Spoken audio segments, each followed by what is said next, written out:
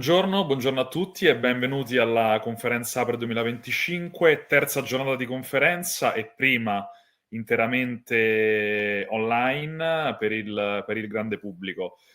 In questo APRE Brief, il primo di questa giornata, parliamo della proposta della Commissione sul bilancio europeo 2028-2034, in particolare per la parte che ci riguarda più da vicino, quella dedicata a ricerca e innovazione. E quindi parleremo dei seguenti contenuti, iniziando chiaramente a dare le linee generali della proposta della Commissione per il 2028-2034, proposta che è stata pubblicata e presentata a metà luglio di quest'anno e delle due componenti principali che ci riguardano chiaramente da vicino. La prima è la proposta sul fondo competitività, la vera grande novità di questa programmazione, della prossima programmazione 28-34, e ovviamente la proposta sul nuovo Horizon Europe, su quello che chiamiamo nel linguaggio diciamo tecnico di Bruxelles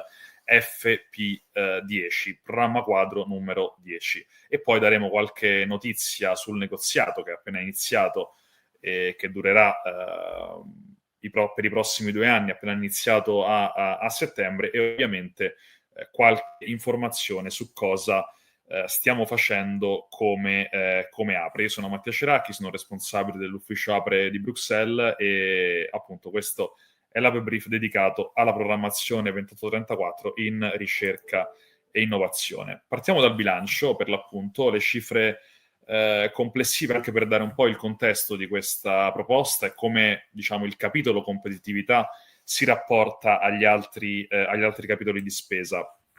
Nel complesso le cose da sottolineare, in particolare secondo la Commissione, sono direi tre. Il primo è la cifra complessiva, un bilancio che nel complesso arriva a quasi 2.000 miliardi di euro, e questo chiaramente il senso e le proporzioni che la Commissione ha voluto dare per venire incontro ai bisogni e alle ambizioni europee, ed è un bilancio che, misurato in rapporto al prodotto interno lordo europeo, vale circa l'1,26%. È ovviamente un bilancio europeo che punta ad essere orientato all'impatto, più semplice per chi ne usufruisce e più flessibile. È chiaramente, ovviamente, un bilancio orientato alle priorità europee e quindi ovviamente alla priorità di questa legislatura che è definita come competitività europea, e quindi appunto una priorità che si focalizza sia sulle premesse della competitività, che sono appunto ricerca e innovazione in particolare, sia poi sulle varie applicazioni. Questo è una slide che riporta l'evoluzione del bilancio europeo nelle ultime programmazioni. Il bilancio vale 7 anni ormai da 4 programmazioni, e vediamo che c'è una crescita leggera del bilancio nell'arco delle ultime programmazioni. Il bilancio europeo è misurato sempre in proporzione al prodotto interno lordo, e quindi la percentuale che vedete è relativa appunto al prodotto complessivo degli Stati membri dell'Unione Europea. Questo bilancio vale l'1,26 del PIL europeo, ma ricordiamo che lo 0,11% servirà per ripagare i prestiti di Next Generation EU, quindi diciamo in senso stretto i soldi freschi sono di un valore corrispettivo all'1,15% del PIL.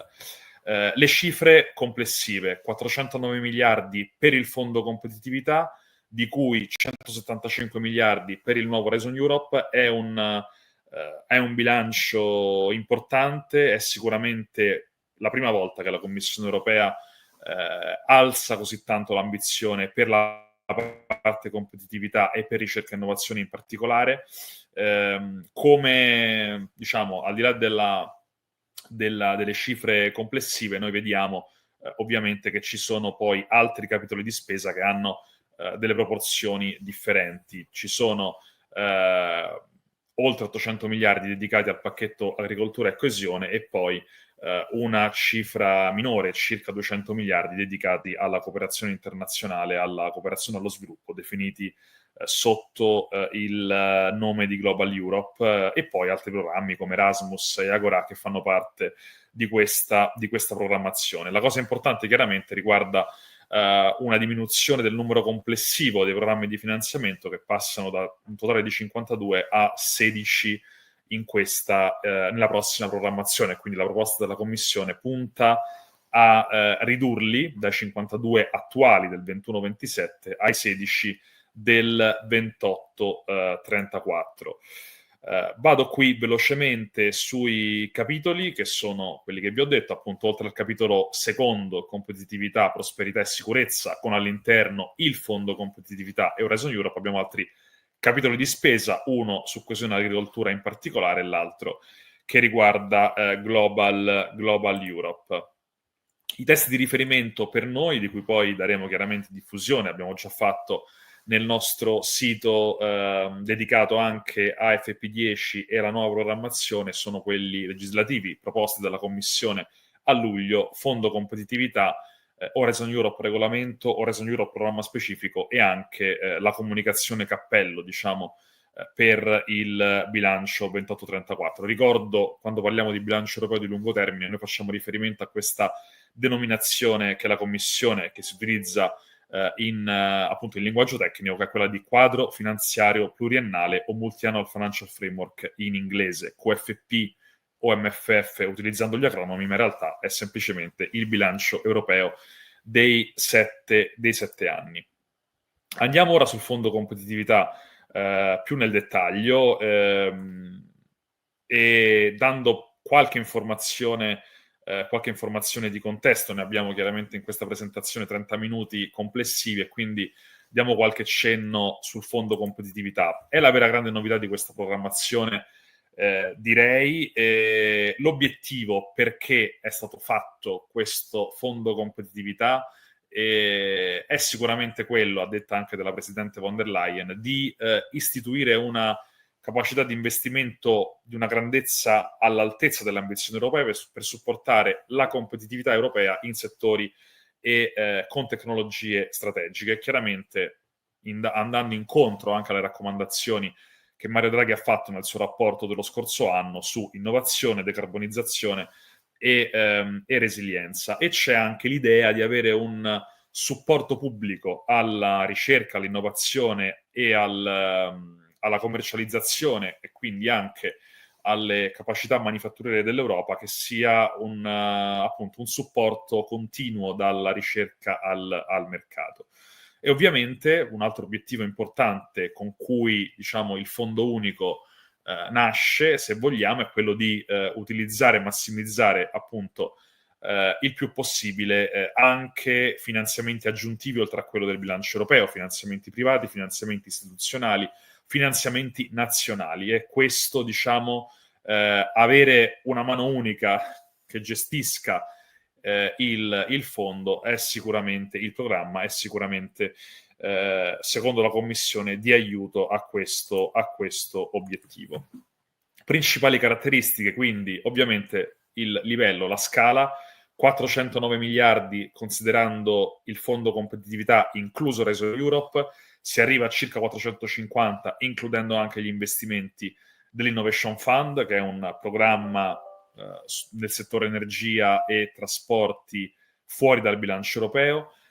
Chiaramente l'impatto con una cassetta degli attrezzi, diciamo così, di strumenti finanziari e di finanziamento che è unica, appunto il supporto pubblico agli investimenti, che deve essere rafforzato e continuo dalla ricerca fino al mercato, regole uniformate, una coerenza anche di policy rafforzata, garantita appunto da un regolamento e da un fondo unico, e ovviamente, cosa importante da sottolineare, una flessibilità, e cioè il fatto che il fondo unico, il programma unico garantisca e garantisce una anche riallocazione degli investimenti e dei finanziamenti lungo i 7 anni, che sia appunto il più flessibile, il più agile possibile. Il budget, abbiamo detto 410 miliardi in senso stretto, fondo competitività più Horizon Europe, 451 considerando anche l'Innovation Fund, che è questo programma finanziato dai proventi delle ETS europee, che è focalizzato su settore energia e trasporti in particolare, che vale circa 40 miliardi, quindi da qui si passa dai 410 ai 451. Il fondo competitività vero e proprio, tolto Horizon Europe, vale 234 miliardi ed è diviso in queste famose ormai finestre di policy o policy windows. Queste torneranno, diciamo, nel corso della presentazione, ma saranno, diciamo, una terminologia col quale dobbiamo iniziare ad avere confidenza, e sono appunto 4 finestre settoriali. La prima dedicata alla transizione verde e alla decarbonizzazione industriale, che vale circa 26 miliardi di euro per quanto riguarda il fondo competitività, una finestra dedicata a salute, biotecnologie, agricoltura e bioeconomia, che vale leggermente meno, ma nell'ordine chiaramente della ventina di miliardi, una finestra sulla digital leadership, e quindi nel settore digitale, che vale poco più di 50 miliardi di euro, e poi la finestra principale su resilience, sicurezza e soprattutto difesa industriale e spazio, che vale oltre 125 miliardi di euro. Chiaramente il valore di queste finanziario, di queste finestre, di questi settori rispecchia poi le priorità politiche europee. Ovviamente, chiaramente quella della difesa è una priorità centrale in questo periodo, dato quindi il motivo di questa dimensione finanziaria della, appunto, parte difesa, spazio, sicurezza e resilienza. Accanto a queste 4 finestre ci sono anche 11 miliardi di euro di garanzia per il programma InvestEU, garanzia europea, che completano quindi il pacchetto fondo competitività in senso stretto, 234 miliardi. Con Horizon Europe e con l'Innovation Fund arriviamo a 450 miliardi, che costituiscono circa oltre il 20% della proposta sul QFP 28-34.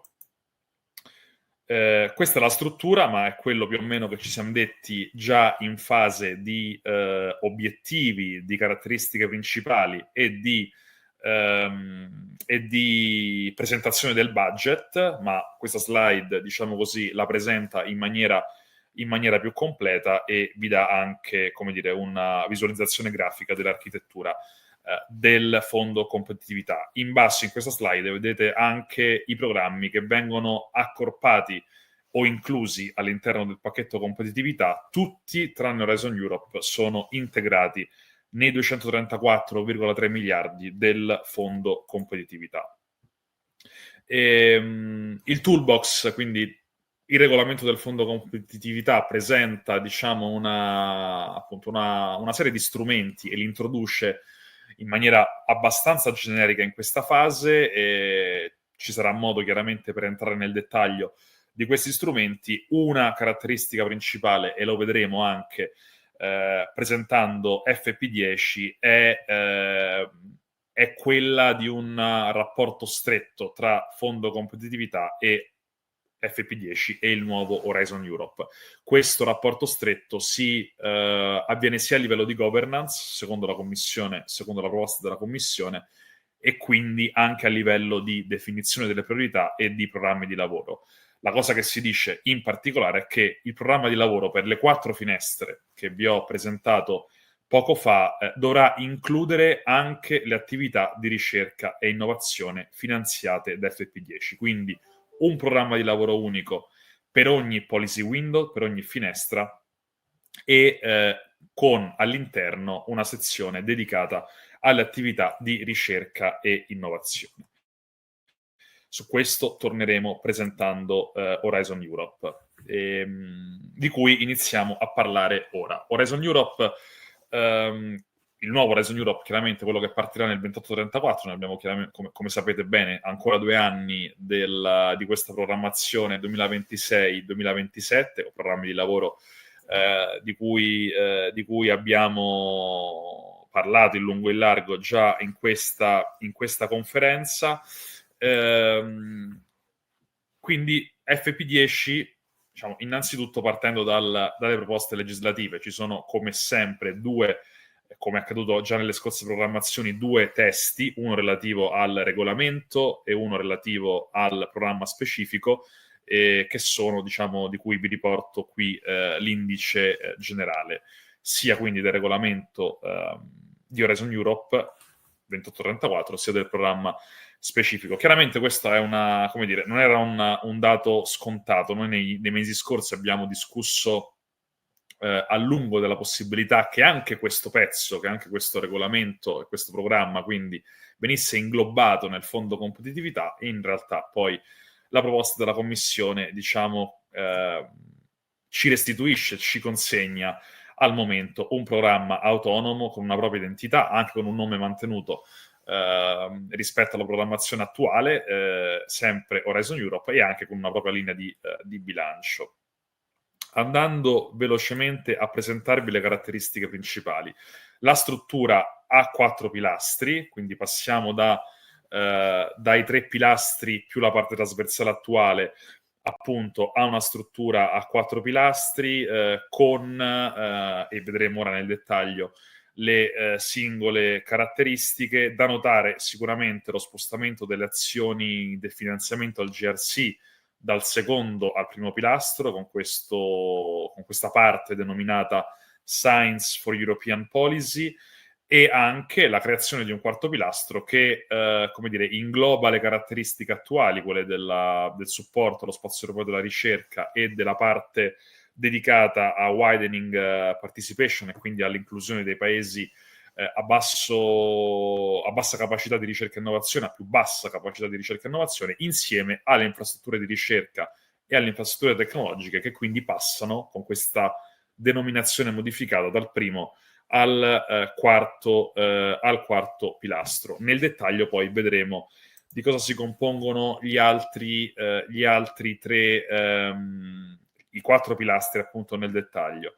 Un bilancio di 175 miliardi con proporzioni differenti rispetto a quelle che conosciamo, con un secondo pilastro che ne vale circa 76 e quindi si abbassa in percentuale rispetto al valore che ha in questa programmazione qui. Il secondo pilastro attuale è superiore al 50% del bilancio complessivo di Horizon. Il secondo pilastro futuro, almeno nella proposta della Commissione, sarà invece leggermente inferiore alla metà, al 50%, e con un potenziamento forte del primo pilastro e del terzo, che, come dire, valgono più o meno un quarto del bilancio complessivo di Horizon, 44 miliardi il primo pilastro Excellent Science e 38 miliardi, più di 38 miliardi il terzo pilastro Innovation. Questo è, diciamo, a grandi linee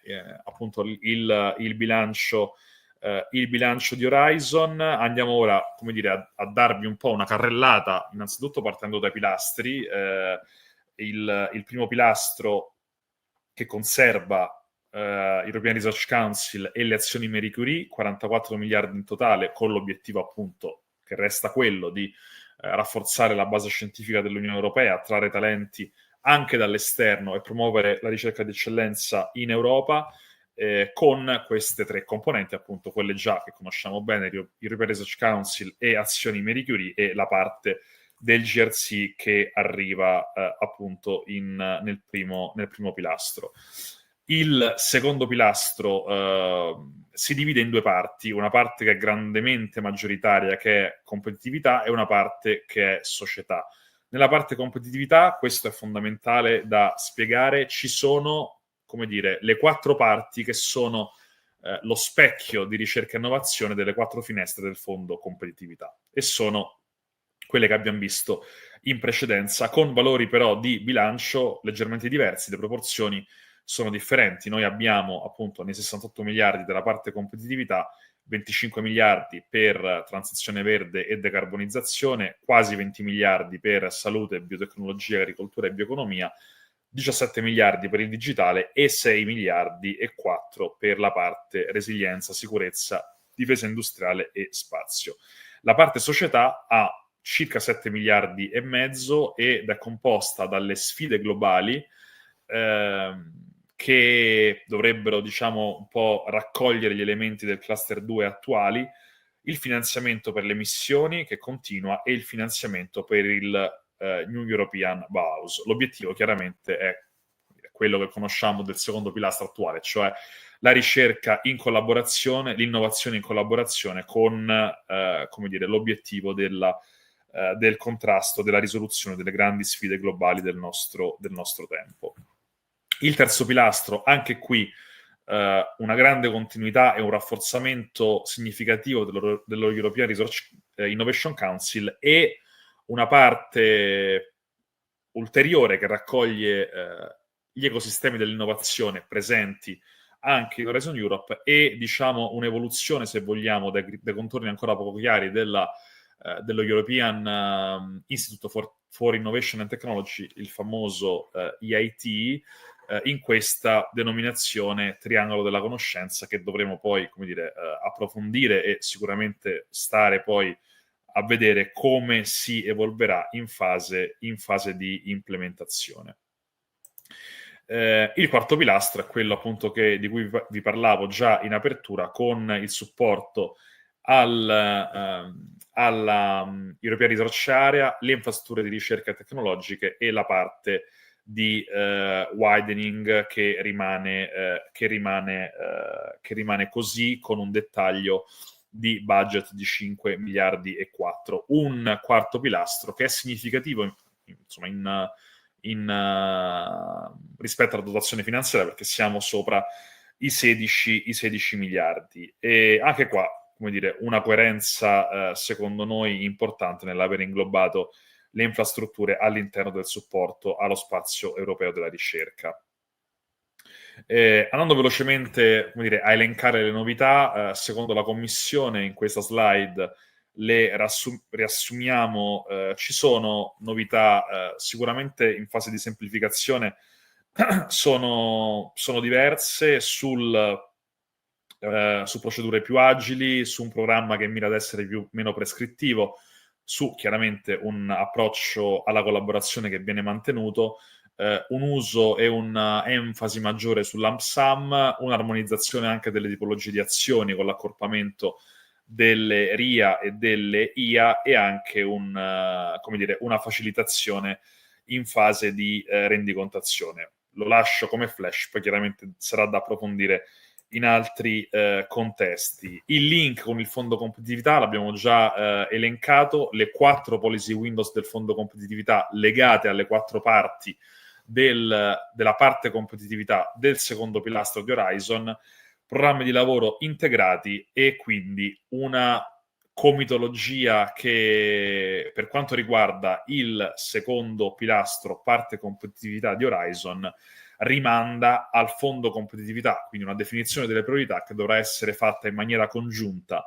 da fondo competitività e Horizon Europe per quanto riguarda appunto la parte competitività del secondo pilastro. Questo sarà sicuramente un argomento importante anche in fase di negoziato, cioè quanta autonomia di definizione delle proprie priorità resta alla ricerca e all'innovazione nel contesto di una governance e di programmi di lavoro integrati.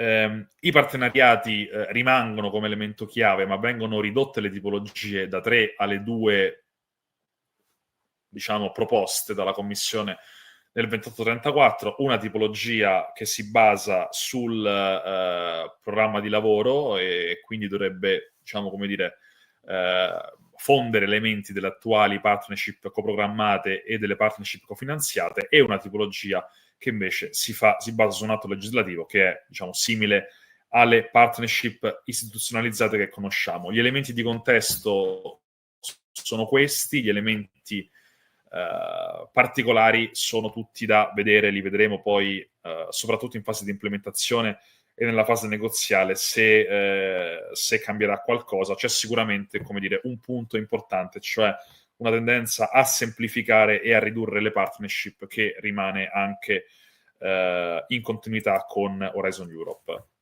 Lo European Innovation Council rafforzato, triplicato nel budget, questo è il punto decisivo, con elementi di novità sia sulla tipologia di progetti ad alto rischio e un ruolo rafforzato dei program manager, e quindi diciamo quello che viene definito modello ARPA già in corso di sperimentazione a partire dal 2026.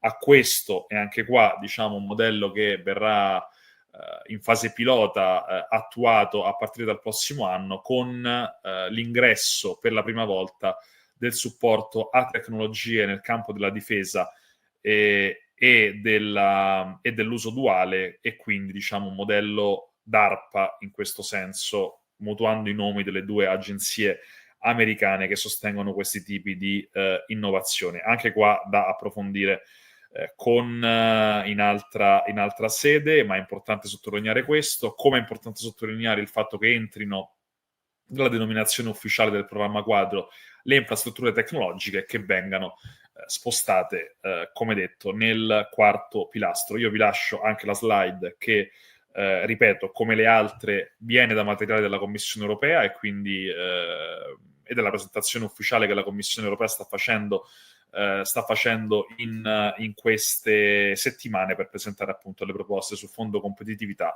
e programma quadro. Widening anche ha una novità importante, nel senso che invece di avere una categoria sola di paesi widening, abbiamo paesi widening e paesi in transizione, e quindi si testimonia che diciamo il programma in queste due tornate, Horizon 2020 e Horizon Europe, ha avuto un certo successo, e quindi ci sono dei paesi che hanno fatto abbastanza passi avanti e che comunque possono essere considerati leggermente in maniera diversa da tutti gli altri, e questa differenziazione in due categorie prevede anche una differenziazione in termini di misure di azione. E altra novità importante è la ricerca a duplice utilizzo che per come la proposta è stata presentata entra in maniera diffusa nel programma quadro. Anche qua, diciamo, l'applicazione, il supporto a tecnologie dual use dovrà essere definito meglio nel testo legislativo e anche in fase di implementazione, anche perché manca al momento un fondo europeo, un programma specifico, diciamo, che supporti le attività di difesa, che dovrà essere presentato dalla Commissione nei prossimi mesi. Sulla cooperazione internazionale più o meno, dire, le attività sono in continuità, non c'è molto altro da dire, se non che rimangono le categorie di associazione, che viene aperto, diciamo, la possibilità per i piccoli stati del territorio europeo di associarsi al programma. C'è anche qui un accento ulteriore ad avere garanzie per protezione di interessi europei nel momento in cui si fa cooperazione con altri paesi. Ultimo concetto e ultima novità sono i moonshot, grandi obiettivi strategici. Anche qua rimaniamo ai titoli perché non sono dettagliati nella proposta, ma sono presentati solamente nella parte di spiegazione iniziale. E chiudiamo qua, direi, la presentazione. Io vi ricordo chiaramente che il negoziato è appena iniziato, gli Stati membri stanno già discutendo, il Parlamento europeo deve ancora iniziare a farlo, sarà un negoziato lungo, sia sul bilancio, sia sul fondo competitività, sia su Horizon Europe, che APRE seguirà passo passo, sia verso i propri soci che verso il pubblico, ed è importante sicuramente restare sintonizzati con i nostri canali per seguirlo, per vedere come questa, che è la proposta della Commissione, evolverà, diciamo, nella fase definitiva, e come diventerà poi il testo legislativo finale, sia le cifre del bilancio, sia il fondo competitività, ripetiamo, sia Horizon Europe. Noi ci stiamo già muovendo su questo, chiaramente con la nostra informazione ai soci e al pubblico. Verso FP10 è la nostra parte di sito dedicata a questo, ma lo stiamo facendo anche con un lavoro di advocacy verso le istituzioni europee. Abbiamo pubblicato un primo commento positivo rispetto alle proposte a luglio e i lavori sono in corso per nuove posizioni insieme ai nostri soci già da questa conferenza. Io vi ringrazio, è stata una presentazione rapida della nuova programmazione in ricerca e innovazione, ci sarà modo di approfondirla chiaramente in tutti i nostri contenitori e in tutti i nostri contenuti futuri. Io ora vi lascio alla giornata di conferenza che prosegue con la parte dedicata alla finestra digitale del Fondo Competitività e di Horizon Europe, sia con gli Apre Brief che con gli Apre Dialogue. Grazie a tutti e alla prossima.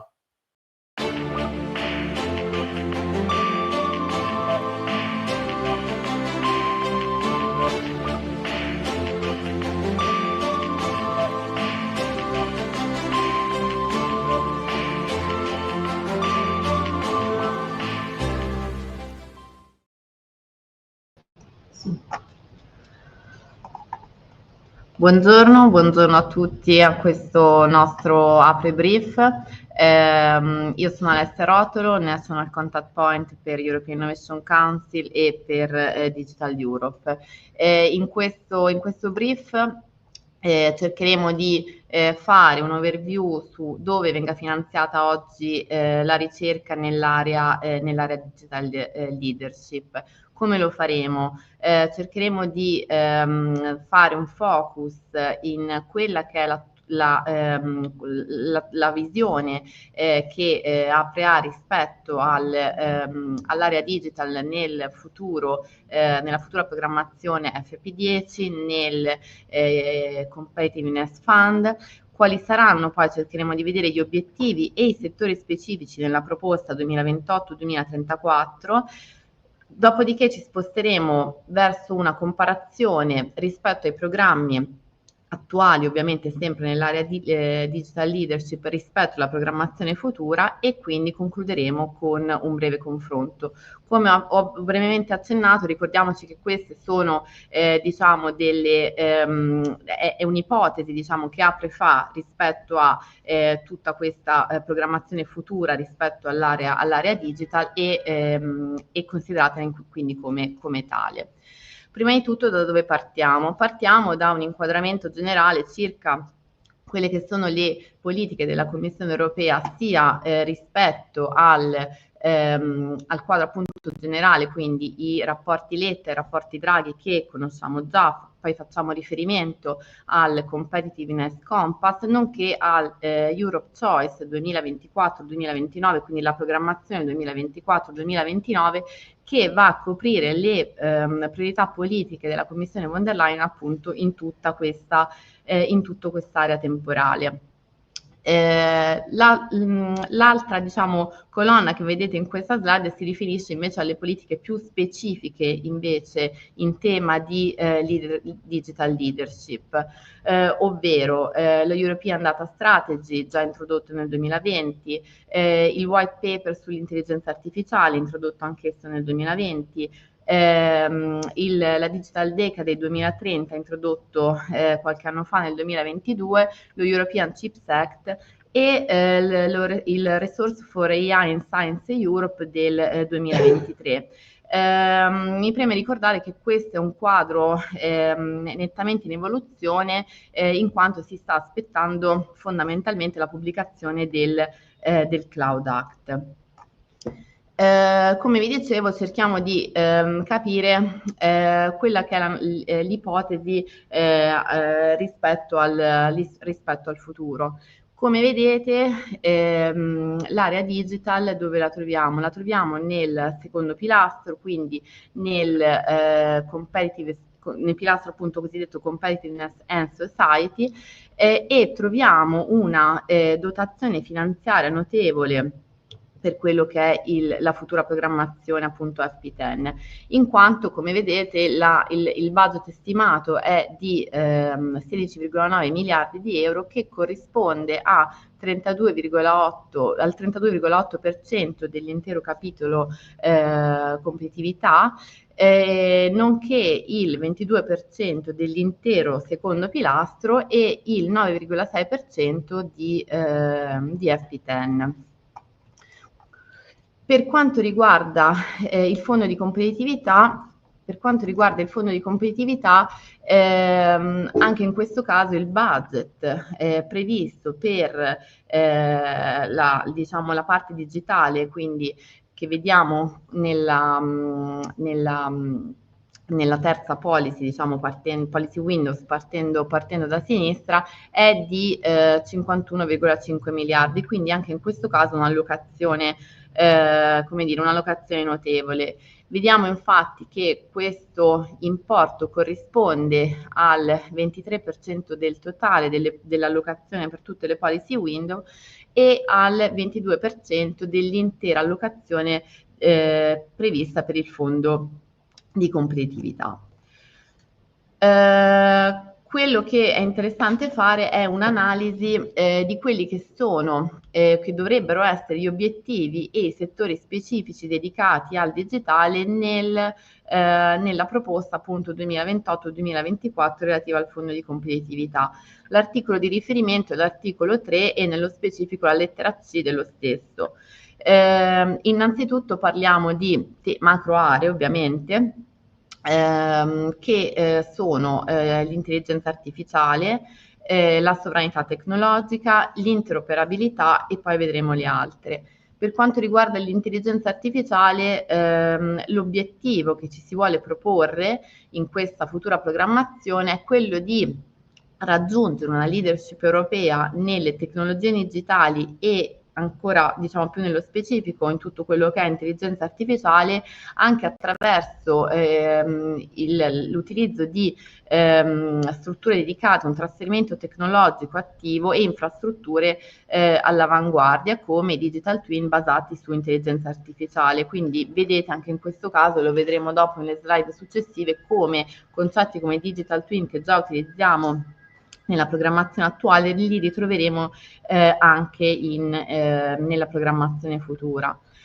Poi facciamo riferimento alla sovranità tecnologica, ovvero si cercherà di raggiungere la sovranità tecnologica costruendo ecosistemi digitali che siano resilienti e ecosistemi digitali garantiti da un elevato livello di cyber security. Per quanto riguarda l'interoperabilità, l'obiettivo sarà quello di sfruttare il potenziale digitale che hanno già imprese e cittadini, andando però a appunto sfruttarli attraverso la diffusione di applicazioni, servizi digitali avanzati, infrastrutture, rafforzando diciamo tutta quella che è l'interoperabilità, l'interconnessione tra questi attori. In particolare vengono citate piccole e medie imprese, small mid cap, startup e scale up. Questo concetto dell'interoperabilità è sicuramente connesso poi all'obiettivo che vediamo elencato qui, ovvero quello della trasformazione digitale nel settore pubblico e privato, perché l'obiettivo sarà proprio quello di supportare, vedete, la trasformazione digitale e l'interoperabilità, quindi che viene citata un'altra volta, nei settori pubblici e privati attraverso una rapida adozione di intelligenza artificiale, di tutto quello che è relativo a tecnologie wallet, quindi portafoglio identità digitale, eccetera. E quindi vedete come intelligenza artificiale, interoperabilità e trasformazione dei settori pubblici e privati sono sicuramente molto connessi. C'è inoltre un riferimento anche alle industrie culturali, diciamo all'applicazione digitale nelle industrie culturali e creative, diciamo attività che in ogni caso verranno elaborate attraverso un programma specifico che sarà Agora EU. Un'analisi interessante è quella relativa a diciamo una sorta di comparazione tra una prima comparazione tra quelle che saranno le aree nella programmazione futura rispetto a quello che troviamo nei programmi attuali. Quindi le aree di cui abbiamo parlato poco fa, quindi l'intelligenza artificiale, la sovranità tecnologica, la trasformazione digitale, l'interoperabilità, l'abilitazione digitale per le imprese e i cittadini e le industrie culturali e creative, sono aree che sicuramente abbiamo già conosciuto nella programmazione, diciamo, attuale, che vedremo fino al 2027. Quindi vedete che c'è una copertura di fondamentalmente tutti i cluster dello European Innovation Council, quindi questo vuol dire che c'è una sorta di continuità.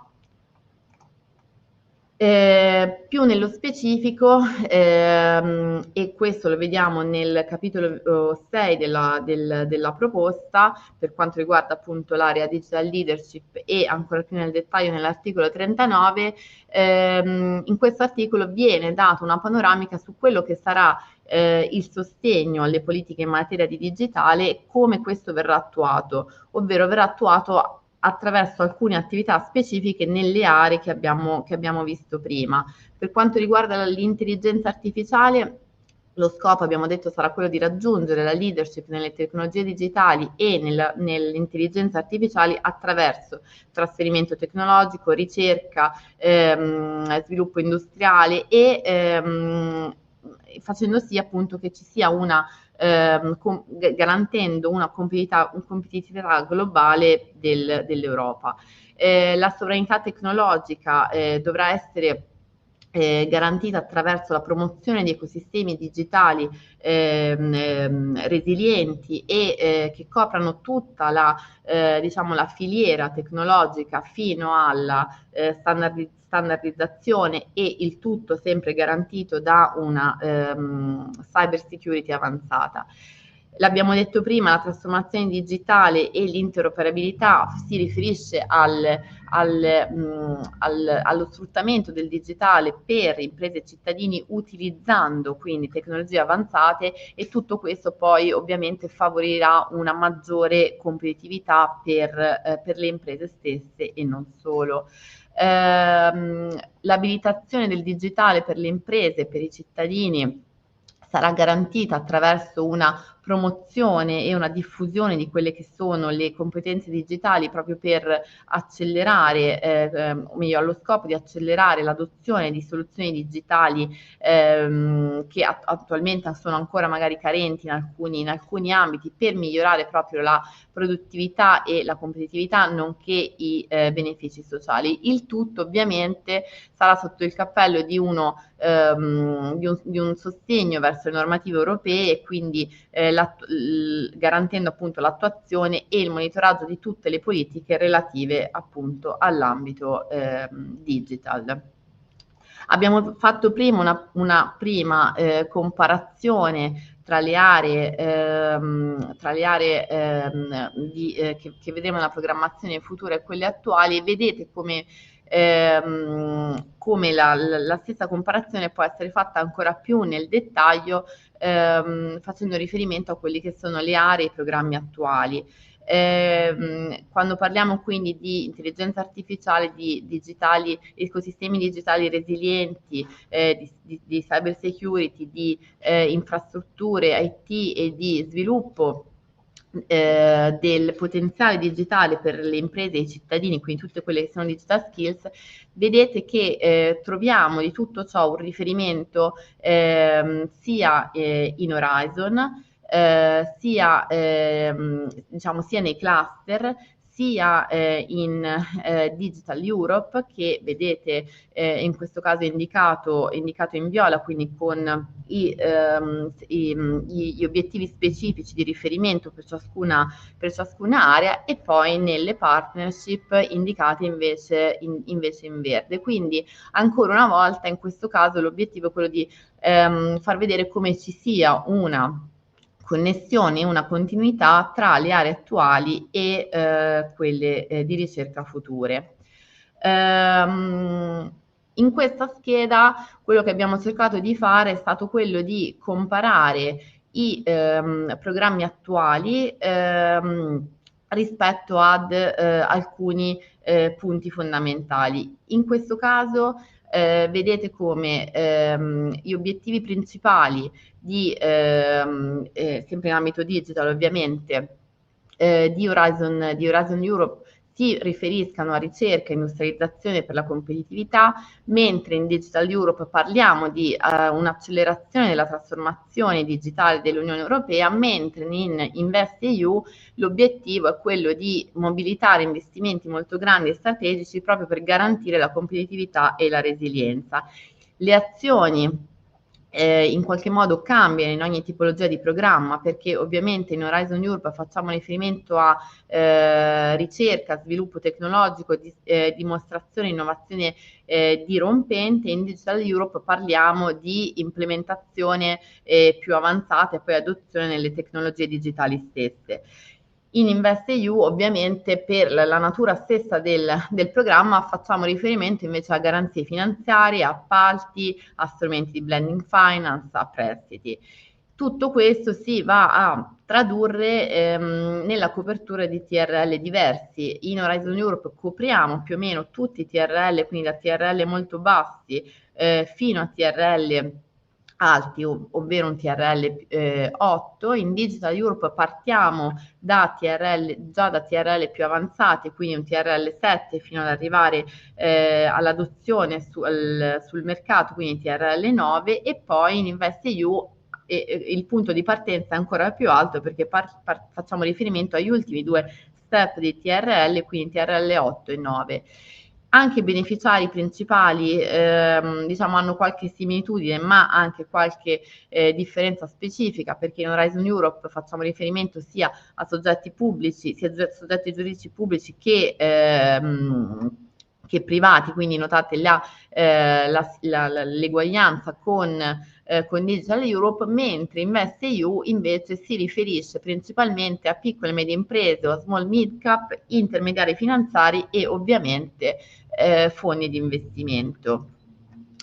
Cambia anche l'approccio geografico, quindi mentre l'approccio geografico in Horizon Europe e in Digital Europe è lo stesso, quindi parliamo di transnazionalità con un focus europeo e internazionale. In Digital Europe siamo diciamo principalmente in ambito europeo. In InvestEU, oltre all'ambito nazionale europeo, diciamo l'obiettivo principale è quello di valorizzare ancora di più il mercato interno.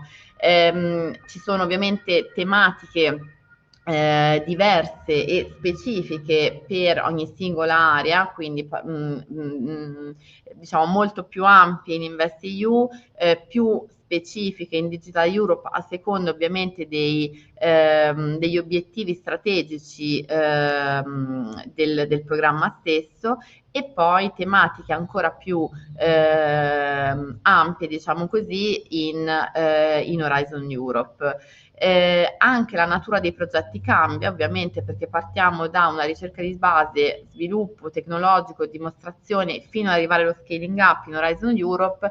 Digital Europe ovviamente si fa riferimento a TRL di partenza già più alti, quindi abbiamo già finito tutta quella che è la ricerca di base e lo sviluppo, ma partiamo direttamente dal testing e ovviamente ancora di più in InvestEU non c'è assolutamente ricerca, ma parliamo di progetti di investimento veri e propri andiamo a concludere proprio l'ultima fase di scalabilità.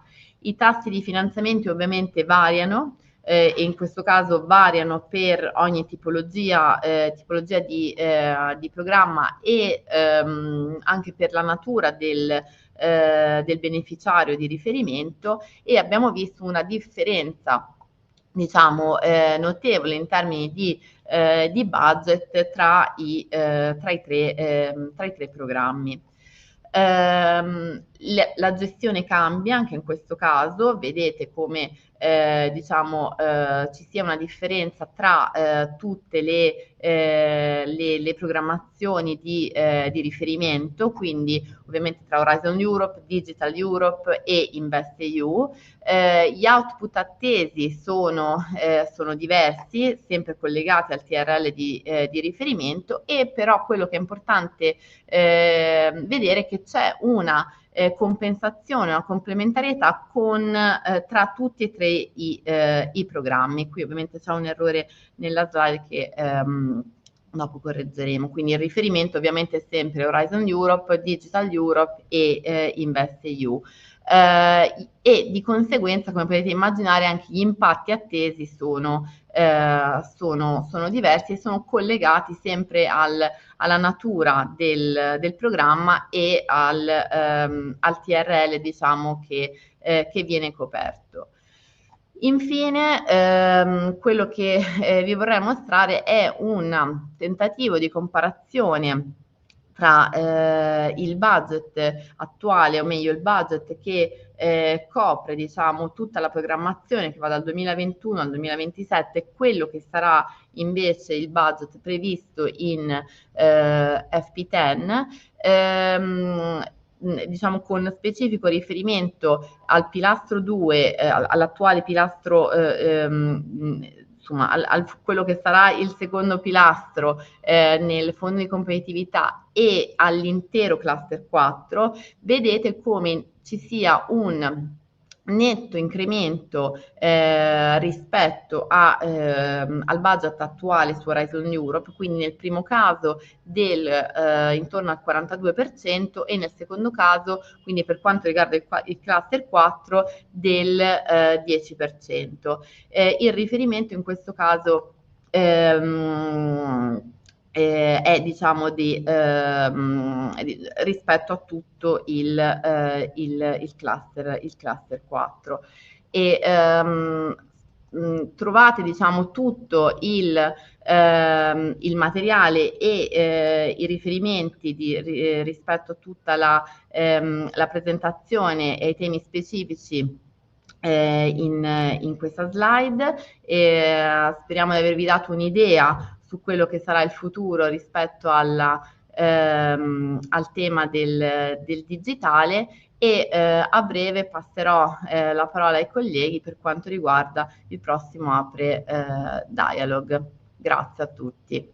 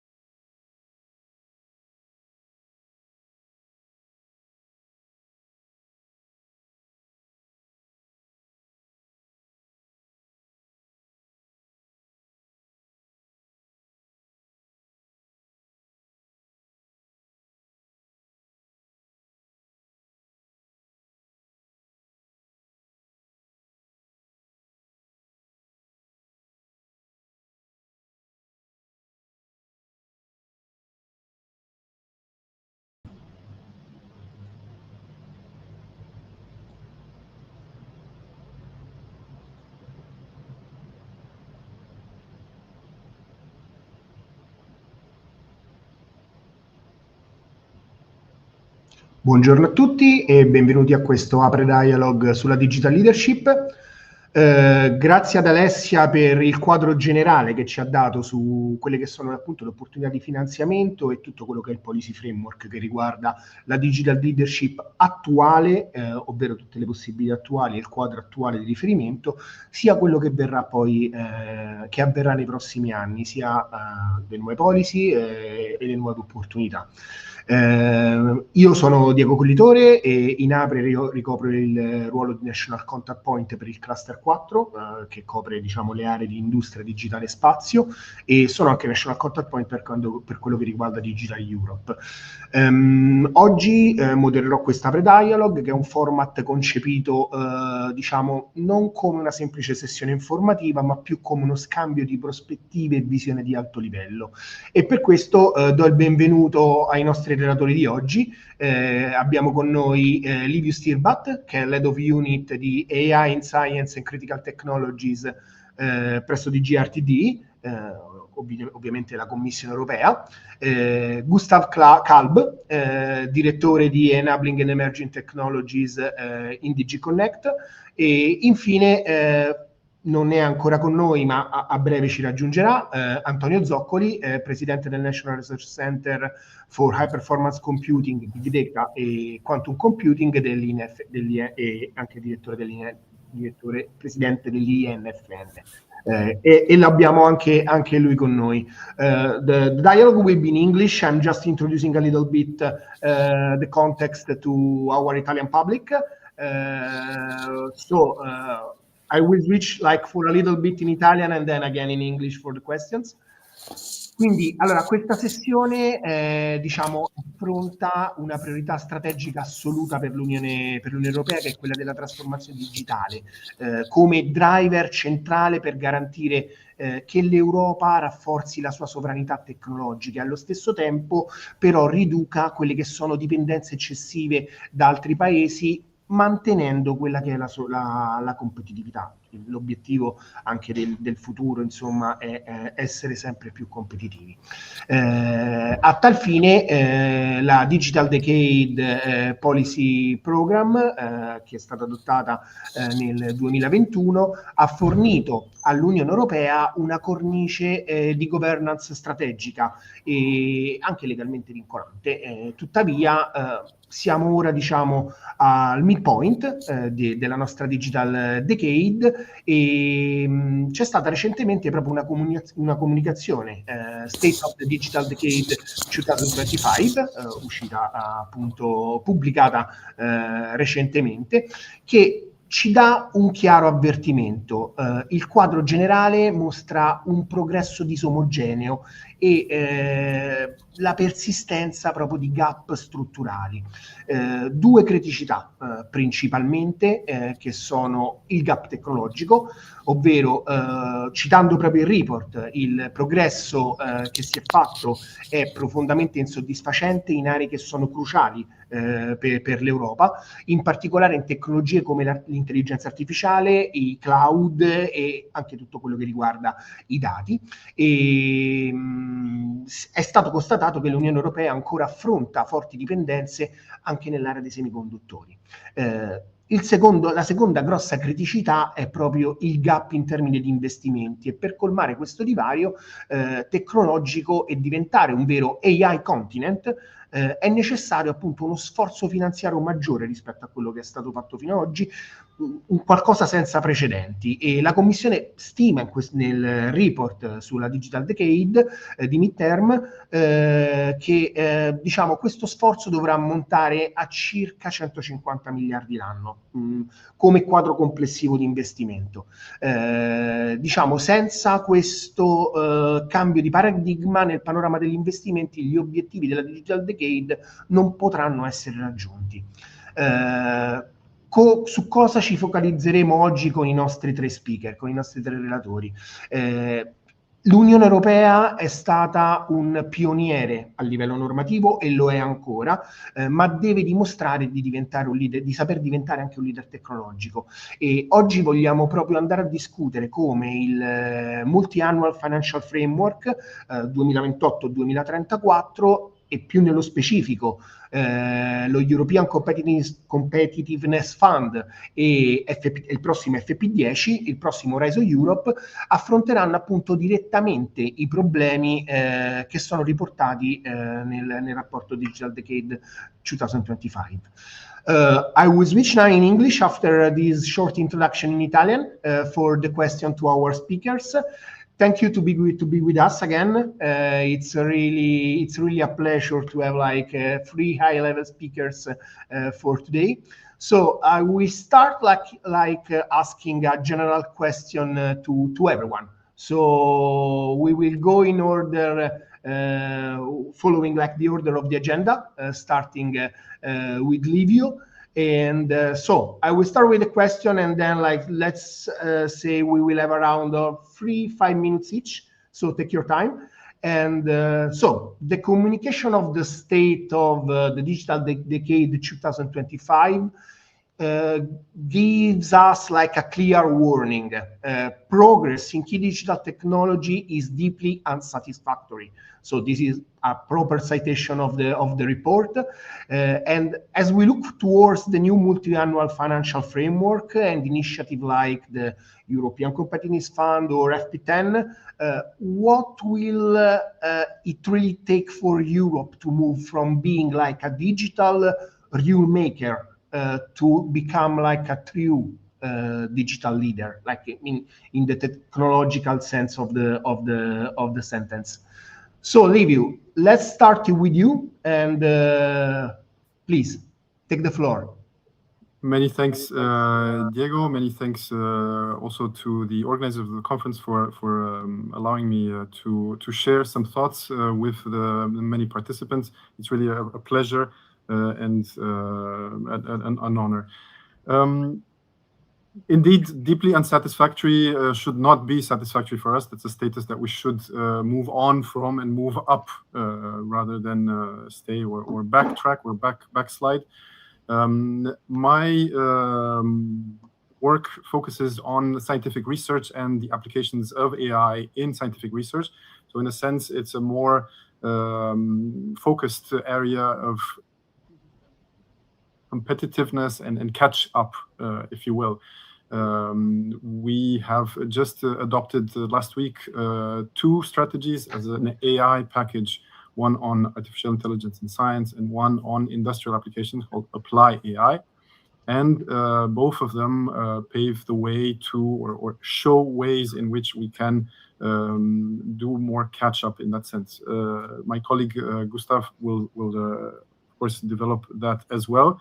But what we see from my department, from the Research and Innovation Department, as you have also heard from my director, Cristina Russo, in the beginning of the conference, is that this is really extremely important for us. The President of the Commission has stated that research and innovation need to be put at the heart of the European economy, and this has been translated in the proposal from the European Commission for the next multi-annual financial framework, where you have seen that the budget for research and innovation, the proposed budget, has more than doubled, and this is really firmly integrated with the European Competitiveness Fund. There will be a seamless transition, a much better innovation journey, starting from fundamental and basic research all the way to application and innovation.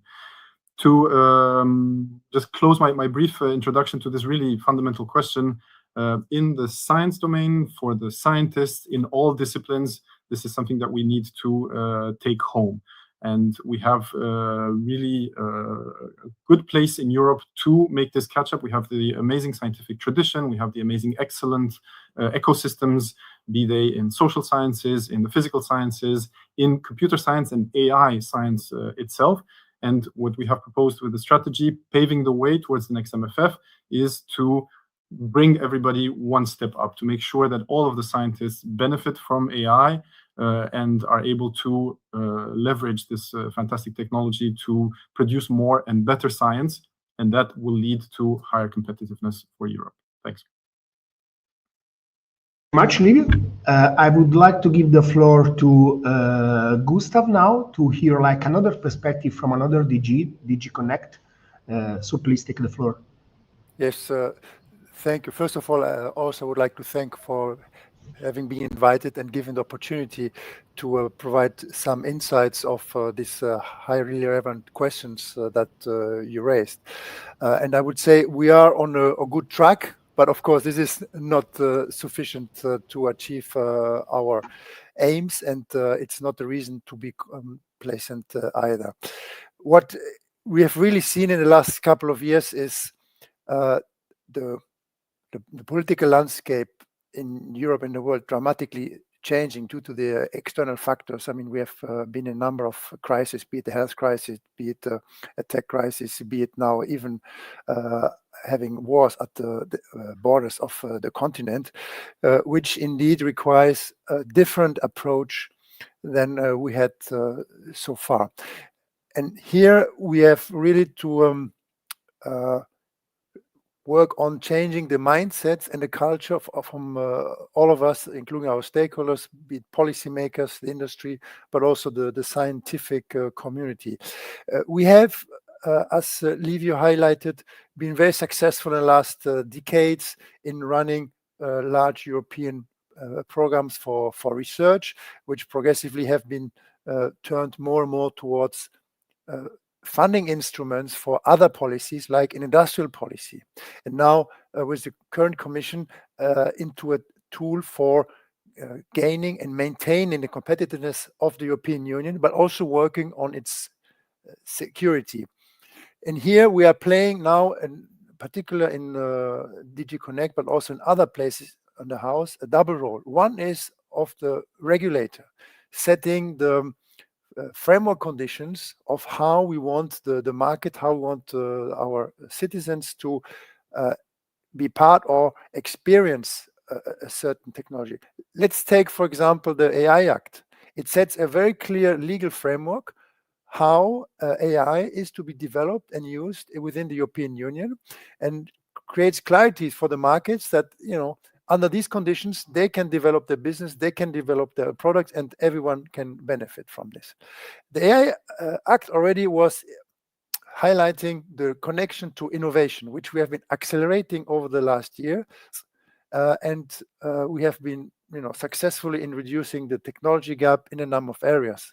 Start with high-performance computing, where 10 years ago we were very much behind. We had maybe one supercomputer in the top 10. Within 2 years of launching the EuroHPC initiative, we are back in the world lead of high-performance computing, which now enables us really to work on the next level of innovation, is on building the factories, the gigafactories, really providing all the necessary compute tools, but also access to the data, access to the skills, competences, and so on, in order to embrace and be part of this high technology and make the European Union a leading place also on AI. What we are really now have to work on, that's part of the proposal for the next MFF in the European Competitiveness Fund, is a better alignment, a better coordination, a better coherence between the different programs and actions that we have at the European level, but also in coordination with the national programs. We cannot afford in dispersing our resources, our efforts, running in different directions or replicating 28 times the same action. We need to focus on the key areas, the most innovative areas that are fundamental for the competitiveness of the Union in the future, and the security, as clearly spelled out in the Draghi report and in the speech he made about a month ago. And therefore you will see that in the Competitiveness Fund, we're going to continue in clearly linking topics from fundamental research to access to infrastructure, as Livio mentioned, for frontier science, access to public infrastructure for innovation, deployment of infrastructures, build up of the startups, creating a market demand, and linking all the high-tech areas together. It doesn't help us if we're just buying and installing a gigafactory, if ultimately we do not have the capacity also to develop the applications that have to run on it, if we cannot tap into this large amount of brilliant minds and startups that are developing the models to run them. But also we need to develop the underlying core technology, the hardware components, the software, and include innovative future technology domains like quantum computing, for example, that will be the next generation of maintaining this computing power. So I would not say everything is black, everything is not white either, but we are now setting the right directions that in the next years, with the next financial framework, we can really address this vision that was so well spelled out by Professor Draghi.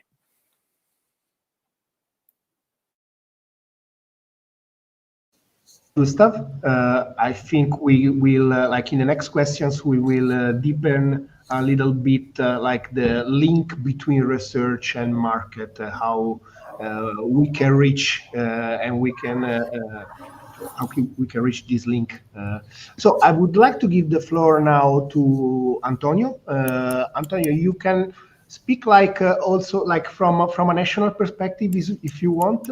I mean, you are director of an infrastructure as well, so you can use different hat to give us like your perspective on like what really Europe needs to become like a digital leader and not just a rule maker. Okay, thank you. So I changed my head. So thank you for the invitation. It's a pleasure to be here. Let me just summarize what are the ingredients we need to get a leadership in Europe. So we are talking about digital leadership. In order to have a digital leadership, we must be leader in AI and let's say in cloud, and the capability to handle the data. To be leader in this field, you need a few ingredients. First of all, you need the capability to process the data, to train the AI algorithm. In order to achieve this goal, you need a supercomputer. And as big as is the AI algorithm you have to train, you need a very big supercomputer. If you want to train ChatGPT, you need one of the top 10 supercomputer, possibly optimized for AI or generative AI algorithms, and then it will take a few months in order to train a big algorithm like that one. So you need a big supercomputer infrastructure in a nation. Then you need a second ingredient, which are the skills. So the capability to write the algorithm and to optimize it. So people, skilled people. The third ingredient is what the fuel for this machine. You may imagine AI like a steam machine, so you need some fuel to make this functioning, and the fuel are the data. So at the end, what we are doing now is to have a kind of new raw material, which is called data, and we need the capability to extract the value from the data. And so you need good data, and then the algorithm to extract the value from this data. And these are the main ingredients that every nation in Europe must have, not necessarily in his own country, but must access both to the supercomputing infrastructure, must have skilled people, must have good data sets. In order to handle the good data set, clearly you need, and to access them, you need a cloud infrastructure. So for this, keeping this in mind, Europe has launched in the last year, let's say, many different initiatives. One is EuroHPC for the infrastructure, another one is the European Open Science Cloud to handle the data. And there are many projects working in this area. What is the situation, let's say, in Italy for that? In Italy, we are very well aligned. We have inaugurated the first pre-exascale computer in Italy is Leonardo. At that time, it was the number 4 in the top 500 rank. And Leonardo is one of the 3 pre-exascale supercomputers in Europe, and this was inaugurated in 2022, so 1 week before the launch of ChatGPT. So for once in our life, we were very well aligned with the times. Now we have exploited both the call for European Open Science Cloud and the next call for Euro HPC. We have exploited the funds for the recovery plan, and we have created a national distributed infrastructure, which is including on one side the HPC supercomputer like Leonardo, and the other side the data center, typically from INFN. And we have upgraded this infrastructure. We have upgraded the network to transmit the data at multiple of 4 terabit per second. So it means that we have a network which is one of the fastest in the world in our country. And we are upgrading Leonardo with a new partition called Lisa in honor of Mona Lisa.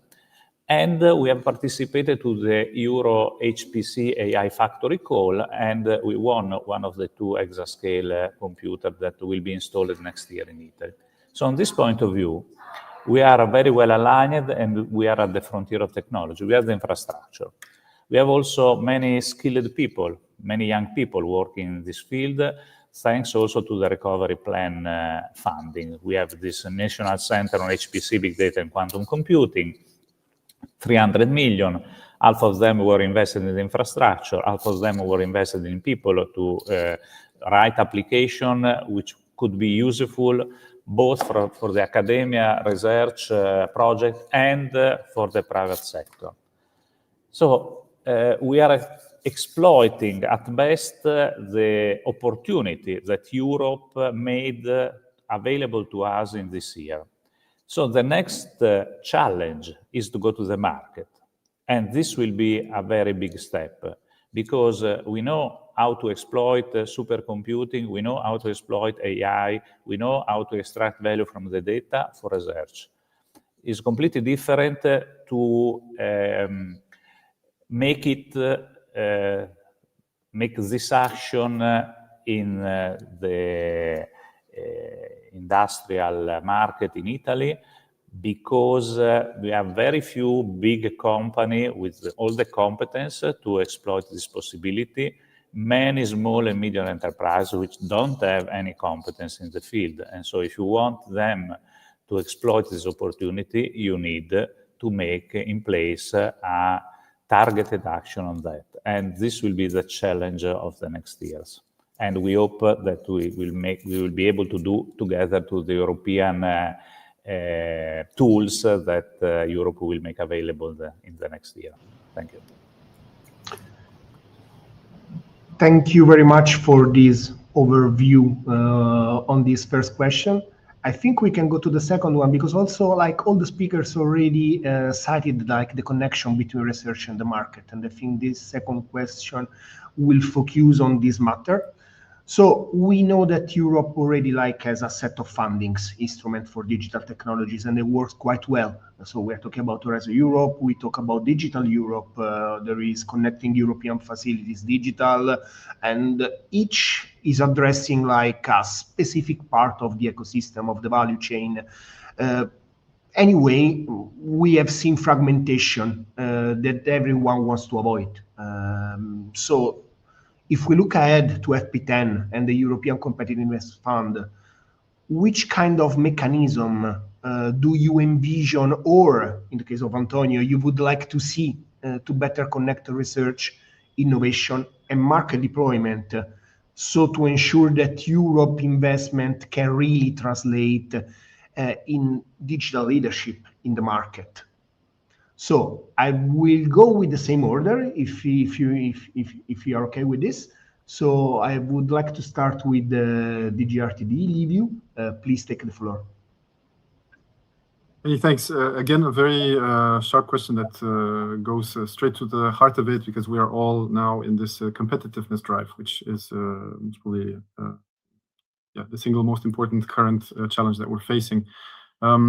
We have in the proposal for the next framework program, FP10, as well as the Competitiveness Fund, tried to sketch a lot of this already, and you see it there, the kind of mechanisms we see. I would start perhaps maybe first with simplification, because this is one of the key components of competitiveness, and this is something that we have heard from our beneficiaries, from industry, from academia as well.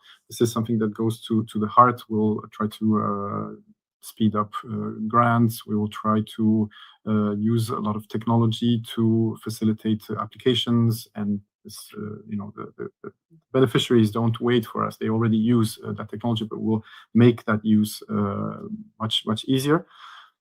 In addition to simplification, we will also have more firepower. The professor was talking just now about steam engines. Money is we're not burning it literally, but it's an important ingredient. And as I mentioned before, the overall budgetary envelope for research and innovation will be increased in the proposal. But in addition to that, we are scaling up certain parts of it that go in the direction of digital technology, that go in the direction of a better connection to deployment and to market. We're, if you will, growing those even more.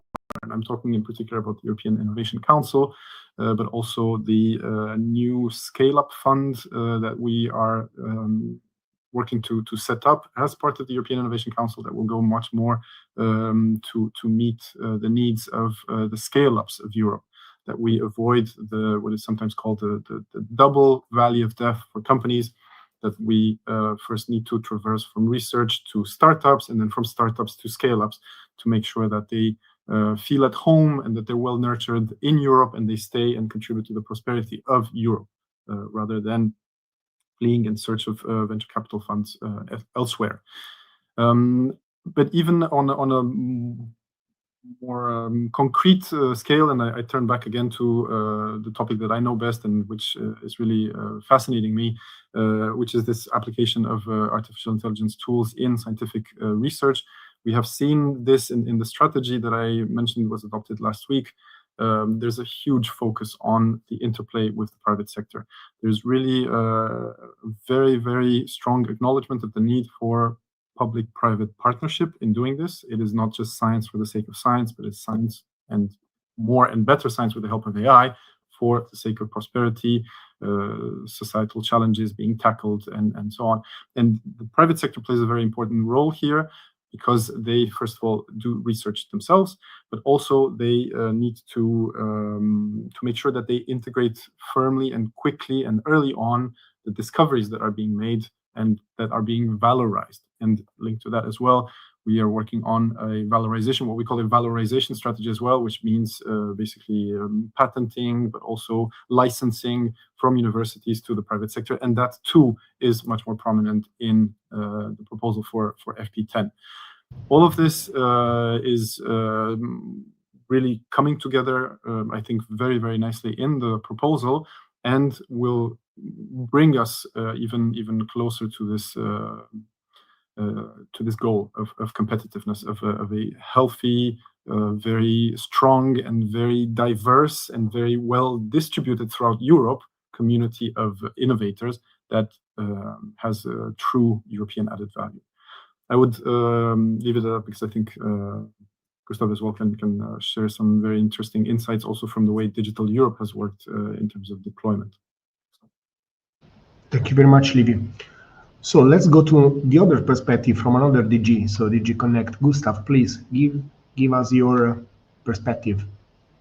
Yes, thank you for the question. I mean, for us, this has been a preoccupation for the last couple of years, how we can connect in a effective way the research programs or efforts we're doing with innovation, the deployment of systems, infrastructures, and ultimately the uptake by users, by the market. This is what we have described, for example, in the Quantum Europe strategy as the life cycle approach, coming from the recognition, but also the experience that we have with running the quantum priority in the Commission. not only since yesterday, but for a couple of decades. If you go back to 2018, even 2021, under the current framework program, we had the Quantum Flagship. It's a research innovation program that was having as a key mission to transform the research discoveries into more practical solutions, to move out of the part of science and move towards prototypes or real applications. We were taken happily by surprise how quickly the flagship projects were delivering. And after the first round of projects 3 years later, we had for each project that we had funded under the flagship, one spin-off product and one startup company, which then motivated us to move higher up in the value chain by looking for the deployment of the technology. For example, by going to the UHPC networks of supercomputers and launching procurements to buy those quantum computers coming out of our projects from the startups that were created there, and deploy them as part of the Digital Europe program. We were working on the connectivity via the CEF program. So as the research innovation program was accelerating and delivering tangible, practical results, we started to seize opportunities to launch initiatives, programs on all the other areas that we need in order to build the full ecosystem, taking advantage of the emergence of the CHIPS Act, for example, to start developing the fabrication facilities in Europe through the pilot lines, in being part of the EIC accelerator program, in investing into the capital of the startups. So we were really building program by program the ecosystem. This, however, has also shown the limitations that this, let's call it, opportunistic approach was bringing, which is now clearly addressed in the Quantum Europe strategy, is that we need this life cycle approach. And here we have to do two things. One is, let's say, from a programmatic perspective, which is being addressed in the proposal for the European Competence Fund and Framework Program 10, by simplifying the framework programs, removing this distinction between a Horizon Europe program focusing on research or grants, a program like Digital Europe that is focusing on building the cross-border capabilities between the member states, a program like CEF that is focused towards connectivity, and so on. I believe my colleagues in the Budget Authority had identified like 14 different programs. So the big progress there is we'll have a single program that will allow us to cover from basic science to innovation, uptake measures, deployment, investment in capital, and so on, without having these boundaries between the different programs or legal basis, and really build this life cycle approach. And I would like to make a concrete example that you can take by analogy what we did 7-8 years ago with high performance computing, setting a very clear long-term target, like the European Union in 10 years wants to have a standalone operational quantum computer that presents quantum advantage. So how do we get there?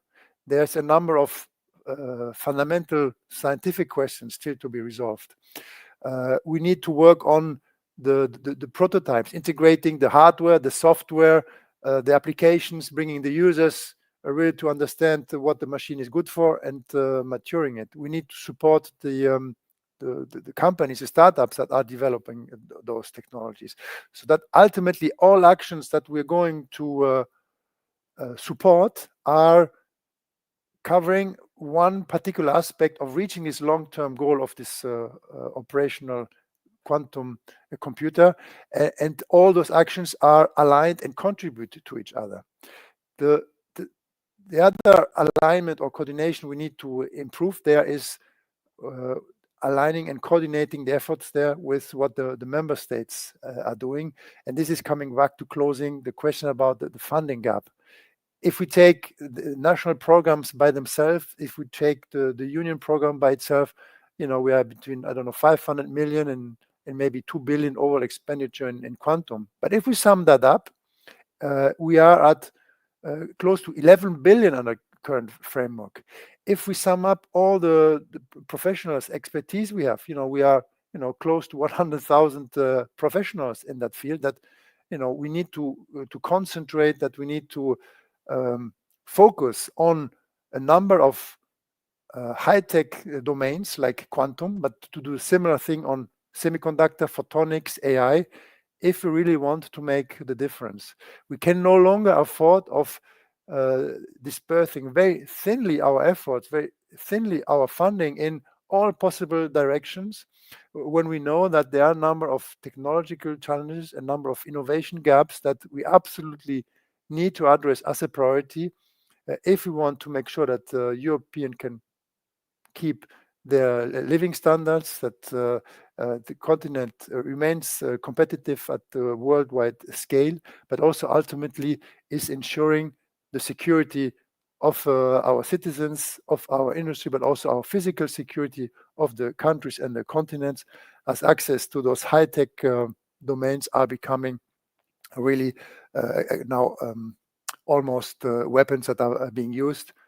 Just to mention as examples, the difficulties we are now having of accessing the rare earth raw materials that we need to sustain our digital transformation from solar panels to electric vehicles, the difficulties we might face in accessing high-tech components like the AI chips. So this is now really becoming a matter of security. And just to close my intervention with quoting our Commission President, Ms. von der Leyen, in her speech on the State of the Union, where he said, we have to fight now for our beliefs, we have to fight for our values, we have to fight for our independence. And this, she clearly mentioned, passes also through making sure we are innovative and have the access to our indigenous technology, our indigenous industry and technical and scientific capabilities to be leading in all these high-tech areas. Very clear and very useful, I think, for us and for the public. So I would like to give the floor now to Antonio. You can give us also, like, of course, I mean, the part of the question that relates to you is mostly like, what would you like to see? But also, like, what would you like to see in terms of national funding, maybe national mechanisms connected to the European fundings, of course? So, thank you. So, coming back to the discussion, I think in Italy we have to make in place two actions, or in Italy and in Europe. One is typically for Italy is to go to the market. And as I told you, we are very well aligned with the development of the technology and of the infrastructure, thanks to the Europe investment and the co-funding of the investment from Italy. So usually when you buy a new HPC supercomputer, half of the cost is paid by Europe, half by Italy. So Italy has invested more than 1 billion euros in this field. So we have all the instruments to make our companies competitive. Within the National Center of Supercomputing, we put in place a lot of action in order to move the project from the low TRL, typically of the academia, to the high TRL for the market. And we managed to do. We had 15 big companies. We launched around of about 100 projects with them to go to the market in different fields. And we have also launched another 100 projects with company external to the centers. So this is working. We have a very good response from the market. But at the end, if you count how many companies we managed to get involved, is a few hundreds. While we should go to the full Italian market, and are 100,000 companies, something like that. And this will be the real challenge we have to put in place. So for this, we need an action at the system level from the government, in my opinion.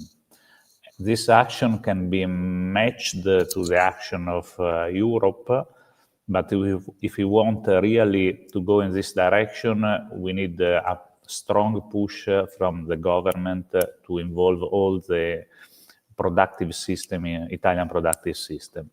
I have to say that in the current situation, we are very competitive. We are at the frontier, and if you have a startup, a spin-off, a company which is willing to engage in this field, they can be competitive with the company from US or from China. I think that there is not awareness of that. I think that most of the people think that, okay, we have already lost the game, and the other countries are already too ahead for us. But this is not true. I think that this is also another place where we should invest, and to make people aware of the fact that the game is open and we may win if we want. There are two more problems that should be faced, in my opinion, and one is together to Europe. We are the tendency in Europe to put too many constraints and too many rules. This is true for Italy, of course, and this is also true for Europe. While when you go to US, the constraints are much, much less with respect to Europe. And this is in some way not fostering the development and the spread of this technology in Europe. And I think, I know that this is in some way not in our soul, but I think the system would benefit if we can, if we manage to lower down the complication and the rules we are putting, the constraints we are putting in the development of AI. Finally, the last point, Gustav mentioned the quantum computing. I think that Europe is quantum technology, quantum communication. I think that Europe is making, again, the right strategy. I have a long-term view and saying that we would like to build up a system where we are able to produce a quantum computer, to develop the technology, to handle the technology, and so on. Perfect. I think that this is working. We have companies which are producing quantum computer in Europe. We are developing research in this field. In Italy is the same. We don't have a big company in this field, but we have a lot of research group. We are using and buying commercial quantum computer from European companies. So this is working. What is missing in Europe, if we talk about independence of Europe from the other country, is a capability to produce microchips. And this is, in my opinion, a big problem of Europe if we want to be independent. If tomorrow US will decide not to give us the chips, we will not be able to build up a computer in Europe. So this is a problem, and despite the effort it was made by the European Commission, I think that we are very, very far from the goal we should have in this field. Thank you.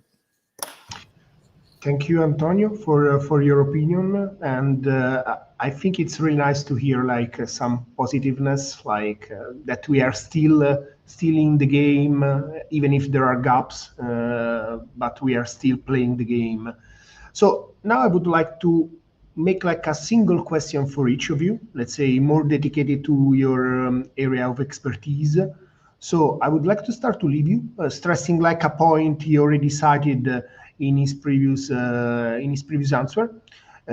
So the question is on the GRTD, how the GRTD intends to ensure that the Horizon Europe scientific excellence is translating in some way in scaling up in large-scale deployment of strategic technologies. So you partially answered already to this question. I would like to have some more detail of what are you planning? Indeed. Again, really very, very sharp questions. For us, I would add to what I've already mentioned, the firepower, the funding, but also the focus on valorization and management of intellectual property and getting the deployment mindset already from the early stages of basic scientific research. I would add to that also, how should I put it? A realization that not everybody plays by the same rules. And this is something that was in the DNA of European science. We have been early proponents and are staunch defenders of open science, because this is how science progresses. We have gone through scientific and science diplomacy throughout different problems and geopolitical conflicts that the world has seen. But in this age and context, in addition to the focus on commercialization that I mentioned, there's also a growing focus on economic security and research security in particular. We have worked with the member states to strengthen their defenses, if you will, to make sure that the scientists themselves are well educated in these areas and take to heart the proper way and the considerations that need to be kept in mind when collaborating internationally. So open science, but with caution and without naivety, if I can say that. Something else that really comes to mind, also building on what Gustav had mentioned, all the money that has historically been put into this, also has led to some very interesting and key, crown jewels for the European scientific ecosystem. And we're uncovering them and building up on them through this economic security perspective, identifying reverse dependencies, for example, where the world looks to Europe to continue going. And the professor mentioned before that if the US decides not to sell us chips anymore, we wouldn't be able to build a computer. The same can be said about a lot of the technologies that Europe has. And Gustav, of course, can develop that. I won't go into detail, thinking of ASML and chip printing facilities. But it doesn't only come in the digital sector, even though this is now, everything is digital. I would give an example from biotechnology, which is also one of the critical technologies that have been identified by the European Commission and which is being taken forward in the economic security sense in my DG, looking throughout the value chains of biotech companies to identify the key players, in addition to the vulnerabilities, but the key European players that we need to safeguard and we need to continue nurturing to preserve this reverse dependency, the world needing and not being able to innovate and to develop in this area without Europe. Maybe I'll stop with simplification, coming back to that as well, because this is something that's really important also for Commissioner Zaharjeva, the commissioner in charge of startups, science and innovation, that has been really dominating the work that we've been doing and really trying to do away with a lot of the bureaucracy around applications, really getting the scientists to do what they do best, which is to discover things, breakthroughs, but also to innovate. Thanks. Thank you very much, Livio. It was really clear, and I think that simplification is something that also like the applicants are asking for, to save some effort as well, and to have like some more certainties when applying for a project to get funded. Thank you again. And now I would like to give the floor to Gustav before I will ask a question, of course. It's very similar to the one I did for DG RTD. This one is for DG Connect, of course. And we know Europe is like heavily investing in enabling technologies like high-performance computing, quantum, advanced networks, and sometimes for the companies it's difficult to use this infrastructure, to use these new technologies. So which kind of mechanism are you foreseeing like to translate this investment into industrial innovation, new services, having like a real economic impact in the European landscape? Diego, that's a fair question, and really one of the central points we need to addressing already addressing is precisely how can we accelerate or foster the uptake of the technologies or the solution that the technologies propose by the users at large, but in particular also by the industry that might use them. Here we have several approaches. One is via the deployment of public infrastructures. And I will take as example the AI factories that we're building. And where Italy is so prominently part, as Professor Zoccoli has mentioned. The whole point here is to create places where you can access the computing facilities that you need, where you can bring your own data, but also access the large, excellent databases that we have in the Union, be it public like European Open Science Cloud, or be it privately held, bringing also together all the skills, talents, and support services that you would need in order to take advantage and really take most out of this technology. I mean, you can be a neophyte in AI, you can be an experienced user, you can just be very good at writing an AI algorithm, but how do you now take a high-performance computer, you take a big AI machine in order to train your model, in order to test your algorithms, in order to refine it.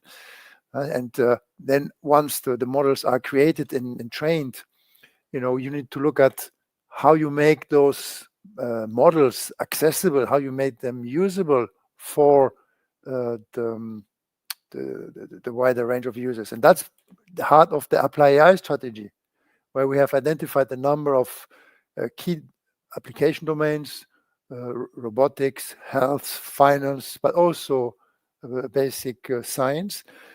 So how do you make or incentivize or motivate the SMEs, but also large industries, to embrace and adopt into their business process, into their applications, what AI can offer. And that's precisely this AI factory concept, where all those points meet, where you find a facility that will help you get familiar with the technology, that will help you adapt the potential, the power of that new technology to your very particular problem, to your very personal use cases. To some extent, this is enlarging the concept that we had on the European Digital Innovation Hubs. These are a number of structural approaches we have put in place and that we are expanding to accelerate and facilitate the uptake of these technologies. But of course, we have other similar initiatives like that in other high-tech domains. We can talk about the semiconductors, like Professor Zoccoli mentioned. We are in Europe, we are at a far distance from countries like the United States, but also Far East, in designing and producing the high-end chips, like the AI chips that we need for these modern and high-tech areas. We are still very strong and have our own capacities on the more mature components that you need for, let's call them low-end applications, like controllers that you will find maybe in the current cars or in the smartphones, etc. But how do we close this gap towards the high-end semiconductor chips? Here again, setting up public infrastructures, public services to help fabless companies accessing design platform, accessing design competences that allows them to develop and design those high-end chips that we're missing.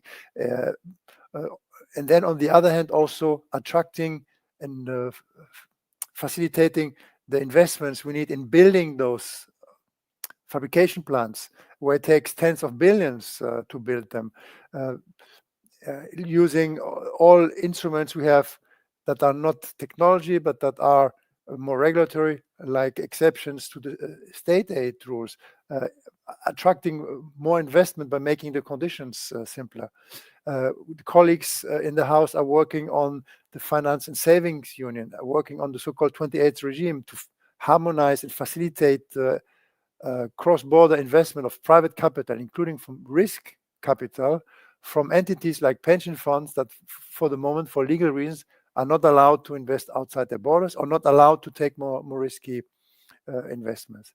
And last but not least, what we're also doing via the deployment of public infrastructures or setting up public use cases is by engaging with certain market sectors or certain application domains in helping them transpose technology. Here I would like to take the example of quantum sensors for medical applications, where we have a very large economic market sector, which is public health. That is like 10% of our gross domestic product, with very established processes and tools, with a very conservative users that will not take a quantum sensor because I tell them, believe me, quantum is better, it will save everybody's life.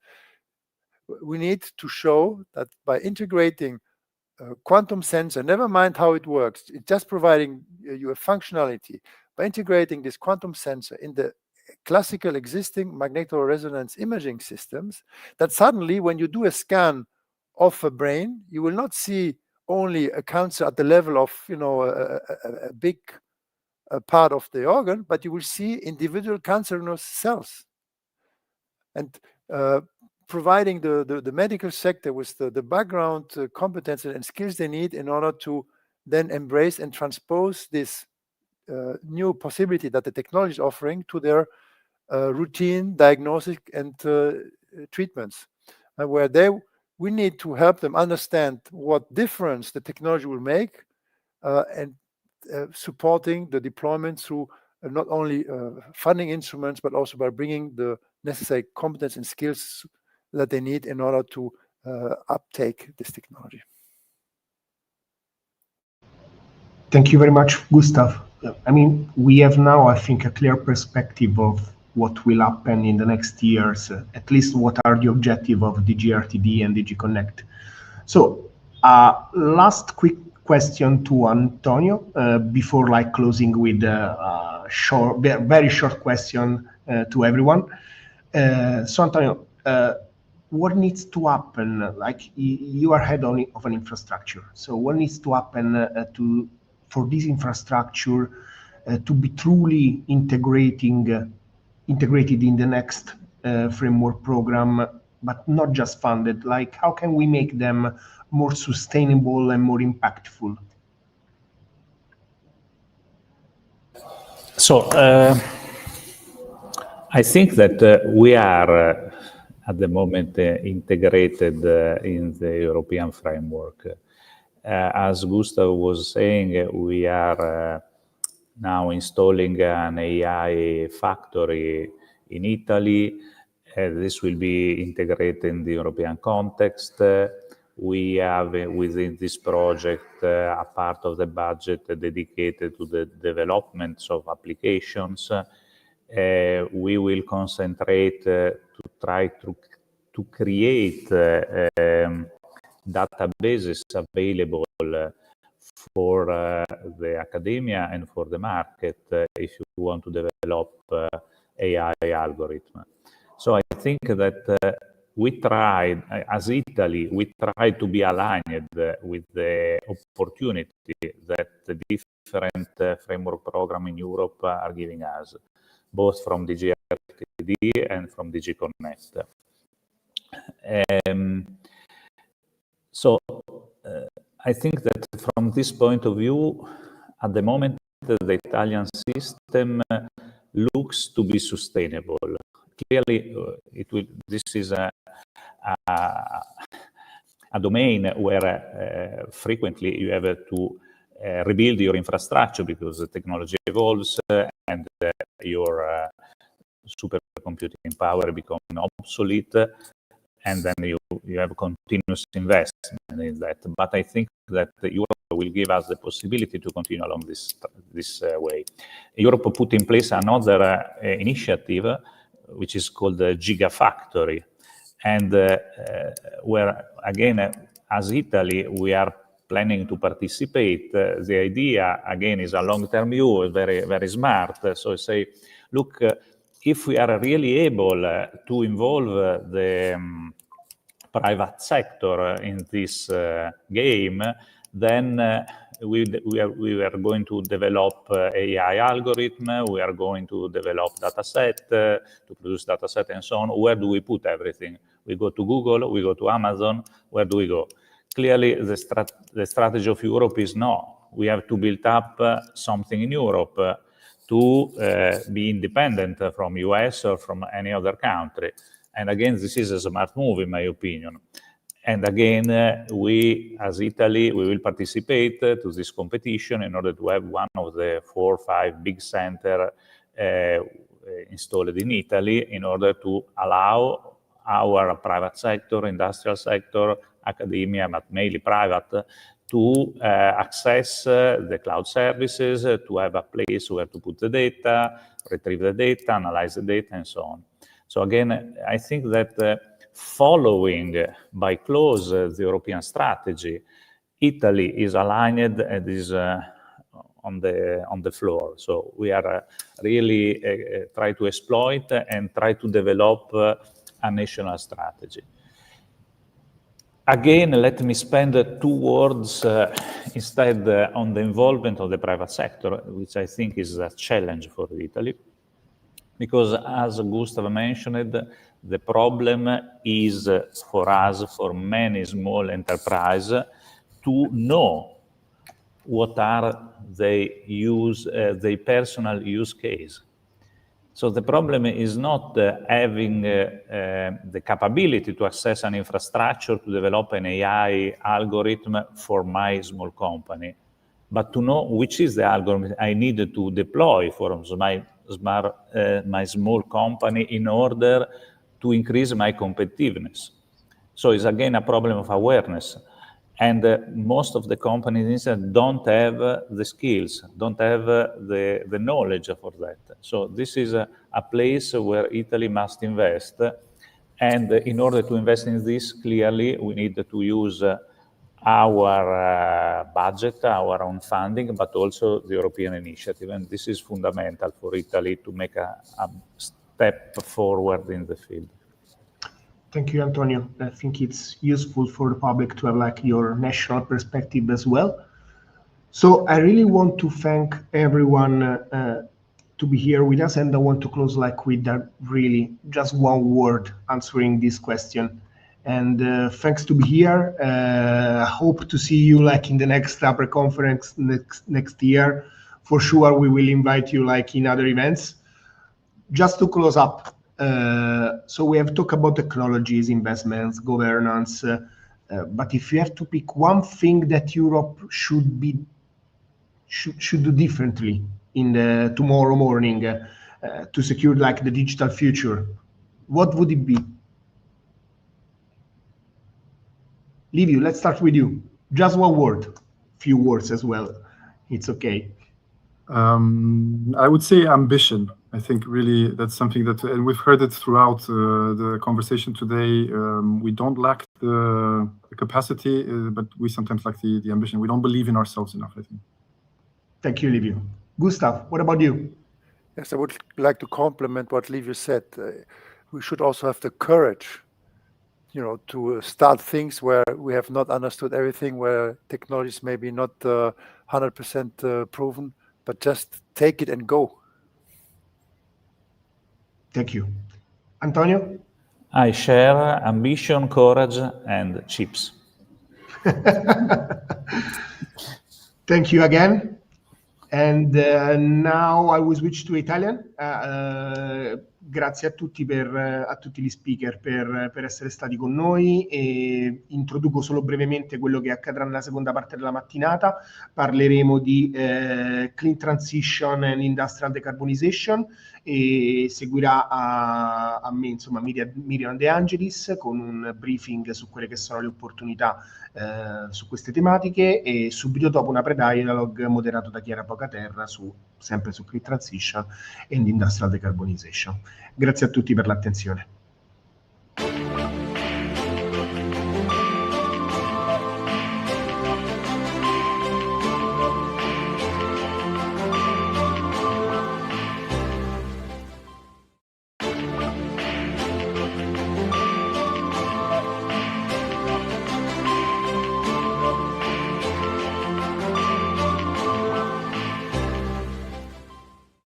Salve a tutti, ci ritroviamo anche quest'anno per il consueto appuntamento con la conferenza annuale di APRE, e in questo APRE Brief, che è diciamo uno di una serie dedicata al futuro del programma quadro, parleremo di una specifica parte della prossima programmazione, quella cioè dedicata a Clean Transition and Industrial Carbonization, così come viene descritta all'interno della regulation del Parlamento Europeo e del Consiglio per la creazione dello European Competitiveness Fund, e lo compareremo con i temi attuali, con la struttura attuale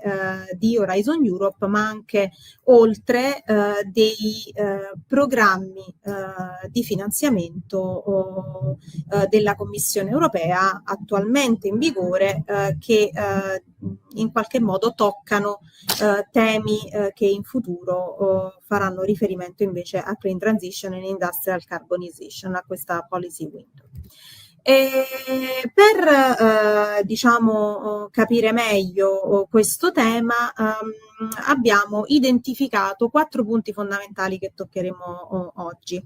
Innanzitutto questa area dedicata a Clean Transition and Industrial Carbonization, dove si trova all'interno del futuro programma quadro, che per convenzione insomma abbiamo chiamato FP10, ma non sappiamo come si chiamerà, e all'interno dello European Competitiveness Fund.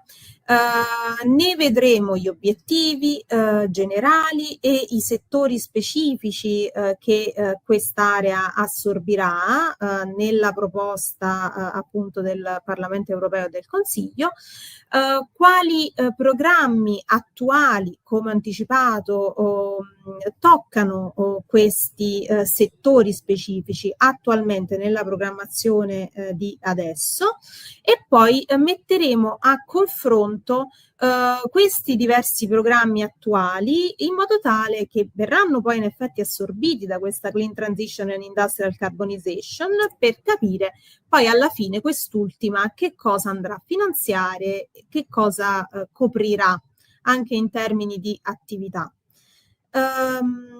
Dunque, procediamo con la prima vera e propria slide, che ci fa vedere qual è la struttura del nuovo Horizon Europe, di questo FP10, come abbiamo deciso di chiamarlo, ed è una struttura a 4 pilastri, e oggi ci concentreremo sul secondo pilastro, che contiene 2 capitoli cosiddetti, quello dedicato a competitiveness e quello dedicato a society. All'interno di competitiveness ritroviamo 4 diverse aree, la prima dedicata a Clean Transition and Industrial Carbonization, Policy Window, e l'11% dello European Competitiveness Fund, come abbiamo visto anche prima.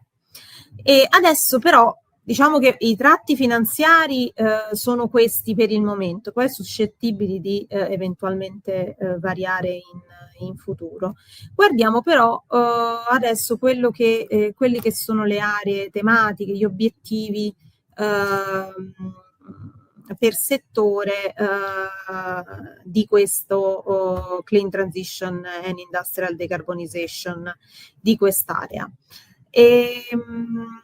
Quali sono innanzitutto i settori? In primo luogo, lo suggerisce lo stesso titolo, l'industria, incluse quelle energy intensive, per cui ci si auspica, cioè si lavorerà per sostenerne la decarbonizzazione attraverso la soluzione di nuove tecnologie, di nuove soluzioni innovative.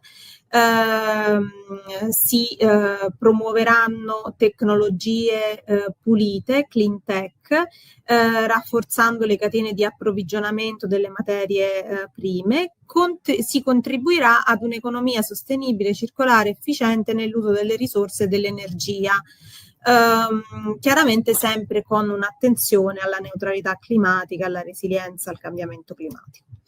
Il settore dell'energia resta in ogni caso fondamentale all'interno di questa area di Clean Transition and Industrial Decarbonization, e in tema di energia si mirerà a favorire la decarbonizzazione dell'approvvigionamento energetico, a promuovere l'efficienza energetica e l'adozione delle energie pulite e rinnovabili.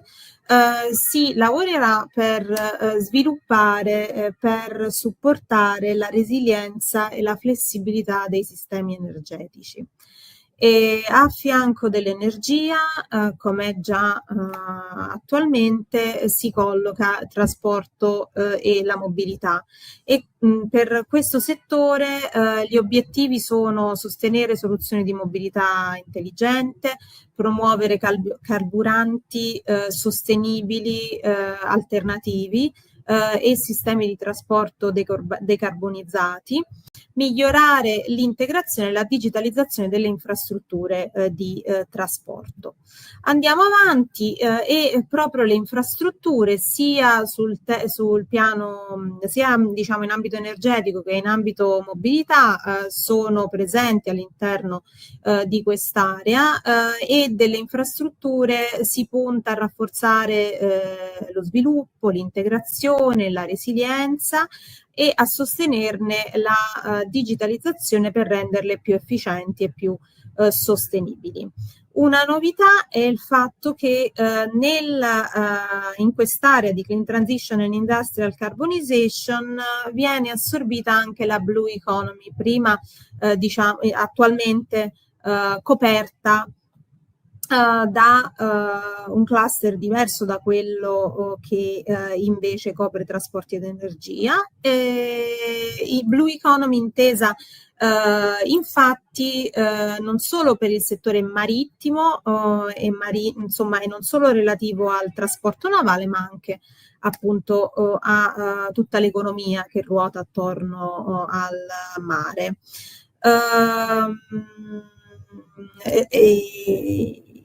Nell'area Clean Transition e Industrial Decarbonization ricade anche il settore dell'ambiente costruito, quindi degli edifici, per cui si mira a favorire modelli di business nature-based e soluzioni innovative per rendere gli edifici puliti e decarbonizzati. E abbiamo poi una serie di obiettivi trasversali che sono presenti diciamo anche in più aree di questo secondo pilastro, ovvero sviluppare i mercati di riferimento di questi settori per prodotti più puliti, climaticamente neutrali, sostenibili, eccetera, e favorire l'aumento della capacità produttiva contribuendo all'autonomia strategica europea, soprattutto rispetto alle materie prime. Abbiamo anticipato questo tema che poi esploderemo successivamente, ovvero di come questi settori che abbiamo appena citato, sono attualmente afferenti a diversi cluster e a diversi programmi europei, e diversi cluster all'interno di Horizon Europe e diversi programmi europei nella più ampia programmazione europea corrente. E infatti abbiamo detto ricade come settore all'interno di quest'area la decarbonizzazione dell'industria, per definizione, che non è presente per esempio all'interno del cluster 5, che è il parente più prossimo della Green Transition in Industrial Decarbonization, ma è presente attualmente all'interno del cluster 4, così come all'interno degli Horizon Europe, così come all'interno di un altro programma di finanziamento che non è Horizon Europe ma è l'Innovation Fund.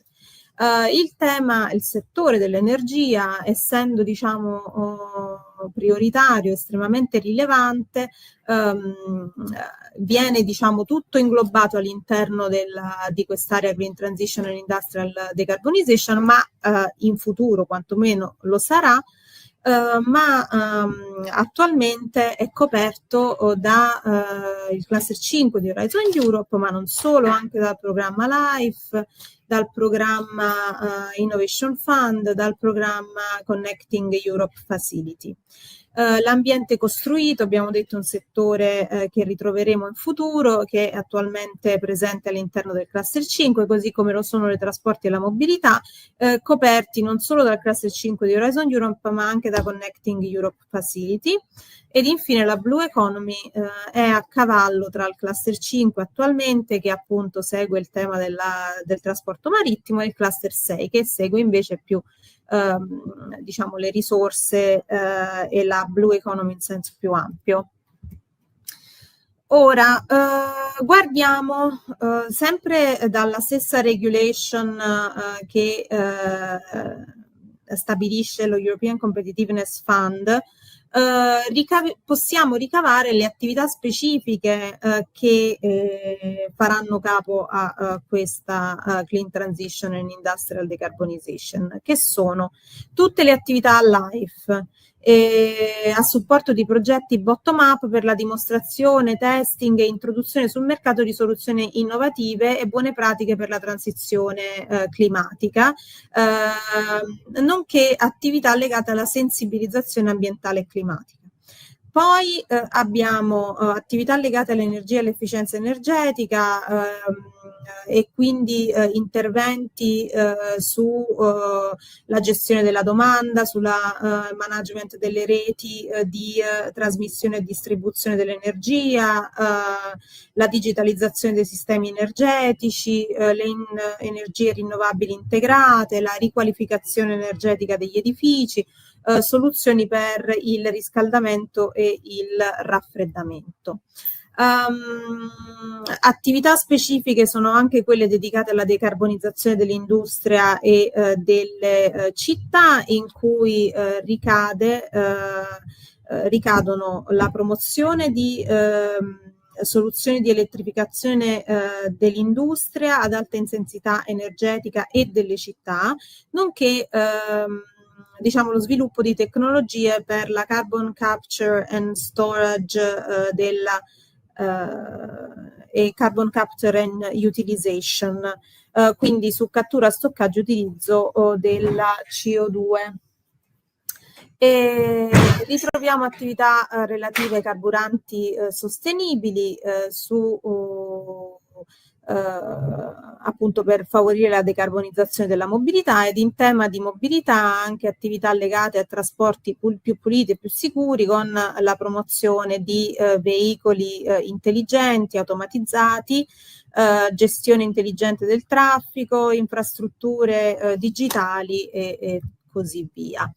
Andando sempre avanti, abbiamo la promozione della produzione di tecnologia pulita, attività legate all'innovazione industriale e ai materiali avanzati e attività collegate all'economia circolare e all'ambiente.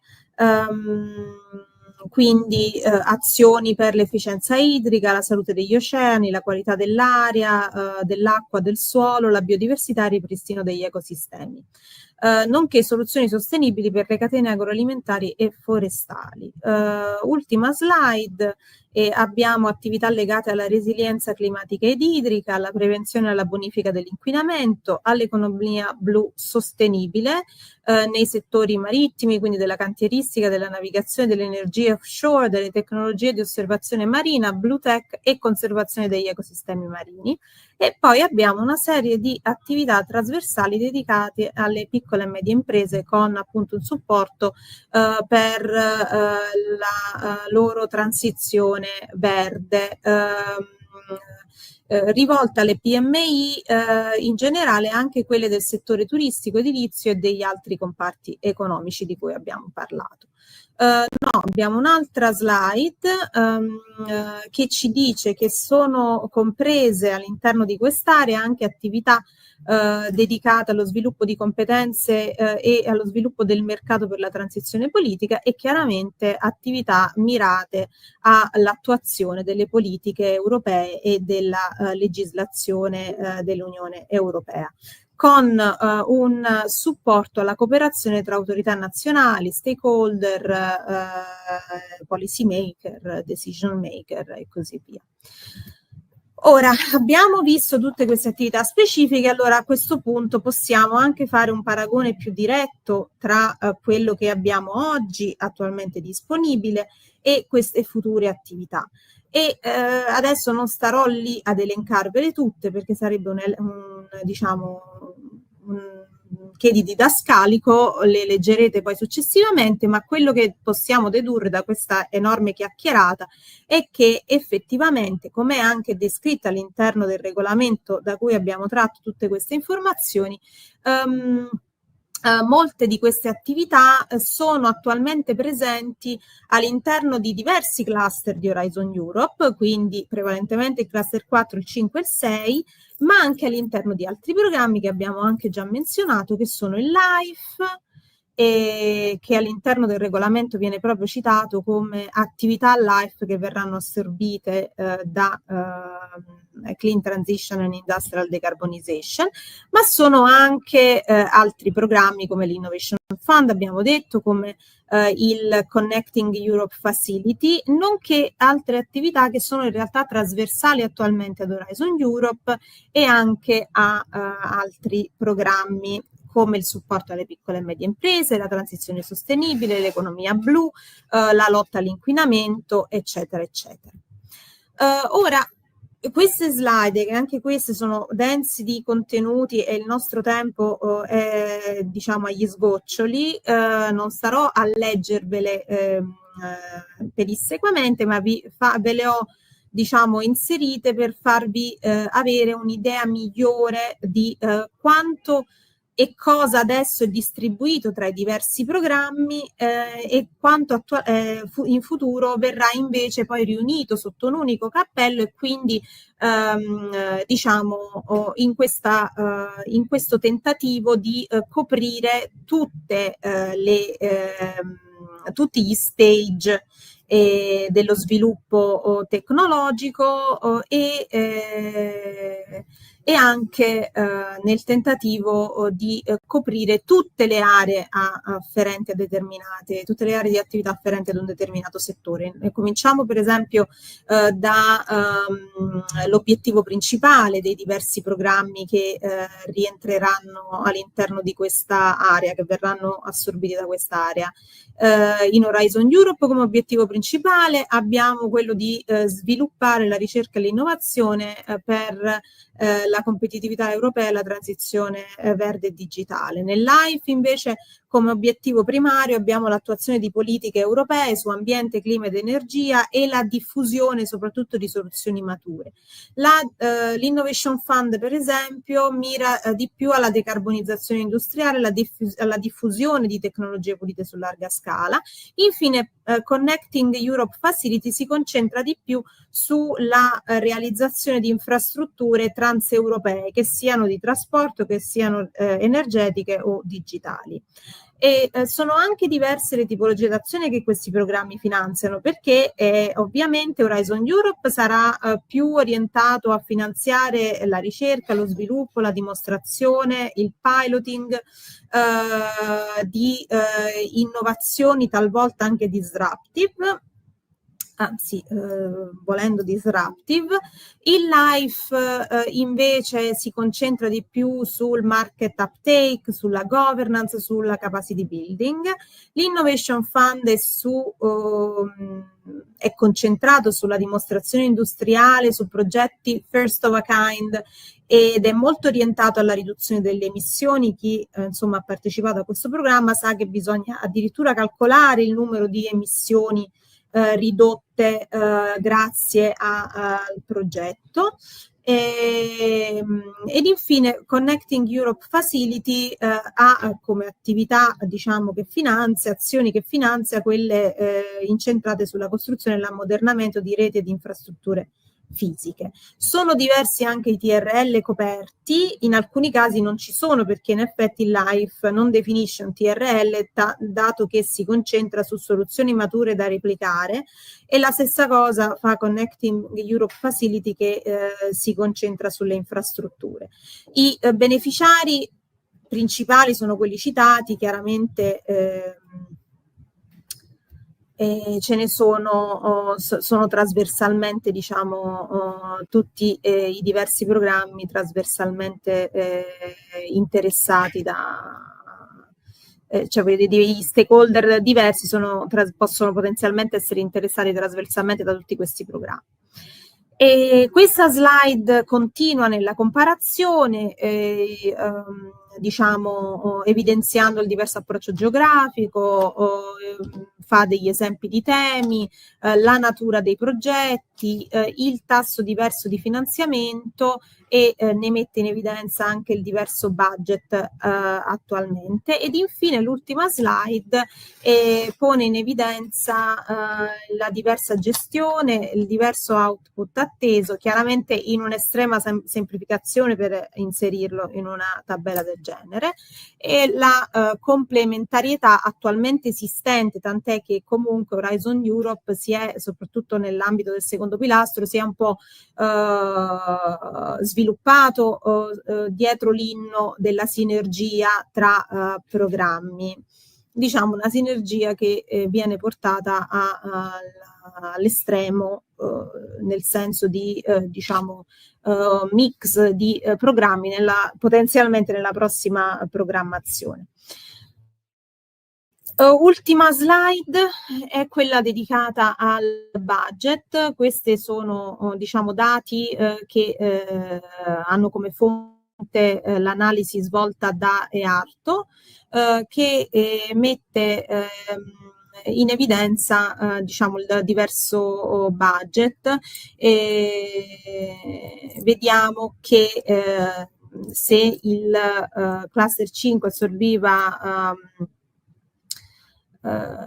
15 miliardi, adesso in futuro Clean Transition and Industrial Decarbonization ne assorbirà 19, quindi con un incremento del 14%, e rispetto chiaramente al budget complessivo del programma, che è molto più alto. Questo è quanto da parte mia.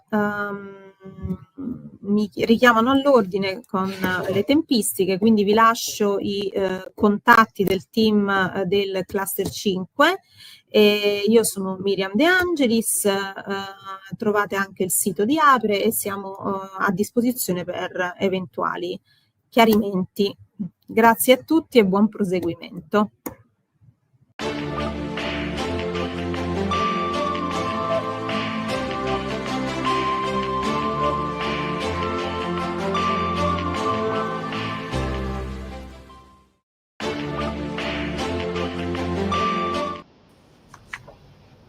Buongiorno a tutti, benvenuti all'APRE Dialogue sul Clean Transition Industrial Decarbonization.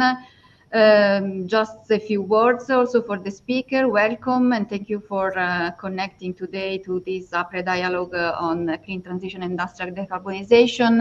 I will briefly introduce this roundtable in Italian and then I will come back to the English.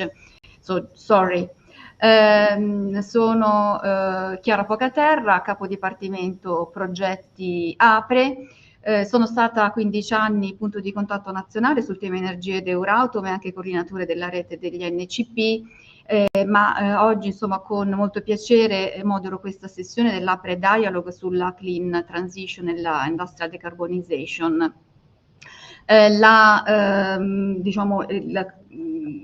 L'introduzione che ci ha fatto la collega Miriam De Angelis sul contesto, diciamo, della finestra della Clean Transition e Industrial Decarbonization credo che sia, diciamo, stata molto interessante ed è andata molto in profondità, quindi non mi sembra il caso di aggiungere ulteriori dettagli, ma vado direttamente a presentarvi i nostri relatori di oggi e riswitcho all'inglese per comodità di tutti quanti.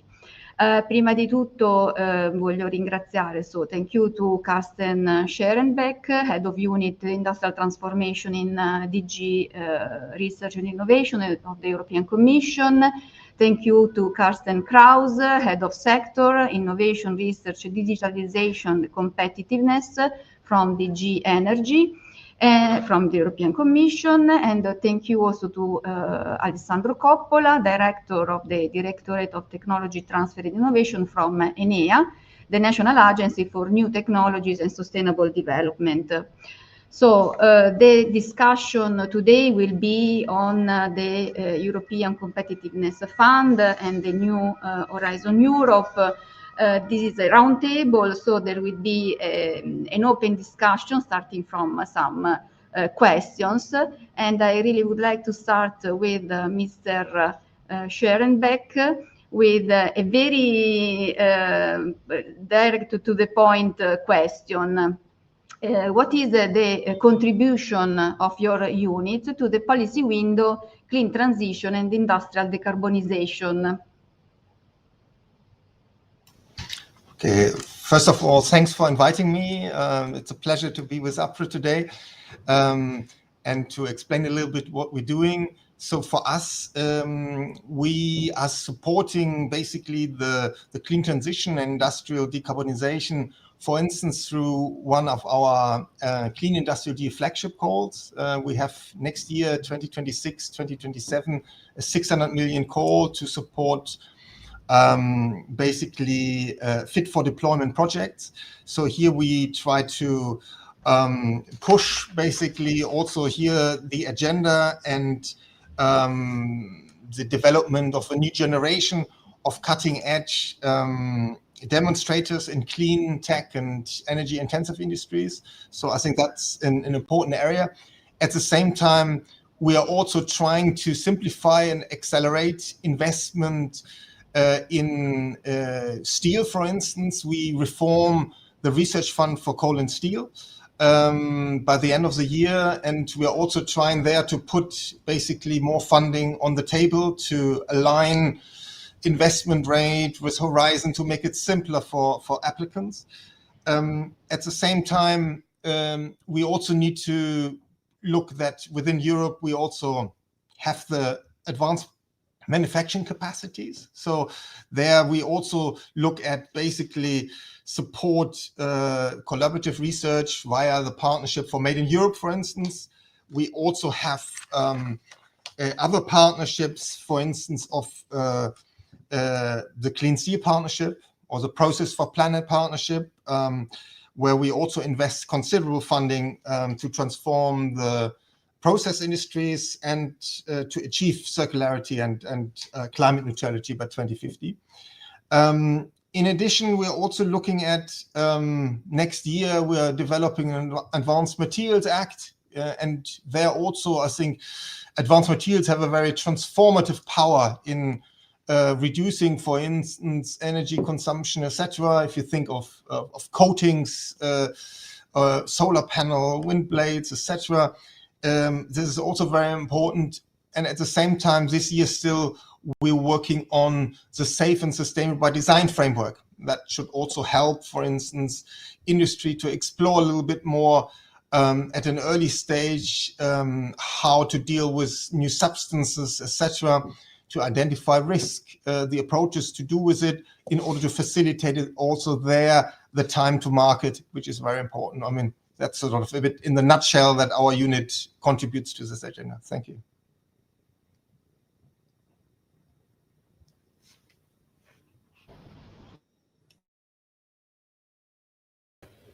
Let's say, go to Mr. Kraus with a question on the policy drivers that are guiding this path in the clean transition and industrial decarbonization in the European Competitiveness Fund. Thank you for the question. And first of all, good afternoon to everybody. And thank you for inviting also DG Energy to this panel debate. On this file of competitiveness and research, we are closely cooperating with our colleagues in DG RTD, but across the Commission to develop a framework that incentivizes competitiveness and also research. Maybe the big policy driver, and I think you've heard it already over the last days, and the wake-up call came from Professor Mario Draghi when he underlined the challenges for the EU competitiveness. These overall challenges have been, and there was this important statement that concerns us in DG Energy quite a lot, is that the European industry is facing 2 to 3 times as expensive, as high energy prices as our international competitors. And for the energy intensive industry, but also for across the industry, for data centers, but also for citizens, high energy prices are a problem. So to bring them down is maybe one of the key priorities that Professor Draghi lined to, but this challenge is not on the expense of closing the innovation gaps to have a more competitiveness economy, but also on the decarbonization targets the Commission and the EU is internationally committed to. So in this framework, we see that the European competitiveness compass that have been published in early this year in response to the Draghi report outlines the policy drivers that have been also transferred into the European Competitiveness Fund. So there are overall, this closing the innovation gap is an important element that my colleague from DG RTD already outlined what we do in the area. We have the decarbonization challenge that is beyond funding. You also have the ETS, the European Emission Trading System as a backbone of climate policy, but also how it is applied to industry as an element. And we also look increasingly on international dependencies and to make sure that we are also strengthening manufacturing. So there's overall quite a broad set of policy drivers that will guide the European Competitiveness Fund. But this guidance will not be stable for the whole future MFF. I think one of the things we learn on the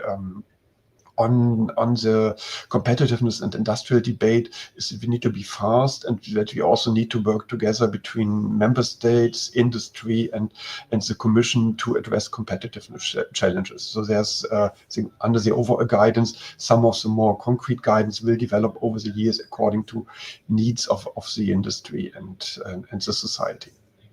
Thank you.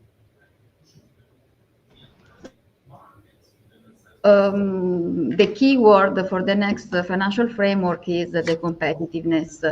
But making, let's say, a step in the national context, I go to Mr. Coppola, working in Enea, as I said, and so I would like to know what is your experience in bringing key exploitable results from the research projects to the market. Or do you have also some concrete suggestions to overcome the barriers? So first of all, thank you so much for the invitation today. I'm very glad to have a possibility to give my 2 cents of knowledge, to bring this knowledge to the discussion.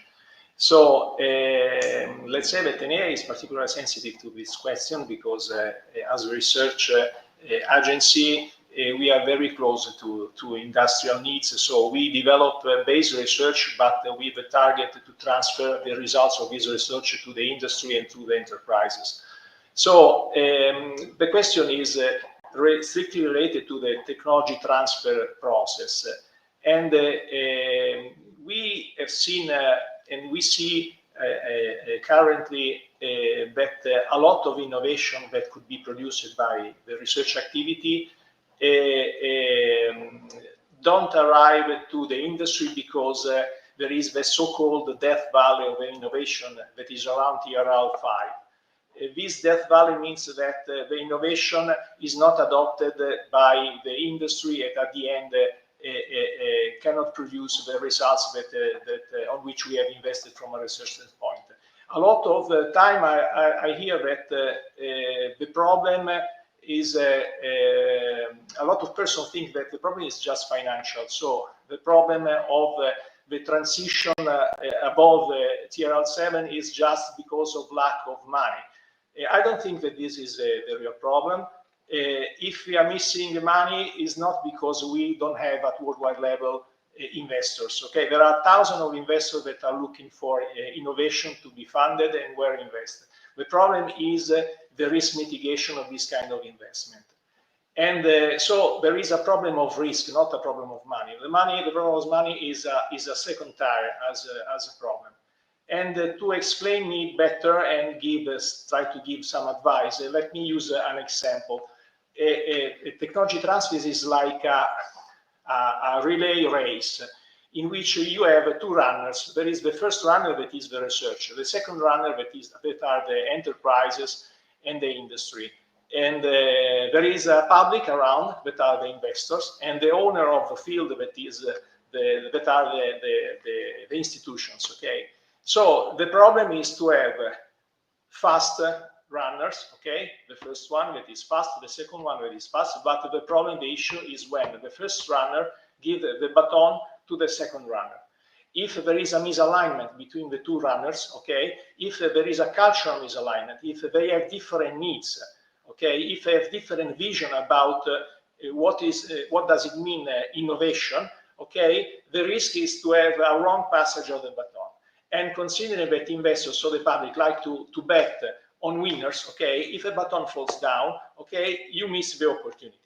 So it's very important to create a continuity between the research and the enterprises that should, let's say, catch the baton. Of course, the investors are more, let's say, interested in investing in the second phase. So when you have an acceleration of the TRL above 5. So this is very important. Why it's very important to have framework programs like European Commission framework in order to fund what is below TRL 5. But it's very important to fund this development at low TRL in the perspective to create the precondition to, let's say, facilitate the investment in the second phase. Okay, so I think that the problem is the misalignment and to create this kind of continuity. So be brief because we have just a few minutes. If I have to give some suggestion about the first phase, that is in any case prodromic to the baton passage, okay, we need to attract good runners, okay, so good projects, good research and innovation initiative. And so we need to have simple and standardized rule of participation, clear and effective communication of financial tool available, reduced and focused number of participants to the partnership, well-balanced participation between academies, research and development infrastructure, small, medium enterprises, large enterprises, simplify rules for cost payments and reimbursement, and lean bureaucracy. Okay, all these things come even from my personal experience. I've worked on projects between FP4 and FP7. So probably the Stone Age, considering FP10 now. But for instance, when I used to come to Brussels, I used always to see from Italy at least, always the same faces, always the same large enterprises, very few small, medium enterprises because of the difficulty to participate, difficult to understand the tools and so on. So I think that it's very important then to invest in this standardization and effectiveness of the schemes. I think that the European Commission has made a very huge job in this sense with FP10, as far as I read. We have been even involved as ENEA in recent audits about, let's say, the way in which European Commission managed the past framework program. So I think that all the ingredients for being successful are present in this FP10 from this standpoint. Then I give some advice about the first phase. Then about the second phase. So after that, we have given the baton to the following runner. Okay, we needed to accompany the transition. So we needed to accompany with this passage with complementary acceleration tool in continuing with the first phase. We have to stimulate and support a new competencies capable to solve the cultural misalignment that is one of the key barriers of the technology transfer. So professionals that are capable to speak and catalyze different culture and needs, and a structure dedicated to solve the misalignment. This is something that we are developing in ENEA, for instance. What I want to say is that typically research and development is organized in horizontal streams, while instead the industry and small medium enterprises are organized in vertical, so in B2B structures. So the difficulty is always to put together folks that think in terms of science and technology together with folks that think instead in sense of business needs, application, and the monetization of this kind of innovation. So we have created an internal structure that is inside my direction, that is mapping what we can propose in terms of innovation and technology, and we translate these assets in value proposition articulated by verticals. This is extremely powerful and effective because when we go as a research and development agency in front of enterprises, we can speak their language and we can propose a value proposition that is adaptable to their needs, considering their role, their business model inside the vertical to which they, let's say, belong. And so this is a very important thing to be structured and supported, even I think, from the European Commission, because it's important to have frameworks, it's important to focus the technologies to support the projects, but the development is made by persons, okay? It's made by persons that have to speak each other, and then we need to facilitate this alignment of different culture and different perspective. Other two things, okay. Another thing is about the cycles. It's important to keep the programs flexible because in the past we had cycles for innovation that were longer than 10 years, 10, 20 years for industrial products. Now, innovation cycle lasts not more than 4 or 5 years. This means that the framework program is longer than the typical cycle for new product introduction for goods and a couple of years for new services. So we need to keep the program flexible, and I've seen this kind of flexibility in new FP10, because otherwise the risk is to have a program that is carved in the stone and the industry that change the needs through the time. And so when you start with a funded project at a certain time, if you don't have any kind of flexibility, the risk is to not arrive at the end of the program or the project because the conditions around are changing. Okay, if there is no flexibility from European Commission in remodulate somehow the project, this is the risk. I've seen by person this kind of problem in the past. Last but not least, I like to see some project selection criteria related to commoditization resiliency. What I mean is that, okay, to focus the right areas of intervention, the technology from a general perspective, but then we have to evaluate specific projects. Projects should carry innovation and technology resilient to commoditization. What I mean? I mean that there are solutions and innovation that are paid for their weight, for the kilowatt peak, for the kilowatt hour, okay, and not for the cost of failure that they can eventually generate.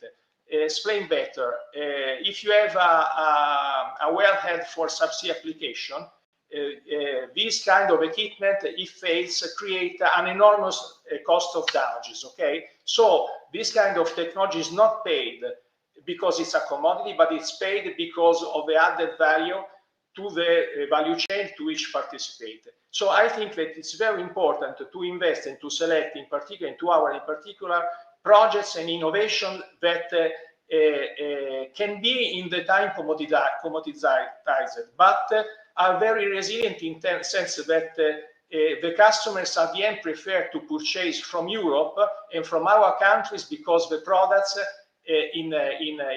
have, let's say, not just pricing criteria applicable, but additional value criteria to be adopted. So this is, in very brief, let's say that this kind of discussion will take a couple of hours, not a couple of minutes, okay? So. I understand. Thank you, Mr. Coppola. But okay, thank you very much. For the next round, I need to keep the 5 minutes for question. But anyway, you put on the table a lot of very interesting, let's say, questions and suggestions. I have to make a step back and I go to Mr. Kraus to ask about the European Competitiveness Fund, how will be managed the integration of other programs like, for instance, the LIFE program, that is a very old program. Italian stakeholders are participating a lot in such a program, like also the energy efficiency part, part of the LIFE program.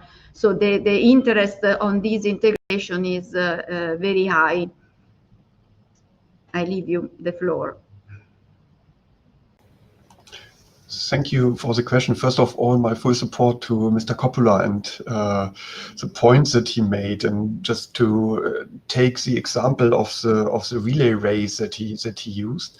That one of the ongoing challenges, since not only in the current discussions on the future MFF, but over the last year, is also to avoid any overlap between funding programs and to make sure that you really have a good transition phase along the process, so that one program you can apply on a similar way, and you also have the good results from the research phase that could enter into a first of a kind or also into an application phase. And here with LIFE, we have an I wouldn't call it an old transition, but we have a good experience. I think it was introduced in 1992 initially as an environmental funding programs, and we had the climate mitigation adaptation topics added to it. And as a follow-up to the intelligent energy program, we also had the clean energy transition elements in the current LIFE. And this has been proven as quite a successful element. And also when you see that LIFE will be continued. It's mentioned in the documents that it and the role it can play for first of a kind applications, and also to help the uptake of research results and innovation, particularly on the energy efficiency side in local areas, working with citizens and players that are not always find it into the research programs. It plays an important element. Further on, also the recognition of the innovation fund is an important element to bring in more on the energy side and also on the climate side, bigger first of a kind parts. I think one of the overriding themes is to simplify, but also to integrate the rules and the governance more to ensure that we have, quoting again Mr. Coppola, this relay race where not only the next runner is put into full speed, and that's a smooth transition, but also that the next runner really knows the rules of the game, and that and this is what the new MFF brings with the integration of different programs. Thank you. Thank you. I think that my next question to Mr. Scherenbeck is going in this flow, because the question is about the benefit of having the new Horizon Europe deeply linked to the European Competitiveness Fund. Yes, thanks. First, let me add, Mr. Krause has already highlighted sort of a bit that the MFF tries to go in this way. I think the important message there is that, I mean, the MFF was put on the table to simplify, to provide more flexibility, and to bring that competitiveness boost in the context and follow up to the Draghi report and the competitiveness compass and the clean industrial deal, for instance. So I think this is very important. And I think also to follow up from Mr. Coppola's point, indeed, I think one of the reasons also to integrate FP10, basically Horizon Europe, in the European competitiveness funds is also to deliver a little bit on the requests by stakeholders to provide this more simpler structure and to be having support accompanying the whole project life cycle from research innovation to deployment. And I think this is sort of a little bit the particular benefit I see, that there is a clear intention in the next MFF that we basically provide this comprehensive support throughout the whole project investment cycle. This means also that projects that are at different stages maybe can get engaged, and it's therefore fitting to the needs of our stakeholders. And as Mr. Krause said, that there is a unified rulebook, that there are more simplified processes, that we also get the time basically from application to project, that we get that quicker, and that we build the linkages there. I mean, under FP10, under the Horizon Europe in the future, there is the pillar on competitiveness on society that will particularly target clean transition, industrial decarbonization, that will have digital leadership, but also cover resilience, defense, and space. So, I mean, there are also the clear linkages with competitiveness. And I hope in the basically application of those principles and the commitments that have been made, that we also make, therefore, the lives of applicants much easier. That is now the work that we have in the next months and years to do, so that the next phase will bring considerable benefits. Thank you again, and maybe we can go to a next step that is more about the valorization of the research results and of the project in particular. But I would like to start with Mr. Coppola, that maybe will put on the table again some insights that could be useful also for the discussion and for the next questions. I know that you are in particular working on the measure on the impacts and try to boosting impacts. What are your ideas on how to strengthen the research project impact after the end of the project? This is a nice question. Good question. So let's say that first of all, we need to differentiate between short-term impacts and long-term impacts. Okay, short terms, we can measure them by the patent that are issued and by the actual adoption of the results and patents by industry enterprises. Okay, this is the short term. Then there is a more long-term impact, that is the strategic advance in further research projects in critical areas. So let's say that we obtain today in terms of research result is useful even in terms of patents, strategic patents, to let's say preserve our interest in future developments. Okay. And let's say another long-term, let's say, index of impact is the development of innovation, as I said before, with high resiliency to commoditization. So let's say products, services, and innovation that can keep their value on the market despite the fact that there are many incumbents coming from other countries that have a lower price of electricity, lower price for labor, and so on. And so in case of commoditization, they can be much more competitive than us, taking, let's say, our share in the market in an easy way. So let's say that in order to boost, let's say, both aspects, so the impact on long-term and short-term, let's say that I think it's very important to the acceleration phase that should come after TRL 5. So when we pass the baton, as we said before. And I think that, for instance, the role of the European Innovation Council is very important in boosting this passage. And as far as I've seen, as I read in the new FP10, the role of the European Innovation Council will be boosted. So I think that this is a very good news, and I think that it's very important in order to boost the impact of what we are developing from a research standpoint. Then another point, patents. This is a tough point. In Italy, patents are extremely expensive. Patenting activity is very important in order to have the results and to grant the monetization at a certain point of our results. Patents in Italy are very expensive. I don't know in the rest of Europe. Okay, I have the patent office that is inside my direction. It's a big part of my budget is spent on patents just to keep them alive or to extend them at a worldwide level. So I think that this would be very important to have something like an harmonization at European level. What are the procedure and the cost of making these patents, even considering the costs that you have in other countries at worldwide level.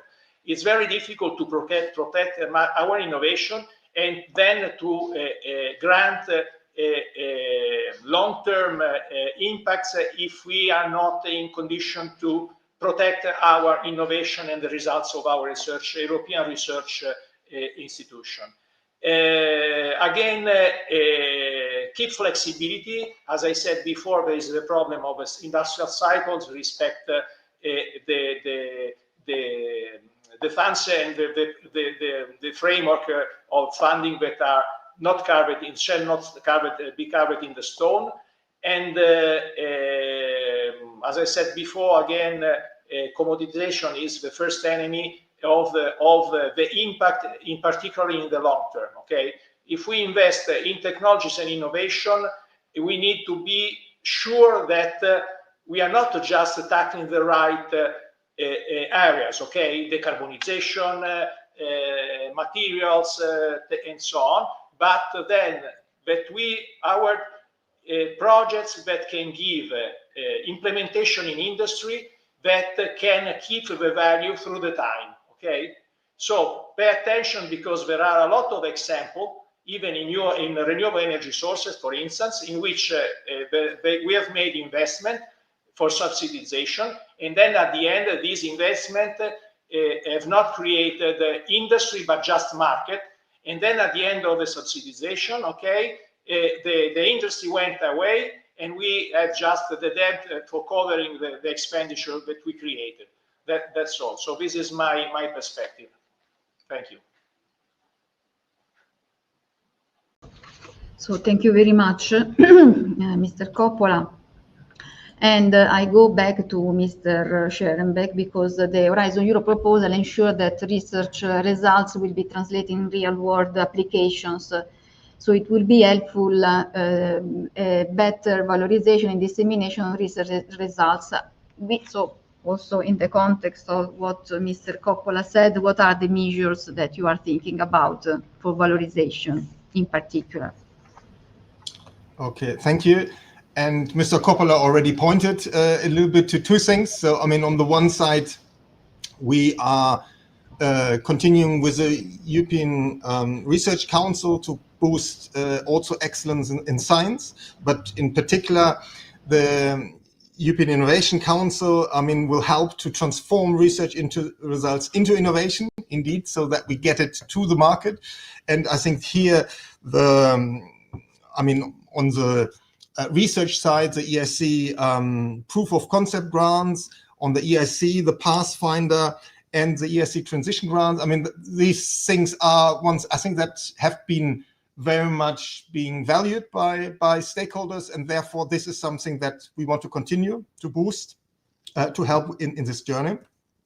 But we also need to look a little bit at the other pillars. So for instance, in the Horizon Europe proposals, Pillar 3, we also have innovation, where I think we also need to make use of our innovation ecosystems also at regional levels, etc., to use our stakeholders that can help us to share the good practices, to share and match demand and solutions, and to facilitate that innovation uptake across Europe's region. So I think we need to make use of the knowledge triangle. We need to make use out of our multipliers effectively. We need to use innovation, and that also means that we need sometimes stronger and updated advisory services for SMEs, for researchers, and business support in this respect. I think, for instance, very important at universities, etc., to have also institutionalized arrangements comes to IP arrangements. Sometimes that you use, let's say, competitions from businesses to ask for solutions, that then students at university together with excellent researchers find solutions, but that this is pre-arranged how to deal with IP that are being evolved, and also to bring this knowledge. There is, for instance, a 2022 council recommendation, for instance, also on knowledge, on guiding principle for knowledge valorization that can be used also there to implement basically code of practices, etc., that can help in this respect. So I think this is something very important. We have also at the Commission level in September just published a European strategy for research and innovation infrastructure, because this is also something that is now as part of the pillar 4 for the European research area. And I think there we need to also make better use of our capacities that we have, but help also with making better use of data, AI, and bringing there the connections between our centers of excellence at universities, for instance, and also in industry. And I think that we need to build the bridges effectively. Thank you. Thank you very much. So now I go back to Mr. Krause, because the Draghi report sees also the contribution of Dr. Philippe Aghion, the recent Nobel Prize for Economics, and he was underlying how the innovative companies that want to scale up in Europe are not supported. So how will the European Competitiveness Fund intend to support the startup and the scale up? Yes, thank you for the question. And I think already when the Draghi report was published, I think Carsten Schierenberg and colleagues in DG RTD, but also we in DG Anna looking after innovation have been thought it was a very positive thing that innovation was very strongly featured in the report, and was underlined how important innovation is for competitiveness. I think that was a strong signal. Now, when Philippe Aghion received it, I think our Commission President already underlined that how important his contribution was in the context of the Draghi report. What we learned out of the work of the Draghi report, but even before, I think also we listened well to we read well the books of Mariana Mazzucato about her entrepreneurial state. I think overall we learned that we live in innovative times, and that innovation is more than this creative destruction we had in mind. And once we have a good technology, it will be taken up by the market. I think Carsten Schierenberg already talked about the European Innovation Council and all these attempts we make to lift technology also into the market, to create markets. The Enrico Letta report pointed already towards the second valley of death when it links to the fragmented capital markets we have inside the EU, and that only I think the global market for venture capital, 60% is US based. A lot of European companies are also going for the US to find in strategic investors, and only 8% can use the European market. And that's something that we've heard, that is foreseen. And here it's not only the European Competitiveness Fund, but also the work we do with the, for instance, the European Investment Bank is important to provide strategic investments into bankable projects to enable the scale-up phase. What we do, and I think this will also be strongly featured in the implementation of the European Competitiveness Fund, is to be flexible to support scale-ups and startups also in particular sector, because the sectors are quite different. We outline from the EU strategic technology areas, and this and what happens inside the sectors, nothing that will be decided inside the Commission, but this is an ongoing dialogue we have with the research and academics, with the industry, and also with member states. One example is, for example, the work on the gigafactories, just to give you this one, the AI gigafactories, because a lot of these new companies need access to high capacity computing power to run AI, to work with AI and to establish this. Here we pooled funding across the EU, and there's something happening not in each member state, but to cooperate. Zooming more into the ECF, this more flexible approach would also help to complement industrial charters that have been developed. In the energy domain, we worked with the wind industry for the last years to develop a wind charter to outline the different challenges the sector has, and also to align support elements. Similar ideas are developed under the competitiveness coordination tool that is coming up. We work on, the Commission will publish soon an Industrial Acceleration Act that was announced by the Commission President in her State of the EU speech. So there are a lot of initiatives that come up, and the different funding windows under the European Competitiveness Fund will correspond also to this needs in a flexible manner along the regulation that has been proposed. Thank you. Just to give a continuity, Mr. Krause, so the Competitiveness Fund underlines several times the importance of the skill development. Skills are also one of the 5 temporary task forces of the SET plan. So the question is which measures are foreseen to enhance the acquisition, recognition, and retention, especially of skills across Europe. Maybe an example could be the Dr. Guion that left Europe for United States, just because we talk about him. So how boosting the productivity growth also through these high quality jobs that we can create through the improvement of the skills.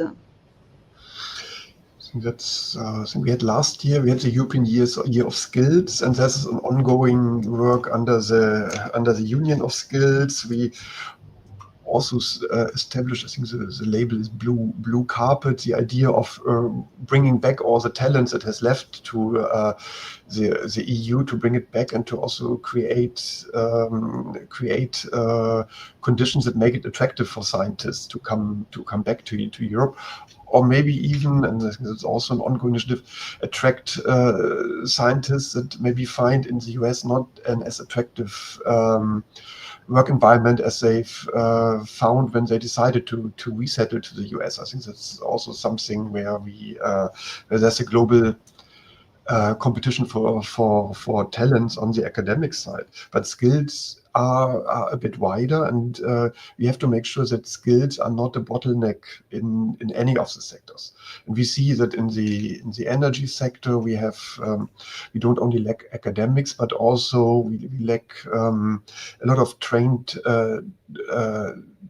experts to work on the challenge, and we work on it to identify what the challenge are and also to develop training aspects. To give you two examples, you already highlighted the SET plan, and this is for, I think most of you will know, but maybe if you allow me 2 sentences of advertisement for this important tool. It's cooperation between member states and the Commission and industry to align research agendas in certain areas and to identify in different task forces what problems are. So for instance, we talked about the access to market of innovative technologies, but also on skills. We work together to see where the needs are and also what training is needed. So that is a very important work that is ongoing under the set plan. Something that already materialized in the Commission is, for instance, in the context of the Net Zero Industry Act, where it's about regaining also manufacturing capacity for net zero technologies inside the EU. This element of net zero academies, where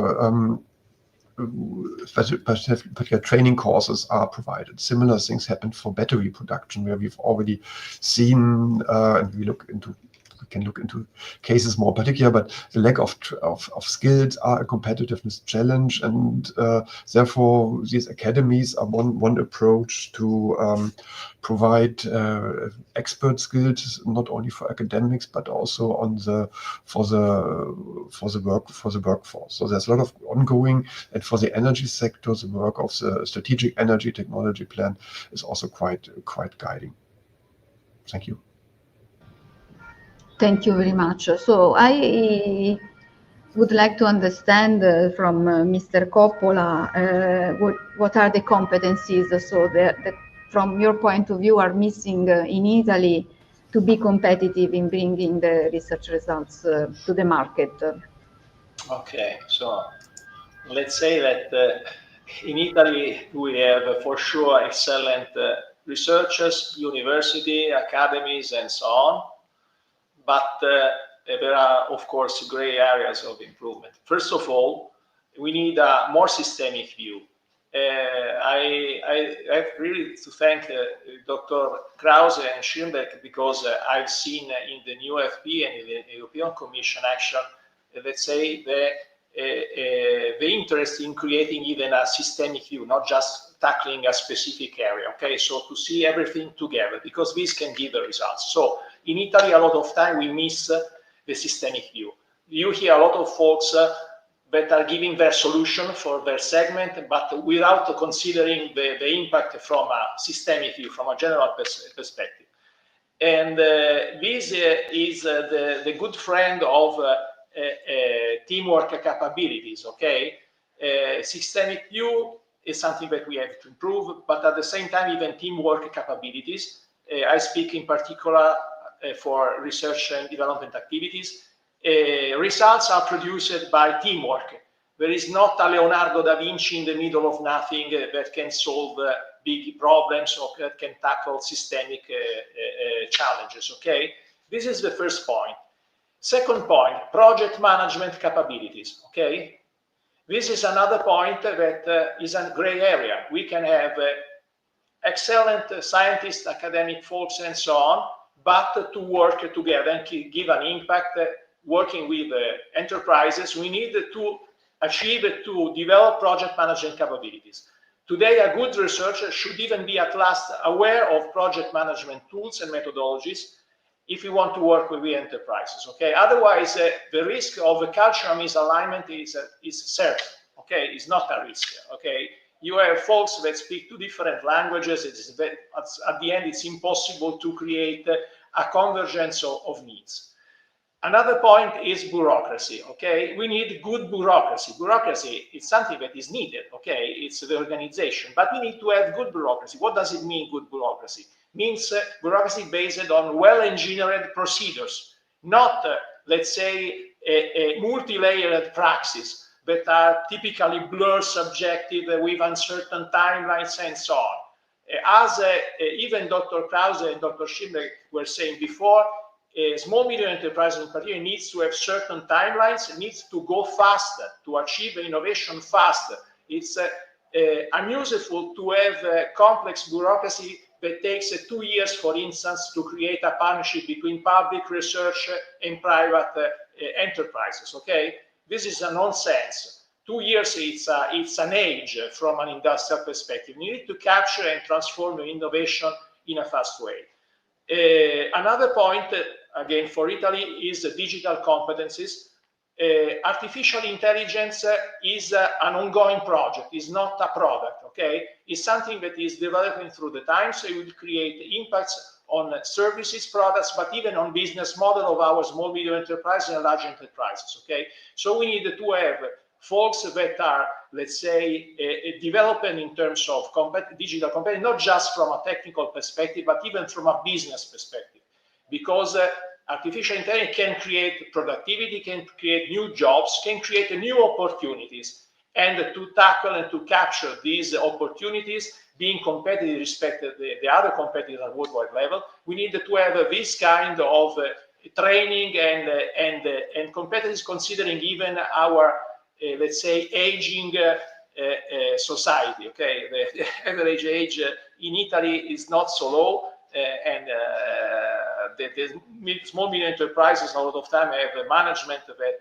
is aging, and so we need to consider even this aspect, the gap that we can let's say find into the real world, okay, in Italy, thinking about digital competencies and what is needed to be competitive for future time. So I think that this is in extreme brief what are the key points for Italy. Thank you. So now from my perspective, of course, I want to see absolute things. Okay, thank you.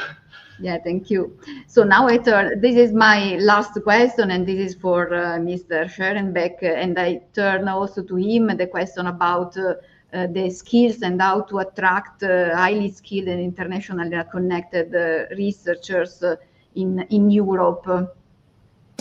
Okay, thank you very much. I mean, first of all, I think Horizon Europe is quite a brand and to attract talents.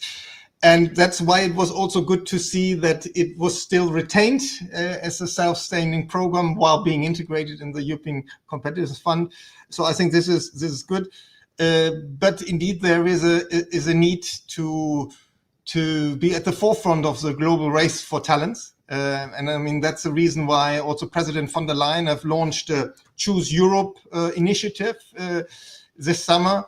And I think there's one message that's very important, that is in Europe, we value very much open and free science. And this is, I think, something that should not be underestimated. And it's something that also, I think, we plan to legally enshrine as part of the European Research Area Act. In addition, there is, of course, the issue of finance. So we also need to look into how we can act as a global magnet for talents. So we've put on the table a new 500 million package to do that, to attract researchers globally. We're also doubling basically the with the support to researchers to relocate to Europe. And we have a new 7-year super grant under the European Research Council. But we're also looking particular at young scientists to see, can we provide, for instance, higher allowances as part of the Marie Curie Skłodowska actions, and longer contracts, which I think particular for young scientists is very important to have a bit the longer avenue there. And we need to see how we can fast track basically to the transition from the research result to innovation. And here we have put on the table the startup and scale up strategy in May. And we also are developing the European Innovation Act. I think that is also important to flag in this context. And finally, we need to look at how we can, I think, streamline on the one side the procedures a little bit for making the procedures easier to become researchers, but also to, I mean, sometimes break down a bit the boundaries between industry and research, because I think the more fluent this is, the more beneficial this is for both sides. That's sort of a bit, I think, the message that I want to give on this. So thank you very much. Thank you very much. So this APRE dialogue is going to close, but before I would like to, first of all, thank you, but also asking if you have one sentence maximum two to close this dialogue for all our followers, let's say, that have followed this session. Mr. Krause? Well, that's a very difficult one to ask, and particularly as I'm the first one to respond. So maybe one element looking ahead. I think we are on a joint mission together to get a good European Competitiveness Fund and a good FP10 or Future Horizon Europe off the ground. The Commission made a proposal, and the next years will be full of a discussion to what should be rephrased, what should be in and out. So I think it's a joint interest that we get a good European program that is also strengthening the European integration, and is also overcoming some, let's say, also national interests that are always there. And I think from speaking to the research and academic community, and also to a strong pro-innovation member state, I think we should maybe see this as a joint journey to defend and develop a good and even improve an already good proposal as a joint exercise. Thank you. Thank you. Mr. Coppola, do you want to give your last... I want to say that the new framework program is something that is extremely important, considering the opportunity for us in Europe to develop our European research area, so to work together. It's very important considering the geopolitical situation in which we are now. So we need to be much more competitive for future time. And I think that it's a quantum leap from a certain perspective respect to what I've seen before in terms of framework program. So of course there is this view, more systemic, more, let's say, oriented to the competitiveness, to be fast, with standardized sets of rules and so on. So I think that it's a great opportunity for all of us. And we as a research center, but even industry, small enterprises and so on, so all the colleagues that are online that are looking to us. And so today, I think that it's important that all of us put some effort in diffusing this opportunity and explaining this FP10 even to other small medium enterprises and other, let's say, a reality that can capture this opportunity, making our Europe much more competitive. And thank you, and thanks to European Commission for this additional and new framework program. Absolutely, thank you. Thank you, Mr. Coppola. So I leave the floor also to Mr. Scherenbeck.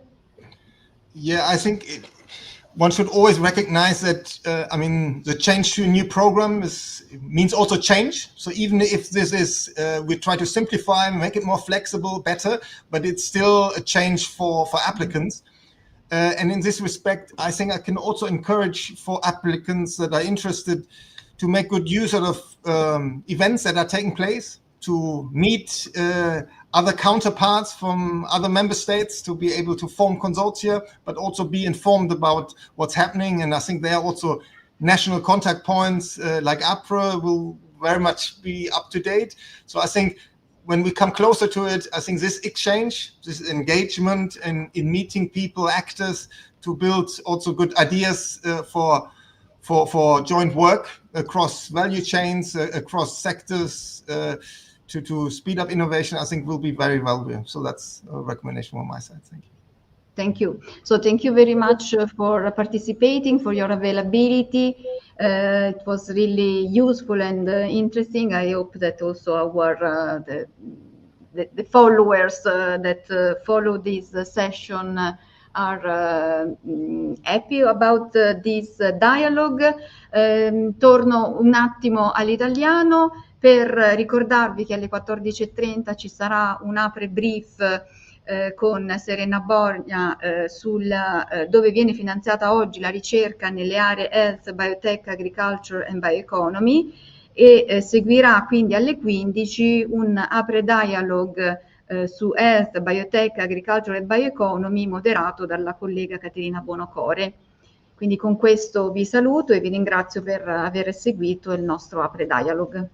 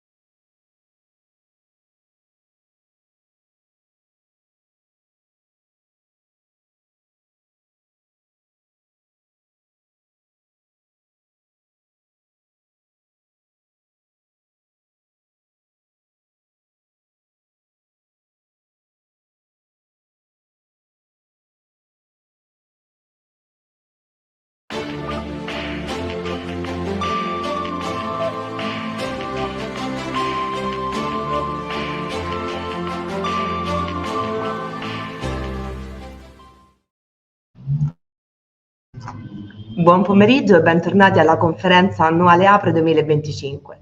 Iniziamo il programma di questo primo pomeriggio online con un apre brief che è dedicato alla terza delle policy window che abbiamo preso in considerazione durante la nostra Conferenza APRE 2025, che è dedicata ai temi della salute, delle biotecnologie, dell'agricoltura e della bioeconomia.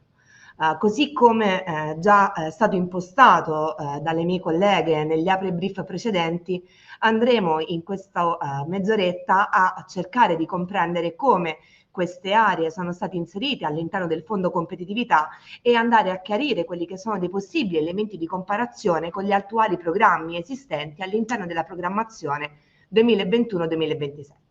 Quello che andremo a fare sarà quindi una descrizione di quelli che sono gli obiettivi e i settori specifici oggi identificati all'interno della proposta del Fondo Competitività e una nostra interpretazione su quelli che sono le possibili allineamenti con l'attuale programmazione 2021-2027, andando anche in maniera molto breve e sintetica a confrontare quelli che sono i programmi di oggi.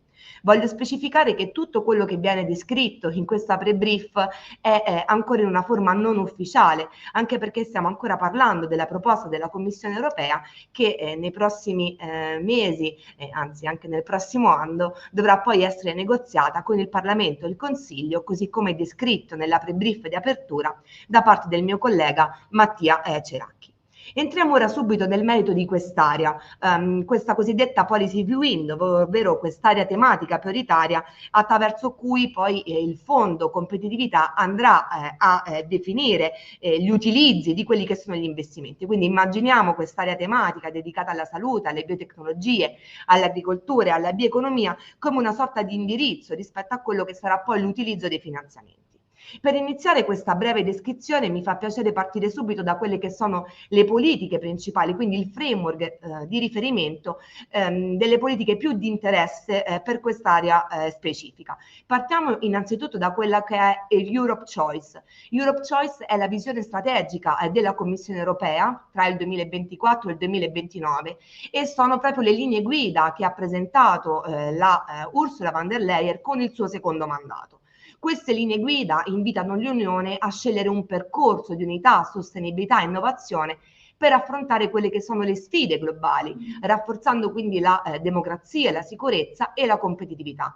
È una sorta, diciamo, di appello politico che vuol consolidare il ruolo dell'Europa nel mondo, andando a promuovere quelli che sono i principi di un'economia verde e digitale che protegga i valori fondamentali dell'Unione, costruendo una governance che sia il più possibile coesa e reattiva alle trasformazioni in corso.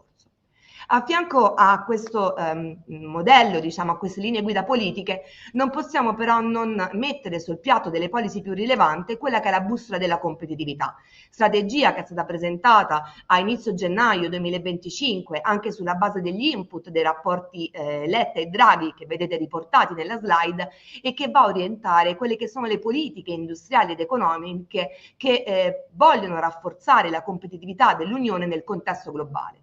La bussola per la competitività si articola intorno a 3 priorità specifiche. Sicuramente la promozione dell'innovazione tecnologica, l'accelerazione della decarbonizzazione dell'industria e la riduzione di quelle che sono le dipendenze strategiche dai paesi terzi, con l'obiettivo quindi di rendere l'Europa il più possibile resiliente, sostenibile ed autonoma.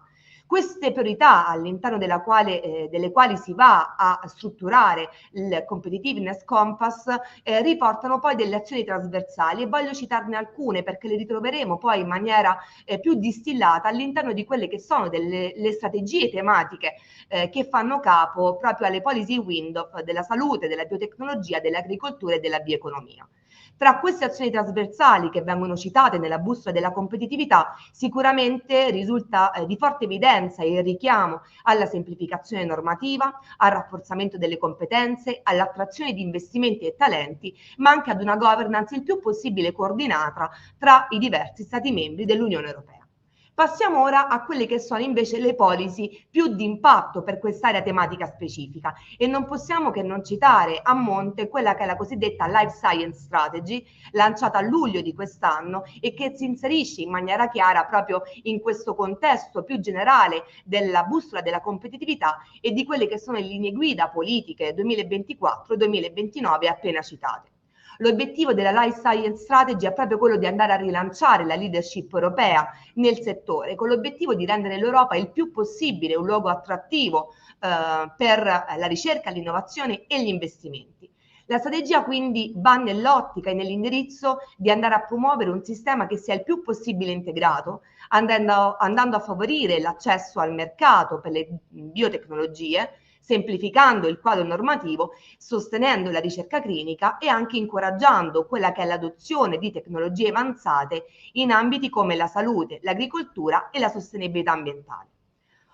Importante all'interno del Life Science Strategy quello che è il cosiddetto European Biotech Act, che è una proposta legislativa che viene distillata proprio all'interno della Life Science Strategy ed è pensata proprio per rilanciare la competitività del settore biotecnologico europeo, andando a semplificare il quadro normativo e accelerando quindi l'ingresso e l'accesso al mercato delle innovazioni.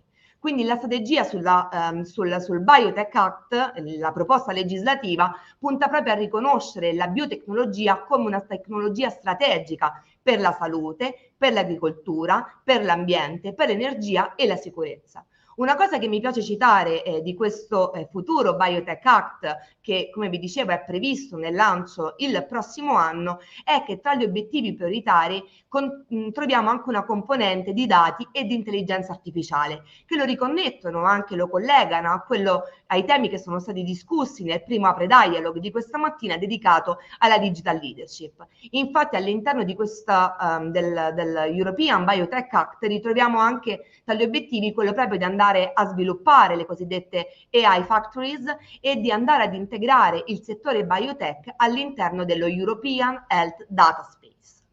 Passiamo adesso all'altra, componente tematica di questa policy window, che è quella più vicina al mondo dell'agricoltura, ed è proprio la policy della Vision for Agriculture and Food, che è stata lanciata a febbraio, a mettere sul piatto quella che è la strategia europea per rendere il sistema agroalimentare europeo il più possibile sostenibile, competitivo e resiliente entro il 2024.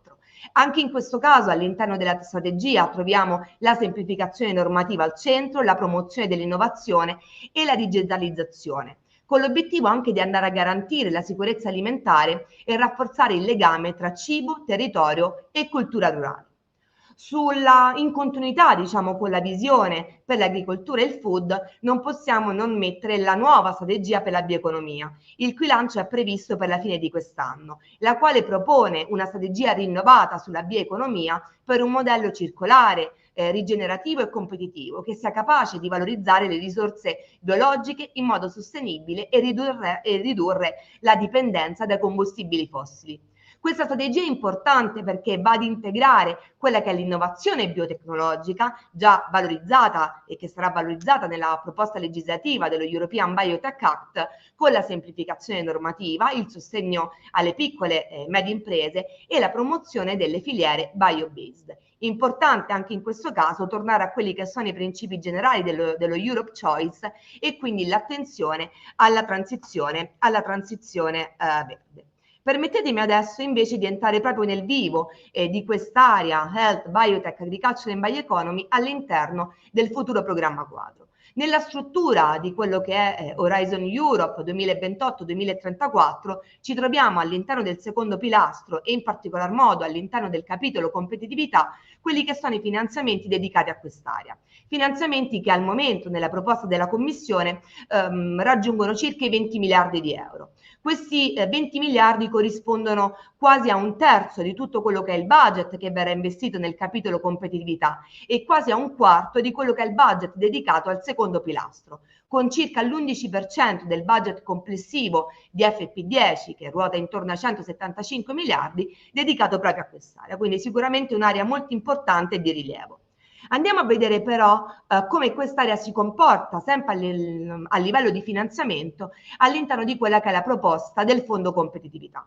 In questo caso il budget dedicato all'area Health, Biotech, Agriculture and Bioeconomy è intorno ai 20 miliardi, quindi una cifra molto simile a quella che ritroviamo in FP10, ma una cifra sicuramente ben ridotta rispetto a quelle che invece sono disponibili all'interno del fondo competitività per le altre policy window.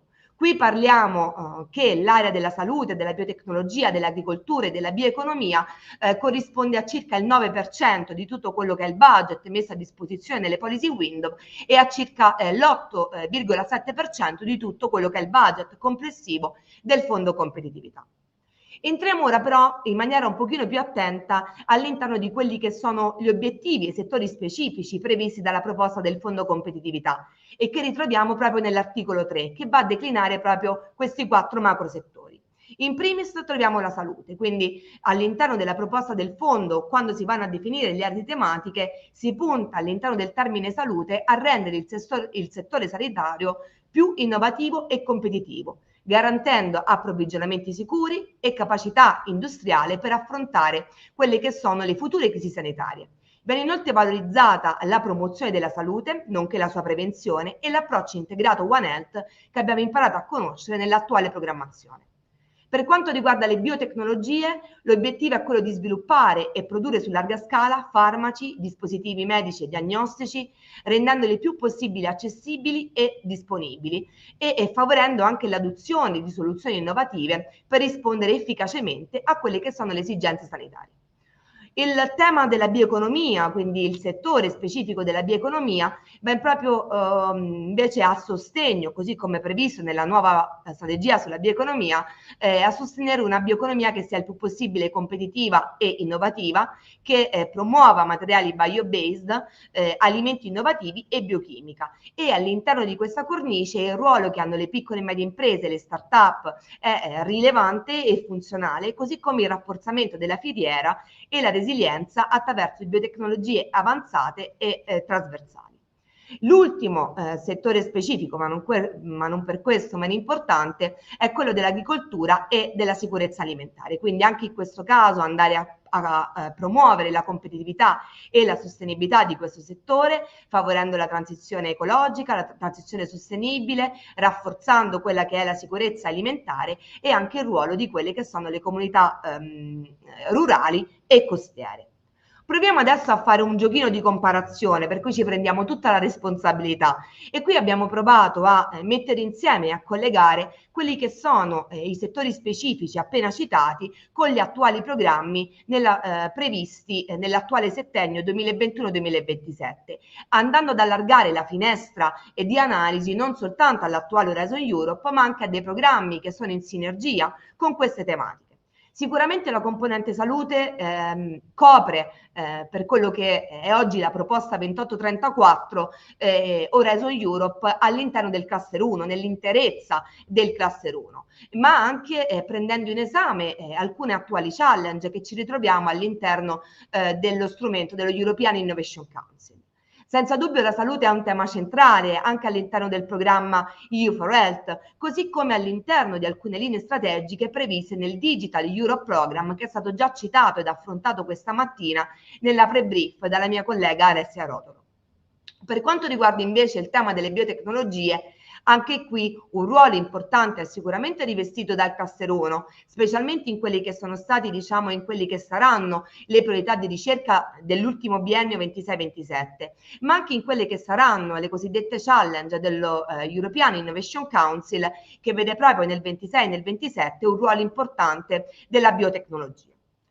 Per quanto riguarda invece il tema della bioeconomia ci spostiamo un pochino. Qui per quanto riguarda Horizon Europe è un altro cluster ad essere interessato e in questo caso è il cluster 6 dedicato al food, alla bioeconomia, alle risorse naturali, all'agricoltura e all'ambiente. Perché ho scritto parziale? Perché a differenza del cluster 1 che nella sua interezza tematica viene in qualche modo condensato all'interno della policy window attuale, per quanto riguarda il cluster 6 qui abbiamo una divisione di quelle che sono le diverse aree di interesse. Le aree più vicine alla componente di clean transition, che ha anche citato la mia collega Miriam De Angelis e Chiara Pocaterra nella brief e apre dialog precedenti, ci hanno fatto vedere come le aree più vicine ai temi dell'ambiente, ma anche della biodiversità, dell'osservazione dell'ambientale, sono state integrate nella cornice della clean transition. Qui rimangono quindi le destination più vicine alla componente proprio di agricoltura e di sviluppo rurale. Stessa cosa la possiamo leggere all'interno di quella che è la finestra e l'area tematica di riferimento dell'agricoltura e della sicurezza alimentare. Anche in questo caso il cluster di maggiore interesse è il cluster 6 e quando parliamo di cluster 6 con le destination dedicate includiamo anche quelli che sono alcuni temi coperti dai partenariati istituzionalizzati e in particolar modo per la componente bioeconomia dal partenariato dedicato alla circular bio-based industry. Entriamo ora in un dettaglio ancora più specifico. Abbiamo visto gli obiettivi sulle 4 aree, entriamo ora invece nelle attività specifiche. Queste attività specifiche vanno a descrivere quello che è il sostegno alle politiche in maniera di salute, di biotecnologie, di agricoltura e di bioeconomia e come questo sostegno verrà attuato attraverso le attività che trovate riportate in queste slide molto dettagliate che vanno a riportare quello che è l'articolo 37 del Fondo Competitività, presente proprio nel capitolo quinto dedicato a questa policy window. Quindi troviamo ancora la salute, ma in maniera un pochino più dettagliata rispetto alle aree che si vogliono andare a coprire con il single rule box del Fondo Competitività. Quindi promozione della salute, prevenzione delle malattie lungo tutto l'arco della vita, con attenzione sia alle patologie trasmissibili che non trasmissibili, e anche la componente di rafforzamento della cooperazione sanitaria internazionale. Per quanto riguarda invece l'area dei sistemi sanitari, qui ci troviamo in un dettaglio che è relativo al rafforzamento dell'efficienza e della resilienza dei sistemi sanitari tramite l'utilizzo di dati sanitari, strumenti digitali, intelligenza artificiale e robotica, migliorando l'accesso ai servizi e supportando la legislazione sanitaria europea.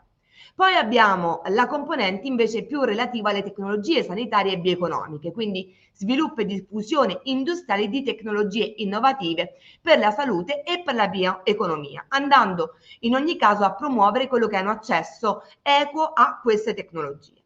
Spostandoci un pochino sulla parte più di bioeconomia e di agricoltura, per quanto riguarda le biotecnologie c'è un sostegno, c'è l'idea di un sostegno forte alla ricerca, alla sperimentazione e alla scalabilità delle innovazioni biotecnologiche attraverso un'accelerazione di ingresso sul mercato e attraverso un supporto importante a quelle che sono piccole e medie imprese, start-up e innovatori.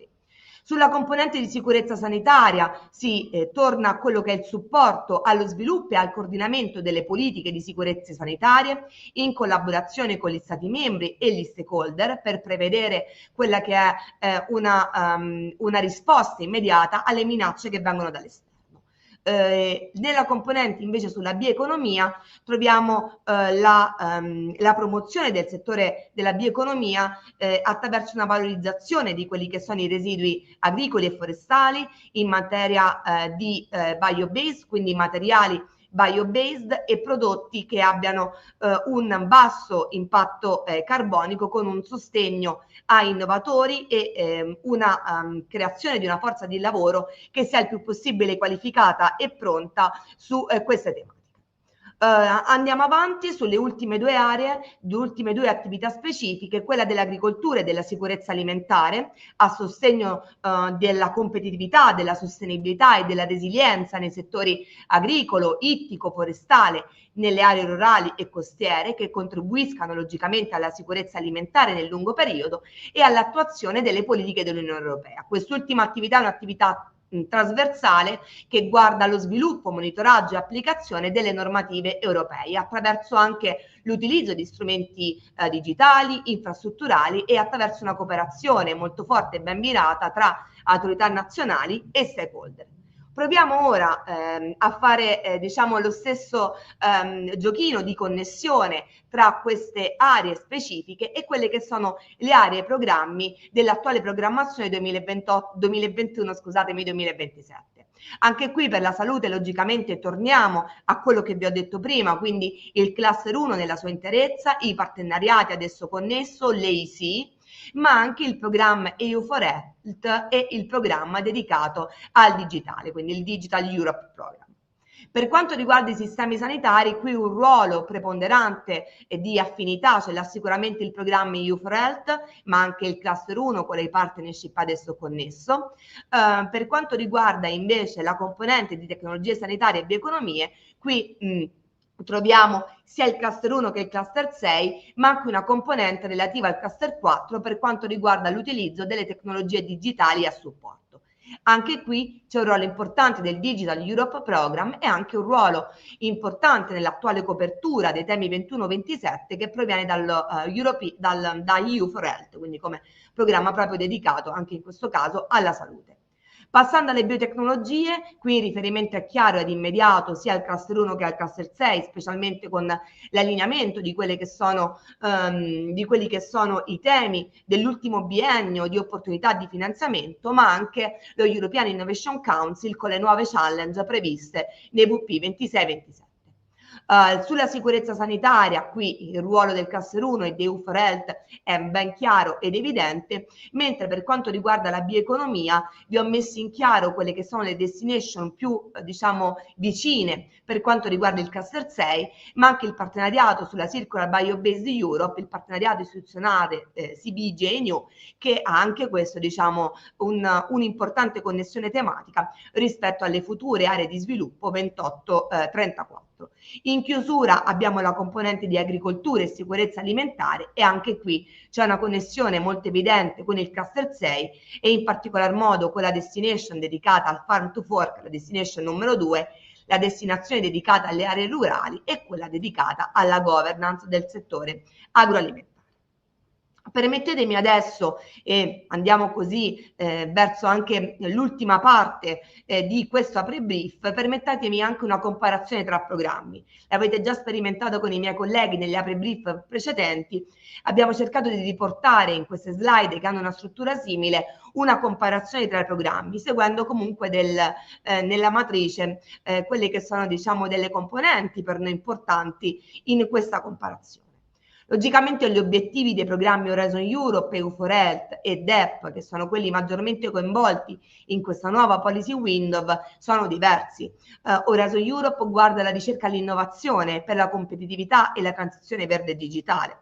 EU for Health guarda a rafforzare il sistema salute dell'Unione Europea, mentre il programma Digital Europe guarda ad accelerare la trasformazione digitale dell'Unione Europea. Quali azioni sono previste in questi tre programmi? Sicuramente nel programma Horizon Europe, lo sappiamo molto bene come APRE, solitamente come stakeholder che partecipate a questi eventi, la ricerca e l'innovazione è al centro, quindi attività che vengono finanziate in Horizon Europe sono attività di ricerca, di sviluppo tecnologico, di dimostrazione, piloti, innovazione anche dirompente, se guardiamo allo strumento dello European Innovation Council. Se guardiamo a EU for Health invece guardiamo attività che sono più di implementazione, troviamo azioni pilota nel finanziamento di questo programma, appalti, rete, allineamento di policy. Per quanto riguarda invece Digital Europe, qui troviamo l'implementazione e l'adozione di quelle che sono le tecnologie digitali avanzate. I livelli di TRL sono abbastanza simili tra i programmi, ma varia l'ampiezza della finestra di TRL. Mentre il programma Horizon Europe, tra tutti gli strumenti, sia presenti nel primo che nel terzo pilastro, prevedono un TRL molto ampio che va da 1 a 8. Per quanto riguarda il programma EU for Health abbiamo un TRL che possiamo far partire da un TRL 4 a un TRL 8. Scusatemi un secondo. Abbiamo molto parlato durante questa conferenza, quindi anche la mia voce piano piano è scesa in questi 3 giorni. Come vi dicevo, il programma EU for Health invece ha dei TRL un pochino più circoscritti, a una finestra che va da un TRL 4 a un TRL 8. Mentre il programma Digital Europe, proprio per sua natura implementativa e di deployment, è spostato su livelli di TRL più elevati, quindi TRL 7, 8 e 9. A livello di soggetti beneficiari, i soggetti sono molto simili e qui vi ho voluto anche riportare dei soggetti beneficiari che sono anche tipici del settore salute, come gli IRCS, ma li ritroviamo con le stesse possibilità di partecipazione in tutti e 3 gli strumenti e programmi previsti in questa slide.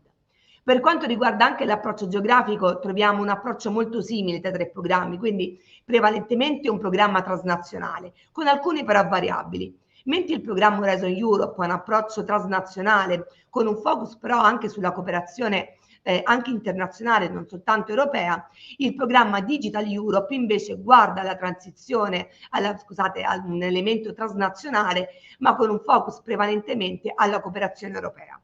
Il programma EU for Health invece ha una doppia dimensione, sia transnazionale che nazionale, a seconda dello strumento di finanziamento. I temi sono molto vari, quindi mentre nel tema di Horizon Europe l'abbiamo anche imparato anche nelle slide precedenti, ci dedichiamo alla salute, ai sistemi sanitari, alla medicina personalizzata, alla bioeconomia, all'agricoltura, alla pesca, alla biodiversità e all'ambiente. Nel programma EU4Health abbiamo un focus molto più puntuale su quella che è la prevenzione delle crisi sanitarie e delle malattie e anche su una valorizzazione dei sistemi sanitari. Sul programma Digital Europe invece guardiamo alle infrastrutture digitali, tecnologici e a soluzioni digitali per la salute. Logicamente abbiamo circoscritto il programma DEP a quello che è interessante per la nostra policy window.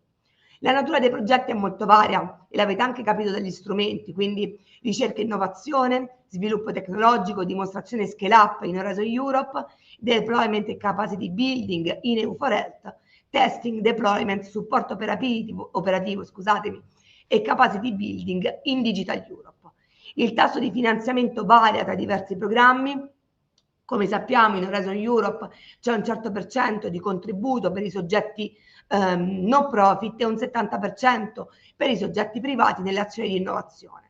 Nel programma invece EU4Health abbiamo solitamente un 60-80% di finanziamento in base al top-up nazionale, mentre nel programma Digital Europe arriviamo a un 50-75% di finanziamento per i soggetti privati e a un 100% per i soggetti pubblici. Senza entrare nel budget di questi programmi, perché lo vedete chiaramente in slide, l'ultima battuta relativa a quelli che sono gli organi di gestione e le direzioni generali a livello di Commissione Europea e di agenzia esecutiva. Quindi vedete come già in Horizon Europe c'è una partecipazione, un'integrazione molto forte di direzioni generali che lavorano su questi temi, che sono ben diverse dalla DG RTD, DG Agri, DG Environment, DG Santé, DG Connect, mentre negli altri programmi sono molto più circoscritti a una singola direzione generale con il supporto poi di quelle che sono le agenzie esecutive di riferimento. Logicamente c'è una complementarietà tra questi programmi ben chiara, quindi Horizon Europe è complementare a DEP e EU4Health, e questo è chiarito già nelle sinergie, così come EU4Health è complementare a Horizon Europe e a DEP, e il DEP è complementare a Horizon Europe ed a EU4Health. Il tipo di impatto è ascrivibile a delle parole chiave, sicuramente conoscenza e innovazione per Horizon Europe, impatto diretto sui sistemi sanitari per quanto riguarda EU4Health e poi un impatto diretto sulla digitalizzazione e sulla competitività per quanto riguarda il Digital Europe Programma. Vado ora in conclusione, anche in questo caso, con questa comparazione di budget per capire anche l'investimento strategico, come è cambiato, come potenzialmente cambierà nel passaggio tra questo settennio di programmazione, e sulla base di quello che è stata una proiezione fatta da EARTO che abbiamo preso ad esempio, si può notare come nella nuova policy window, relativamente logicamente al solo budget di FP10, si può vedere a un incremento di budget di circa il 14%.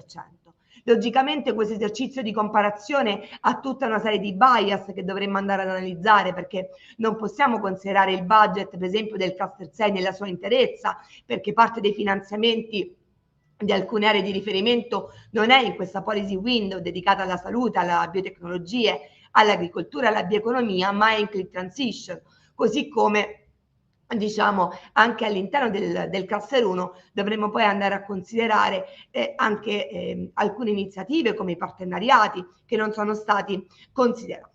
Io con questo vado a chiudere, anche con questa visione e comparazione di un budget che vede un incremento della strategia di queste aree, un incremento di investimento e di volontà di investimento della Commissione Europea, ma molto c'è ancora da definirlo a livello proprio di quella che sarà la governance e l'implementazione di questa policy window. E quello che faremo proprio nel policy dialogue che sta per moderare la mia collega Caterina Buonocore, con ospiti di alto rilievo a livello europeo e a livello nazionale, avrà proprio l'obiettivo di cercare di ripanare alcuni dei dubbi che abbiamo in questo momento e quindi a cercare di aprire un dibattito più politico e strategico su come saranno realmente integrate queste due aree che fino a ieri esistevano in due mondi ben separati e che domani invece dovranno coesistere all'interno della stessa policy window con un single rule box definito nel fondo competitività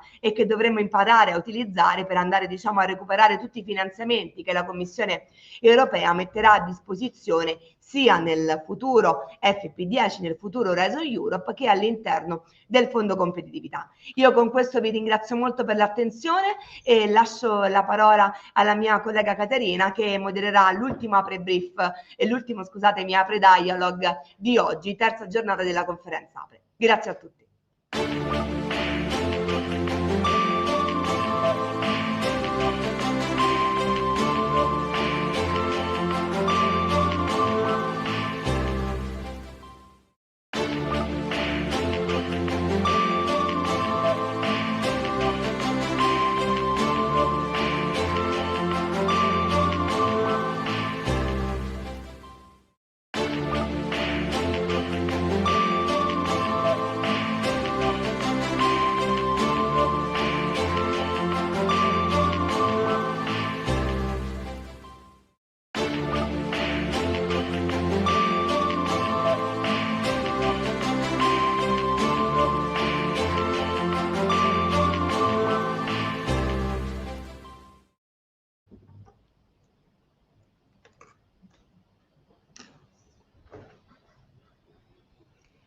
Buon pomeriggio a tutti e tutte, benvenuti a questo Apre Dialogue dedicato alla salute, biotecnologia, agricoltura e bioeconomia, durante il quale vogliamo fare, grazie ai nostri ospiti che tra un po' presenterò, qualche iniziale considerazione sulle nuove proposte della Commissione Europea per FP10 e per lo European Competitiveness Fund. Grazie anche alla collega Serena Borgna che ha comunque creato un po' di contesto rispetto a questa importantissima policy window, facendo anche un po' di comparazione tra le novità o quello che sarà il futuro e i passati programmi quadro. Il nostro obiettivo oggi non è, lo ripeto, come hanno detto anche gli altri vari colleghi, di avere risposte definitive su dei testi che sono comunque ancora in discussione e quindi saranno lavorati intensamente dalla Commissione Europea, il Parlamento e il Consiglio in questo periodo finale, ma vorremmo davvero riflettere insieme su come questa nuova architettura proposta potrà cambiare lo scenario della ricerca e dell'innovazione in Europa e di come i nostri relatori qui oggi la percepiscono positiva, challenging, critica, difficile o di grande ispirazione. Con noi abbiamo relatori di altissimo livello che ringrazio fin d'ora per la disponibilità comunque a essere con noi, li presento uno ad uno, do quindi il benvenuto intanto a Marco Marsella, direttore presso la DG Sante nella Direzione Generale della Salute e della Sicurezza Alimentare della Commissione Europea, responsabile per Digital, EU for Health e Health System Modernization. Poi un caloroso benvenuto anche a Rosalinda Scalia, vice capo unità per Bioeconomy and Food Systems, sempre presso la DG RTD. Precedentemente ha lavorato anche per il DG la Direzione Generale Health and Food Safety. Oggi rappresenta il direttore Jay Morrison che non ha potuto partecipare. E abbiamo poi, passando a un livello invece nazionale, la dottoressa Elena Sgaravatti, vicepresidente di Federchimica Assobiotech, con oltre 30 anni di esperienza tra farmaceutico, vaccini, bioeconomia, una lunga esperienza imprenditoriale, associativa, quindi ci porta il punto di vista delle imprese innovative del settore biotech e della bioeconomia. E poi il professor Angelo Riccaboni, un economista, esperto di governance dell'Università di Siena, alla guida della Fondazione Prima, che è un partenariato europeo, un articolo 185 sul Mediterraneo, e anche nella delegazione nazionale per la missione europea a Soil Deal for Europe, e da anni promuove la ricerca e l'innovazione per la sostenibilità nei sistemi agroalimentari. Quindi un parterre molto variegato, di cui insomma siamo molto fieri. Grazie ancora. Farò veramente darò due parole di contesto e poi cominciamo con questo dialogo, perché ovviamente vogliamo ascoltare le considerazioni dei nostri relatori. Quindi abbiamo, come abbiamo ascoltato, un nuovo quadro finanziario pluriennale 28-34 che propone da una parte un FP10 e dall'altra un nuovo European Competitiveness Fund con un budget di circa 39 miliardi ad oggi su quest'ambito, quindi per la bioeconomia, la salute, l'agricoltura e le biotech. Parliamo quindi di una policy window molto ampia che riconosce la centralità di questi settori per una nostra technology sovereignty, una sovranità tecnologica, secondo un approccio però integrato e definito attorno probabilmente al concetto di One Health. Quindi c'è già un primo elemento di novità che vede questi settori precedentemente gestiti da vari programmi in una cornice unica, no? E questo per noi è già comunque un elemento interessante di riflessione. Quindi, come vi dicevo, oggi l'obiettivo è davvero quello di creare consapevolezza su quella che è la proposta della Commissione Europea, anche tra i nostri stakeholder nazionali, stimolare delle riflessioni e capire come queste novità possono trasformare il modo di fare ricerca collaborativa e competitiva in Europa, e non da meno l'obiettivo di prepararci in fondo con le risorse nazionali ed europee a disposizione ai cambiamenti attesi. Quindi questa è un po' l'aspettativa che APRE ha voluto investire in questa serie di APRE Dialogue, e vorrei aprire quindi col primo giro di domande per i nostri relatori, cominciando dalla Commissione Europea, dal direttore Marcella di Gisante, e vorrei chiedere tra l'altro anche alla dottoressa Scalia, quindi su DGRTD, una stessa domanda, chiedendo a loro qual è un primo commento generale su questa nuova policy window così ampia, sia in chiave FP10 che in chiave European Competitiveness Fund. Quindi al direttore Marcella. Grazie. Grazie a lei, grazie a lei, Caterina, se mi permette, un gradito ritorno ad APRE. Permettimi di cominciare più che altro con un grazie per l'invito, ma anche le congratulazioni per aver organizzato questo evento su 4 giorni così denso e ricco di spunti, e devo dire anche congratulazioni a Serena Bornia per la ottima analisi che ha presentato prima, tra l'altro con spunti anche interessanti di collegamento tra i vari programmi.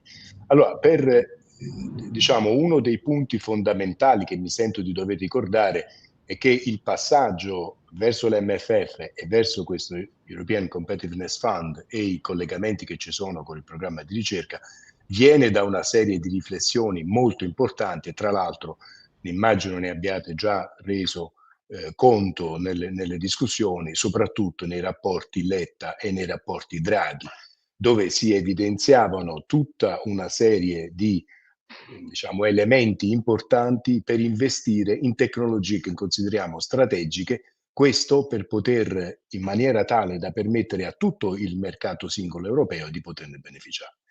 E quindi il programma stesso, anche in questa policy windows, beneficerà attraverso una proposta, e chiaramente mi preme anche sottolineare, come hai fatto tu prima Caterina, che siamo in una fase iniziale del programma di legislazione su questa proposta, però l'idea principale è quella di incrementare il livello di flessibilità attraverso tutti gli strumenti di budget che abbiamo, e in maniera tale che si possa reagire velocemente e agire e reagire molto velocemente anche quando le circostanze cambiano fondamentalmente.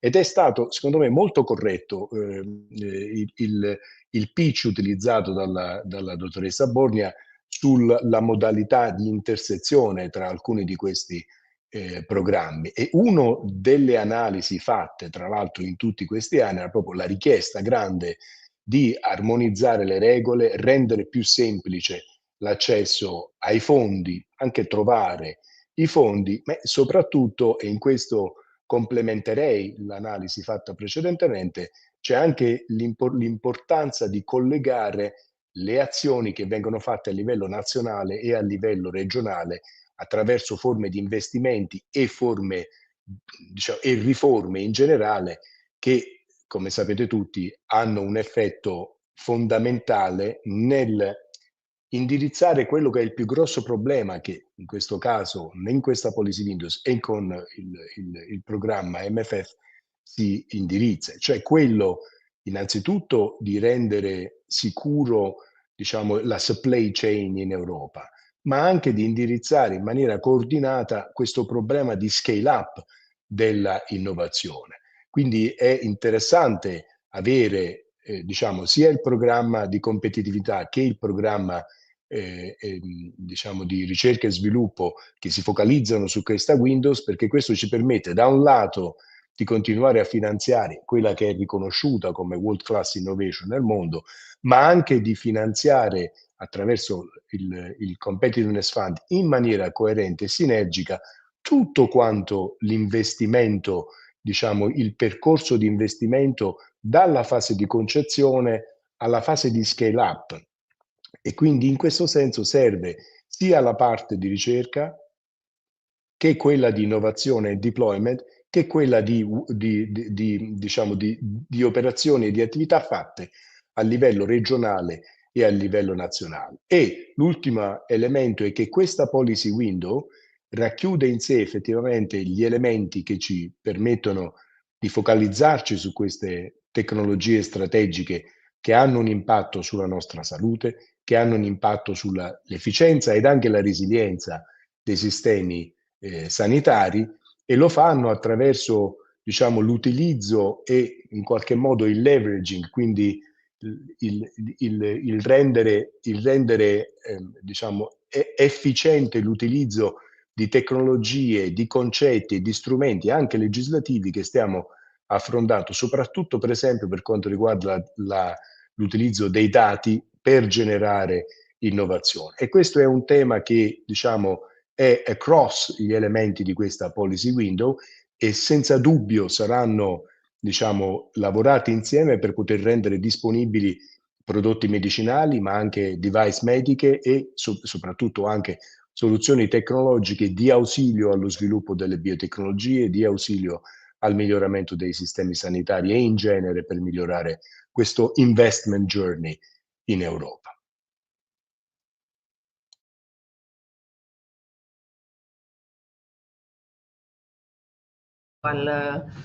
Insomma, una atmosfera più friendly, mi consenti. Grazie per questi primi input, grazie per aver comunque spiegato qual è appunto l'idea di sinergia tra i due programmi per rendere più, diciamo, facile la realizzazione di un investment journey completo attraverso appunto questi settori che poi dovranno essere il più possibile altamente interconnessi, e grazie per aver citato anche ovviamente l'importanza dell'interazione col livello regionale e nazionale prima di tutto. Io passerei ora invece alla relatrice del DGRTD, a Rosalinda, sempre con una prima impressione su queste proposte della Commissione. Grazie Caterina, buon pomeriggio a tutti. Anch'io voglio unirmi a quello che è stato detto da Marco prima riguardo alla bellissima presentazione di Serena che ha preceduto il nostro panel. È stato un bel momento di sintesi e penso che sia stata utile per tutti i partecipanti. Quindi andiamo un po' a vedere dal mio punto di vista il 10° programma quadro e la sua architettura. Volevo soffermarmi un attimo sull'architettura perché è in un certo senso la struttura è ricalca un po' quella di Horizon Europe di adesso, quindi per garantire un po' continuità, ma si adatta alle nuove priorità. Come sapete questa proposta è stata presentata il 16 luglio. Si può vedere dalla proposta che si tratta di un programma forte, di un programma autonomo, cioè di uno strumento strategico che è pienamente in linea con la priorità dell'Unione Europea che è quella di rafforzare la competitività dell'Europa, in quanto la Presidente von der Leyen è stata chiara: la ricerca e l'innovazione devono rimanere al centro dell'economia dell'Unione.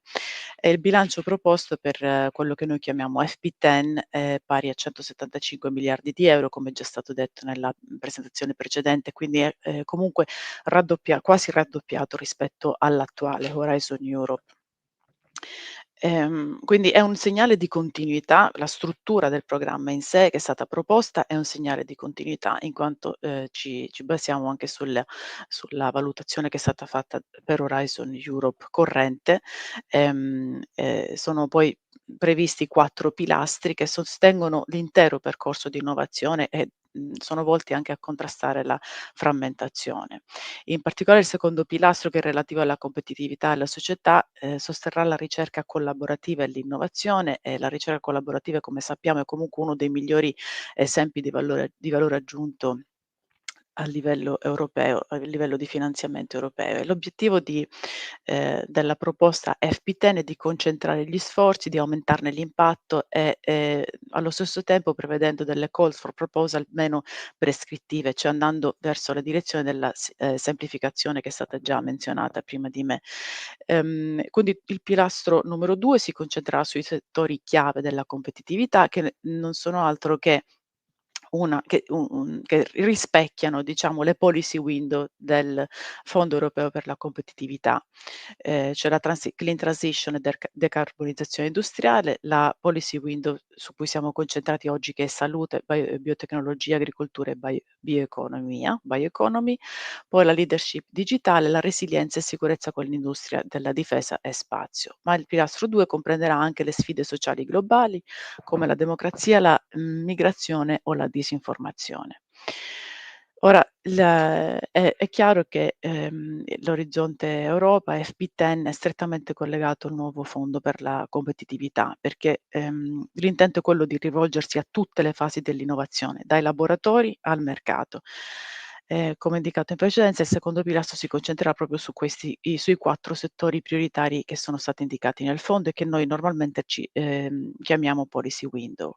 Per quanto riguarda il coordinamento e la governance, non possiamo dire tanto a questo livello, perché non possiamo speculare, visto che si tratta di un proposal, perché ci saranno le negoziazioni.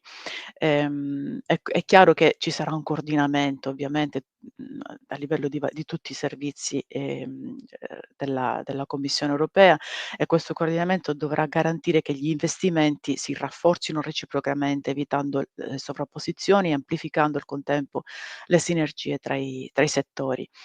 La ricerca collaborativa nell'ambito continuerà a fornire un elevato valore aggiunto e continuerà a collegare la scienza fondamentale con gli obiettivi della ricerca e innovazione e della politica industriale. Ora, bisogna vedere il finanziamento della ricerca e innovazione non come una spesa, ma come un investimento intelligente, perché dalle nostre valutazioni si è visto che ogni euro investito attraverso Orizzonte Europa si trasforma in un aumento del PIL fino ad 11 euro sino al 2045, e quindi la ricerca e l'innovazione rimangono forti in Europa, e l'Orizzonte Europa è un marchio che è anche riconosciuto a livello internazionale, che consentirà di trovare delle soluzioni alle principali sfide come il clima, come l'artificial intelligence, la geopolitica, in un contesto geopolitico in continua evoluzione. E questo è stato sottolineato, come già detto, dai rapporti Draghi, Letta e da Heitor, che è stato il chairman di un gruppo di esperti che è stato che ha avuto il compito di consigliare la precedente commissaria in preparazione di questo nuovo framework program. Quindi il 10° programma quadro concentra quindi gli sforzi laddove l'impatto è maggiore, concentrare gli sforzi dove l'impatto sarà maggiore nei settori come le biotecnologie sanitarie, le biotecnologie agroalimentari, speriamo tanto, la biologia, synthetic biology e la bioeconomia circolare in genere. Questo per garantire la competitività, promuovendo nel contempo la sostenibilità. Quindi con questo in mente, ecco, cerchiamo di leggere entrambi i proposals, quello per l'FP10 e quello per il nuovo fondo per la competitività. A te, Caterina.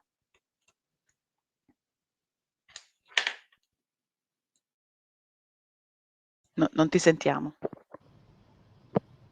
Grazie Rosalinda, grazie per aver introdotto anche diciamo l'ampiezza del settore biotech, bioeconomy, che un po' mi collega anche alla prossima nostra ospite, Elena Sgaravatti, con la quale appunto vorrei cominciare a fare qualche riflessione dal punto di vista industriale. FP10 cresce e insomma si amplia però all'interno di un contesto che è incentrato sulla competitività.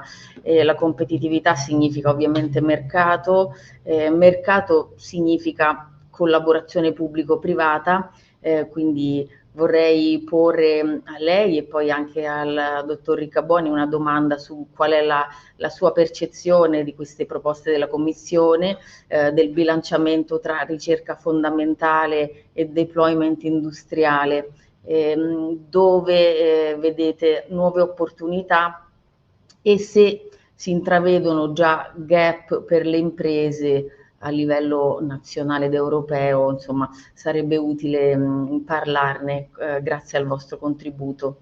Prego, Elena. Microfono. Non la sentiamo, però non so se dipende dalla regia o da lei. Sì, c'è un problema col microfono forse. Sì, No, ecco, chiedo scusa. Ecco, non dicevo che anch'io, grazie Caterina, grazie dell'invito, e anch'io insomma volevo complimentarmi con la relatrice, la dottoressa Borgna, per la chiarezza con la quale ha esposto il programma. Che è un programma veramente molto, molto interessante, specie per un settore, insomma, dal nostro punto di vista, dal punto di vista di Assobiotech, perché in realtà i settori che ha citato della proposta, dalla salute alle biotecnologie, diciamo della salute, ma anche la bioeconomia e agricoltura, sono tutte, coinvolgono tutte la biotecnologia. La biotecnologia è un settore decisamente, una key enabling technology pervasiva, e quindi le tocca tutte, quindi ci sentiamo particolarmente coinvolti. E questo approccio One Health che si intende adottare è un approccio decisamente condivisibile. Insomma, se abbiamo imparato qualcosa dal dramma della pandemia che abbiamo subito negli scorsi anni, è proprio questo, che non possiamo pensare di vivere in salute senza un ambiente sano. Un ambiente sano e con rispetto anche alla salute degli animali, perché tutte le zoonosi, lo ricordo, insomma, Covid incluso, sono venute proprio per un tema di gestione, insomma, del pianeta, che evidentemente andava fatto in maniera diversa. Quindi le biotecnologie, anche grazie a questa visione, a questa lettura, potranno esprimere il grandissimo potenziale che hanno. Guardate, non credo di esagerare se sosteniamo, come sosteniamo, che siamo di fronte a una rivoluzione nella biomanufacturing, la possibilità di produrre tutta una serie di intermedi, di prodotti, di food, di feed, insomma, tutta una serie di materie, grazie per esempio alla fermentazione di precisione e ad altri, all'utilizzo di microrganismi, di batteri, di enzimi, rivoluzionerà il settore manufatturiero. Io mi piace citare un dato che secondo me è sempre molto forte. Allora, McKinsey sostiene che il 60% delle materie prime può essere prodotto grazie alle biosoluzioni, quelle che chiamiamo biosoluzioni. Le biosoluzioni sono appunto quelle che sono in grado di essere prodotte grazie alle biotecnologie, che ripeto, spaziano dall'area salute fino all'agricoltura, passando per le industrie. E quindi questo è una condizione che evidentemente è un motore, una spinta, un booster per la nostra economia straordinario. Si citavano prima tutti i report delle commissioni europee. Beh, una forse merita di essere menzionata, che è quel report molto bello, Building the Future with Nature, che esattamente esprime quello che si sta dicendo, che sto dicendo adesso, insomma, utilizzare tutte queste tecnologie per avere un'economia più resiliente, food security e quant'altro. Tra le altre cose, questa modalità di produzione attraverso le biosoluzioni porterà anche a un risparmio in termini di CO2, quindi di salute pubblica, straordinario. Ci sono analisi che dicono che nel 2030, con le tecnologie attualmente in house, ma espresse diciamo al meglio, potrebbero rappresentare un risparmio di 4.300 milioni di tonnellate di CO2, che sono dati veramente molto, molto forti. Quindi alla domanda come vedono gli stakeholder dell'area biotech questo piano, questo programma, lo vedono con grandissima fiducia, lo troviamo molto, molto positivo e molto tempestivo, rappresenta un passo avanti che bisogna compiere però con una certa urgenza, ecco, direi con una certa urgenza, perché purtroppo abbiamo moltissime realtà di ricerca di eccellenza che purtroppo la fase di deployment non l'hanno potuta vedere appieno realizzata. E questo perché evidentemente è necessario un ecosistema che funzioni, quindi non basta solo la ricerca, ma giustamente dalla formazione alla ricerca, poi alle start-up, alle PMI, all'industrializzazione, alla produzione, all'accesso al mercato. Dobbiamo pensare di mettere insieme tutti questi passaggi e farli evidentemente quello che è stato definito il biotech journey, no? E fare in modo che questi possano correre rapidamente da una fase all'altra. L'altra cosa che ho apprezzato molto, che è stata invece citata dalla dottoressa, è che si parla anche di divulgazione. Si parla di divulgazione, di far cultura, e anche questo è un tema molto, molto importante, perché avvicinare il mondo del consumatore alle biosoluzioni è un passo importantissimo, perché parlare per esempio di piante ibridate con le breeding techniques, con le NGTs, piuttosto che parlare appunto di proteine vegetali fatte da fermentazione di precisione. Ecco, sono tutti temi che evidentemente necessitano anche di una corretta informazione, che può davvero fare da booster a un'economia molto più resiliente, molto più sana e insomma, e proiettarci in un futuro con una visione più ampia.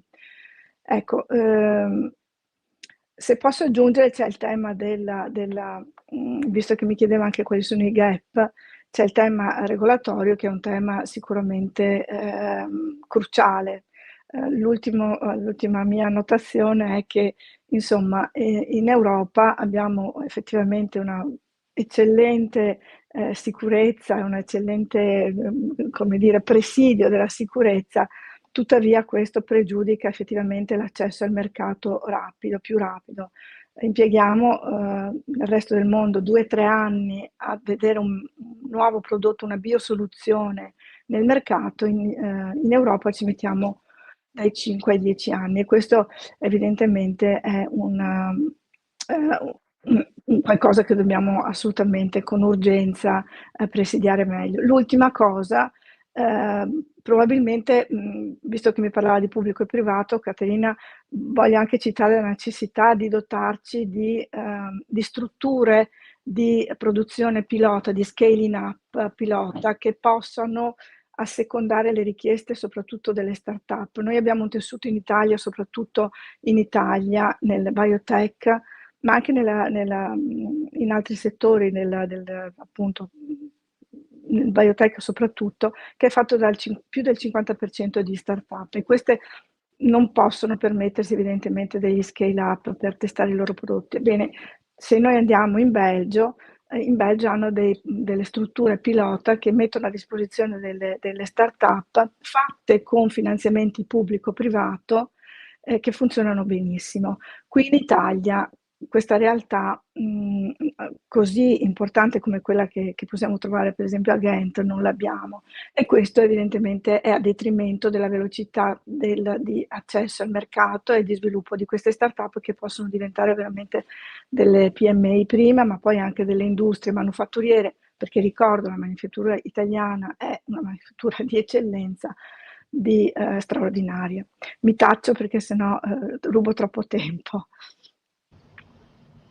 Grazie Elena. No, molto interessanti anche i commenti che hai fatto alla fine su appunto l'esigenza nazionale, come prepararsi a questa trasformazione che non avverrà tra molto tempo, 2 anni non sono assolutamente tanti, quindi questi messaggi resteranno in questo dialogo e insomma ovviamente saranno poi ripresentati e ridiscussi anche a livello nazionale in tanti consessi, quindi grazie. Passo invece al professor Riccaboni. Angelo, stessa domanda, magari dal punto di vista del settore agritech nel suo caso, quanto ci piace questa proposta e come vedi un po' questo bilanciamento e questo coordinamento tra i 2 programmi, promettente?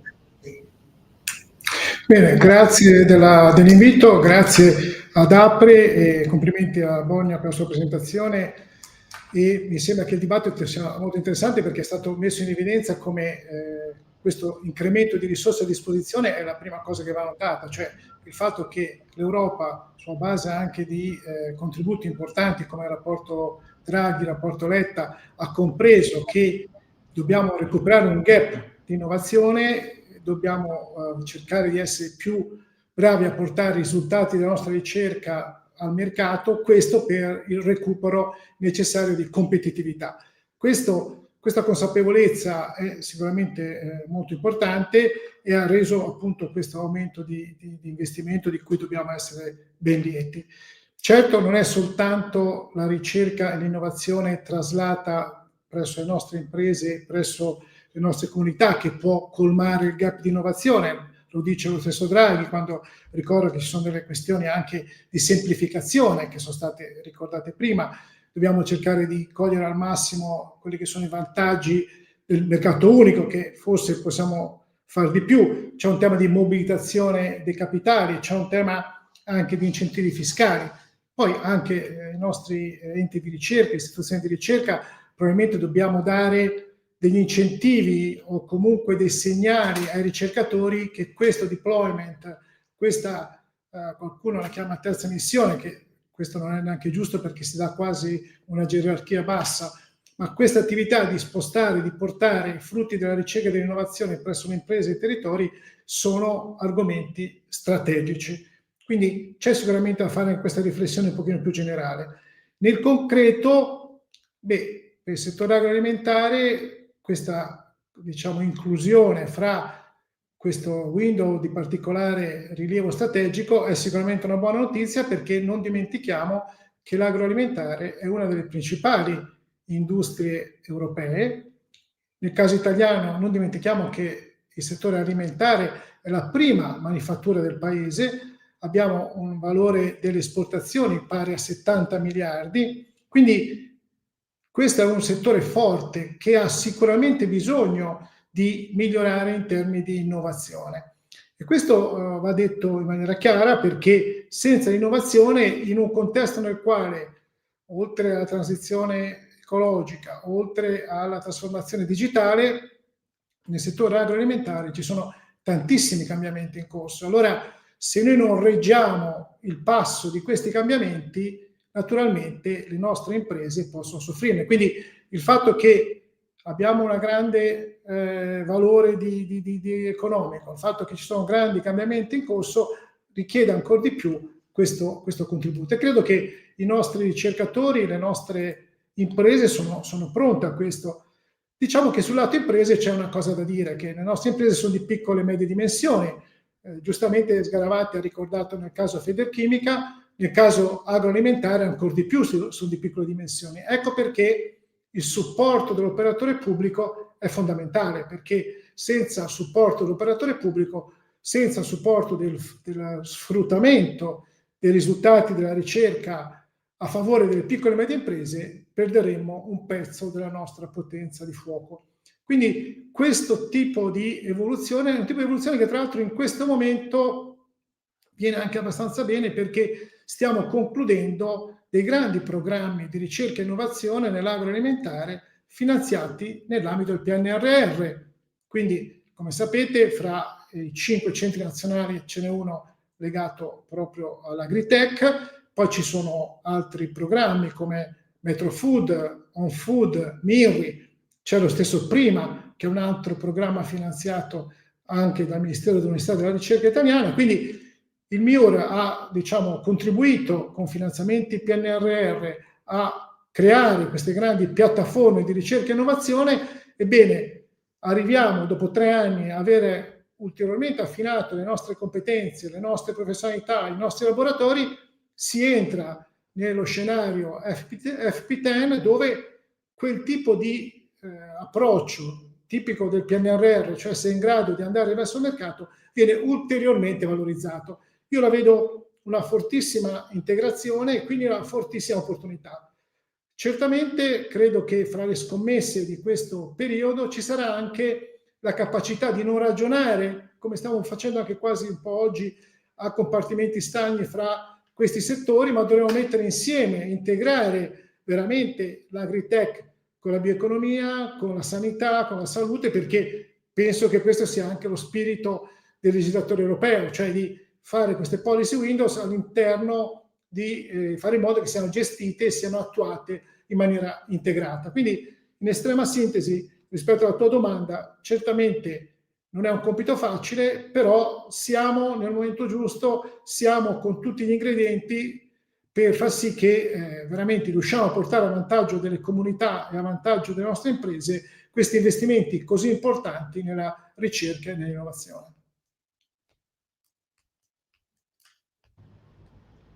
Grazie Angelo, grazie anche a te, grazie a entrambi per aver comunque portato una reazione direi positiva, realista verso comunque i punti di forza di questa apertura, di questa grande ampia policy window che comunque incrementerà appunto il sistema e efficienterà appunto la ricerca in maniera così interdisciplinare.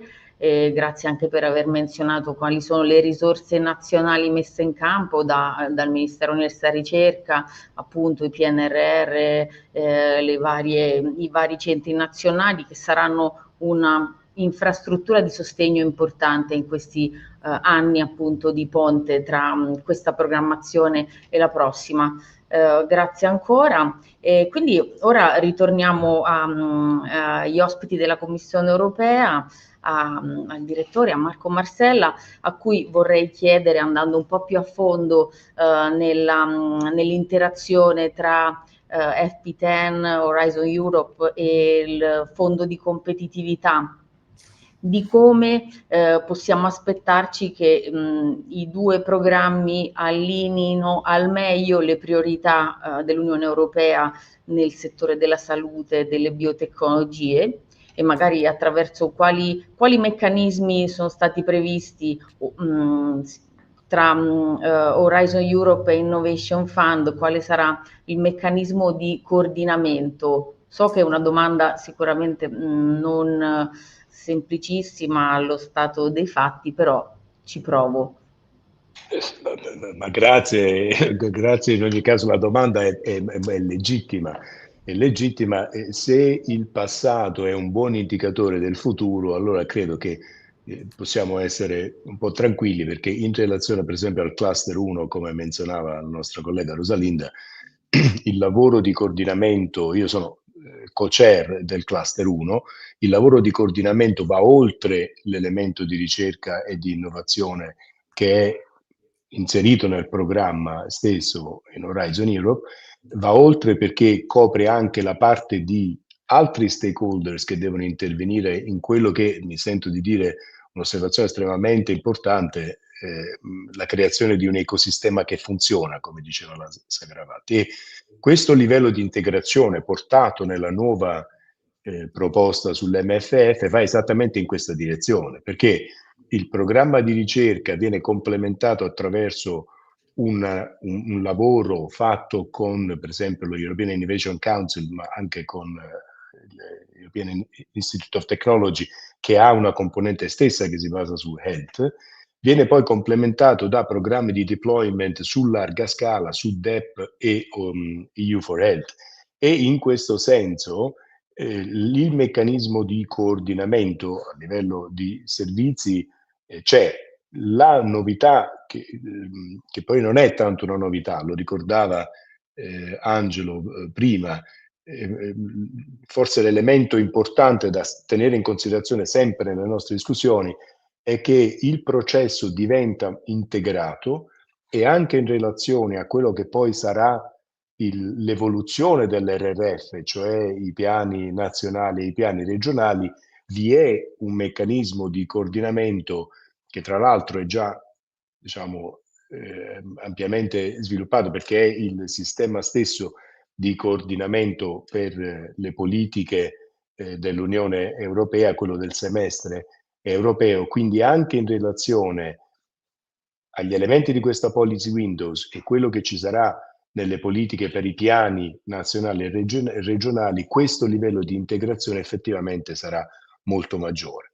E l'idea di avere un'architettura che è completamente interconnessa, che ringrazio gli altri membri di questo panel per averlo sottolineato, l'idea di insistere molto sulla competitività come dalle raccomandazioni Letta-Draghi su tecnologie che sono strategiche, come per esempio Health and Biotech Sectors qui, ci dà un'opportunità di focalizzare molto i nostri investimenti e unitamente al fatto che questa coordinazione porterà a, certamente questo è l'obiettivo, porterà a questo legame, diciamo in qualche modo seamless tra quello che si fa nella ricerca e lo sviluppo a come si fa innovazione nelle regioni, negli stati membri e come questa poi innovazione venga traslata in un beneficio per l'utente sarà al centro dello sviluppo. Presto per dire il meccanismo di governance stesso quale sarà, perché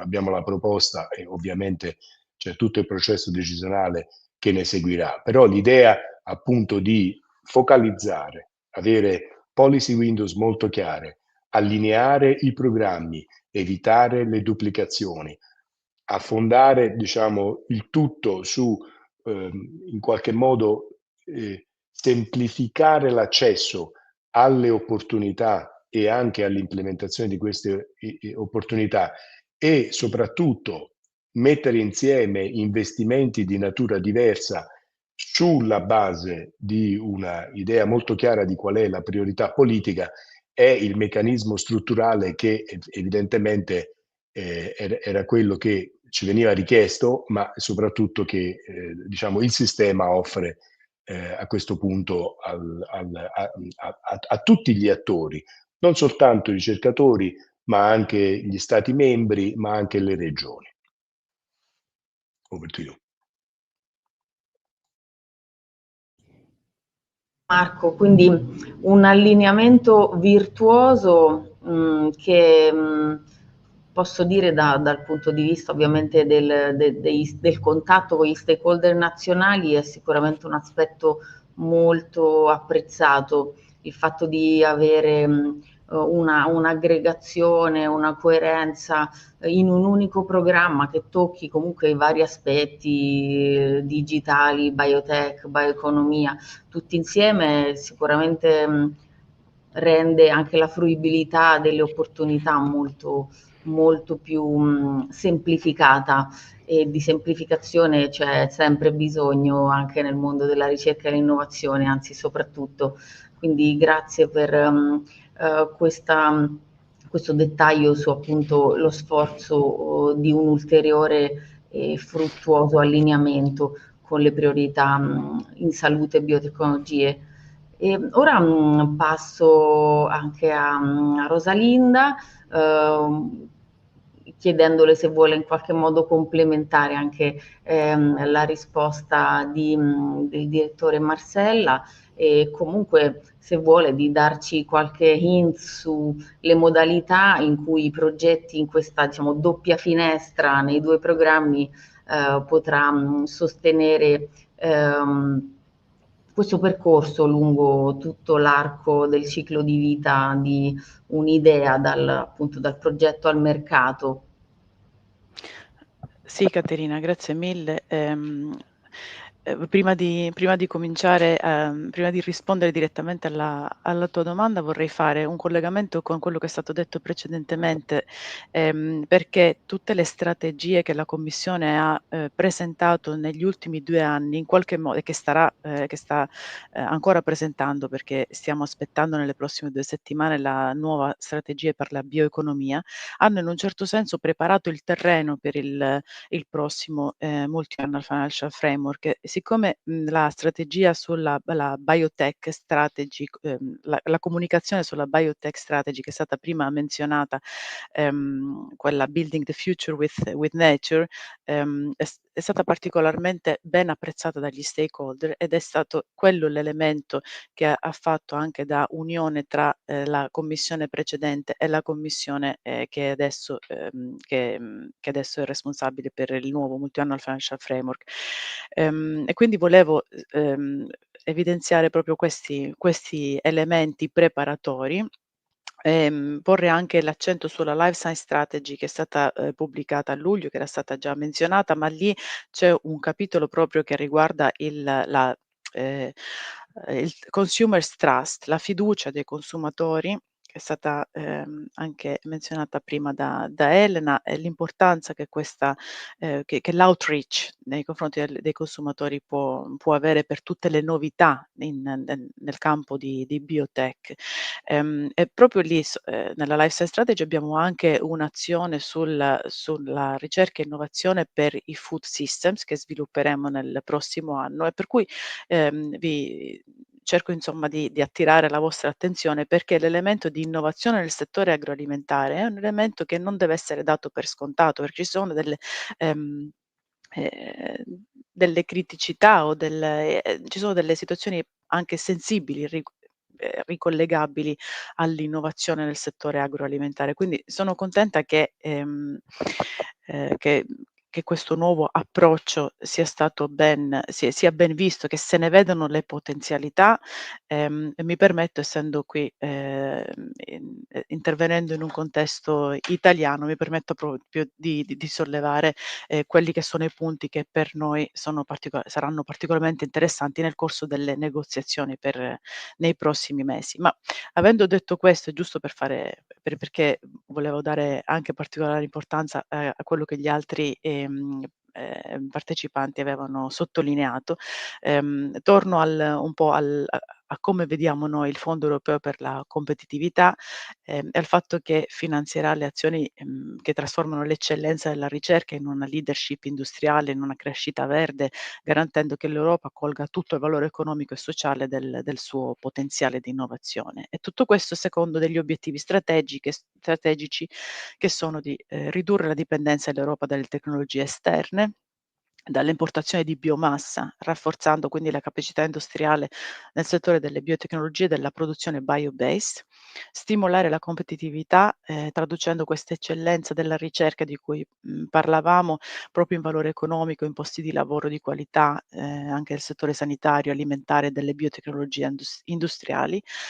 L'obiettivo anche di accelerare questa transizione verde e digitale, garantendo che queste biotecnologie, i settori agroalimentari e le innovazioni sanitarie sostengono la neutralità climatica e la resilienza in generale. Se mi dai proprio il tempo di fare anche qualche esempio, i partenariati pubblico-privato sono abbastanza di successo e dovrebbero poter continuare la loro attività, come per esempio il Joint Undertaking CBE, Circular Bioeconomy, o altri joint undertaking anche nel settore sanitario. E poi le attività sotto il European Innovation Council, che già adesso ha investito 1 miliardo di euro per le imprese agroalimentari, vedranno il budget quasi triplicato nel prossimo framework program. Quindi questo per dare un po'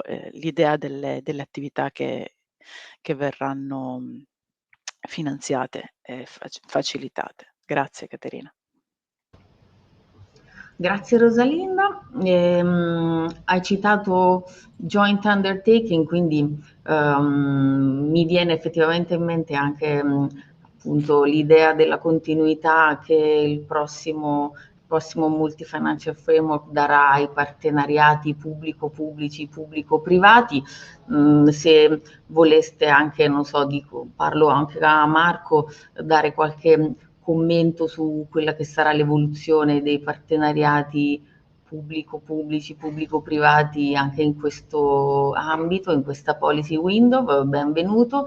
E vorrei dire anche che, visto che il tempo vola, è stato comunque molto interessante, mancano circa 10 minuti alla conclusione, aprirei al parterre di ospiti un commento veramente libero in conclusione di questo interessante dialogo, ciascuno dal suo punto di vista. Quindi non so, ricomincerei da Marco per un ultimo commento libero. Sì, allora vado velocemente per non rubare tempo. Credo, innanzitutto mi sento diciamo,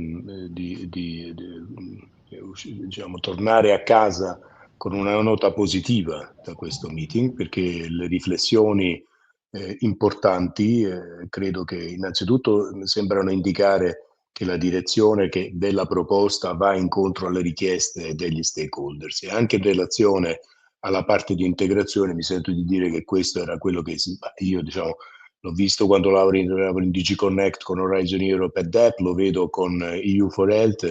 L'idea della semplificazione e della integrazione tra i programmi era molto forte, e quindi anche in questo non mi sorprende il fatto che questo sia stato positivamente recepito dagli stakeholders. L'ultima cosa è che l'Europa siamo tutti noi, e che diciamo che il delivery su queste cose si fa perché c'è engagement, e c'è engagement da parte di tutti. Noi ce l'abbiamo e siamo certi che tutti, soprattutto in Italia, ce l'avranno, e speriamo di contribuire alla competitività delle aziende e dei ricercatori europei. Grazie ancora per l'invito, Caterina. Grazie a te Marco, grazie. Quindi la tua parola finale è engagement. Grazie. Rosalinda? Grazie Caterina, io non mi sento di aggiungere più altro rispetto a quello che è stato detto da Marco, totalmente condivisibile. Grazie anche a te, a DGRTD, per questo intervento. Vado su Angelo, Elena.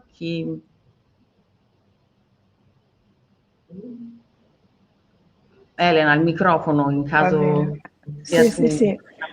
Va bene. Eccomi qui. Ma anch'io condivido appieno, insomma, tutto quello che è stato detto. Secondo me,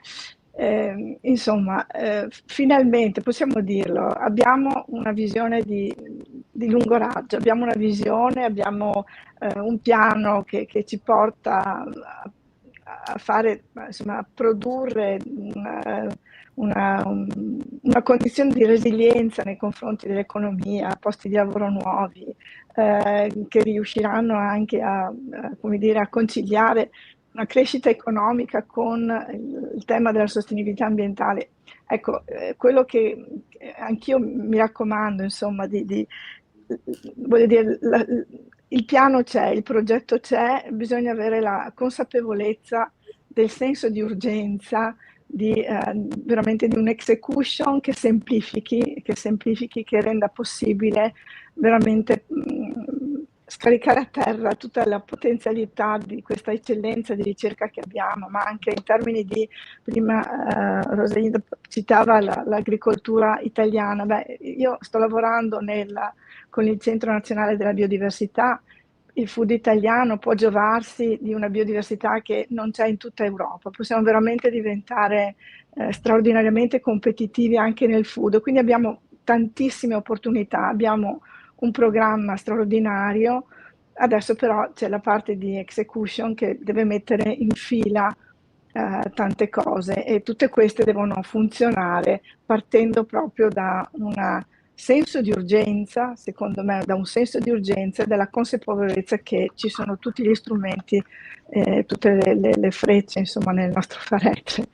Le abbiamo tutte le possibilità, adesso non mancherebbe niente, però bisogna con urgenza sistemare quelle cose che ancora sono da sistemare, la semplificazione, il regolatorio e quant'altro, e poi possiamo veramente esprimere al meglio le potenzialità della nostra ricerca, in particolare nelle biotecnologie, insomma, e anche nell'agri-food. Grazie Elena, quindi semplificazione nel regolatorio, un messaggio ovviamente universale molto molto importante. Angelo? Sì, allora io credo che siamo, come ho detto prima, in un momento molto delicato, perché stiamo concludendo appunto l'esperienza del PNRR su queste piattaforme di ricerca e innovazione, quindi si inserisce bene nel nuovo contesto e bisogna dare gambe a quello che è stato fatto. Allora, giusto per informare anche i nostri amici che stanno a Bruxelles, che probabilmente non riescono a vedere tutti i dettagli dello scenario, qui abbiamo fatto penso un'iniziativa molto interessante come Italia, nel senso che siamo riusciti a fare un accordo fra le 5 piattaforme di ricerca e innovazione più importanti finanziate dal MIUR sull'agri-food, che sono il Centro Nazionale Agritech, l'infrastruttura MIRI, l'infrastruttura Metrofood e il programma On Foods, sempre finanziato dal PNRR, e l'iniziativa Prima, il programma euro-mediterraneo di ricerca e innovazione nel Mediterraneo su sistemi agroalimentari. Avendo messo insieme queste 5 piattaforme, ora stiamo dialogando col mondo delle imprese come unione delle piattaforme, come integrazione fra le piattaforme, e questo va in linea con quello che dicevate prima della necessità sia di superare le sovrapposizioni, ma anche di proporsi rispetto alle imprese in un modo diverso, che deve essere un modo più focalizzato alle richieste delle imprese piuttosto che quello che è il frutto della ricerca, perché noi dobbiamo capire prima di tutto i fabbisogni. Quindi quello che stiamo facendo è cercare di capire meglio quali sono i fabbisogni delle imprese. Capendo i fabbisogni delle imprese, all'interno di queste piattaforme troviamo le soluzioni, perché come presidente della Fondazione CRUI qualche anno fa avevamo messo su un osservatorio proprio sul rapporto università-imprese, e quello che è venuto fuori da questi rapporti è che proprio bisogna cercare di capire meglio dal mondo della ricerca e dell'innovazione quali sono i fabbisogni che le aziende esprimono, che in questo modo è più facile dare delle risposte. Quindi ovviamente bisogna mantenere la ricerca di base, bisogna mantenere la ricerca ridotto TRL, però se vogliamo andare sull'impatto, se vogliamo andare sulla competitività, e credo che questo sia il tema del nuovo framework program e del nuovo fondo per la competitività, bisogna dare delle risposte. Ecco, questa rete, che abbiamo un acronimo magari RERIT, Rete per la ricerca, l'innovazione e il trasferimento tecnologico, è un tentativo di dire ok, noi ci siamo, il mondo delle imprese sta rispondendo positivamente, cerchiamo di aiutare questo match, e questo credo che sia una cosa positiva, proprio nella direzione che voi stavate ricordando. L'ultimo punto riguarda, come è stato detto, il credere nella potenzialità dell'integrazione. Lo diceva Rosalinda prima, certamente nel mondo dell'agroalimentare c'è la piena consapevolezza che le soluzioni dipendono, per esempio, da una forte integrazione fra agritech e le biotech, e le soluzioni biotech, comprendere meglio i temi della salute, cioè se veramente questo paradigma che tutti condividiamo di One Health richiede questo approccio, sempre di più i ricercatori, mi sembra di poter dire, l'hanno colto. Quindi essere insieme in questa policy window credo che sia una cosa molto positiva e può portarci a dei risultati utili, anche perché ormai c'è questa consapevolezza piena. Magari 20 anni fa non c'era, 10 anni fa non c'era, oggi c'è. Grazie. Grazie Angelo per queste tue ultime considerazioni. Grazie direi a tutti per gli interventi, per gli spunti che avete portato e per la chiarezza delle vostre riflessioni. Io ovviamente vorrei augurare anche buon lavoro ai colleghi della Commissione Europea, perché per loro sarà un serio e lungo periodo da attraversare, e APRE continuerà sicuramente con varie attività a stimolare comunque le reazioni, gli input verso la Commissione Europea e il Parlamento in questi futuri mesi. Davvero grazie. Questo Apre Dialogue resterà comunque disponibile per l'ascolto sul nostro canale YouTube. E grazie per tutti gli input, davvero. Io prima di concludere, permettetemi, devo ricordare che domani concludiamo comunque il tour attraverso le 4 policy window con quella dedicata alla resilienza, sicurezza, industria della difesa e spazio, da domani alle 10, con appunto un'introduzione un po' come l'Apre Brief di oggi, e poi un dialogo tra altri attori della Commissione Europea e a livello nazionale. Quindi grazie ancora davvero ai nostri relatori per il loro tempo prezioso, e grazie al pubblico per l'attenzione, e arrivederci al prossimo Apre Dialogue. Un saluto.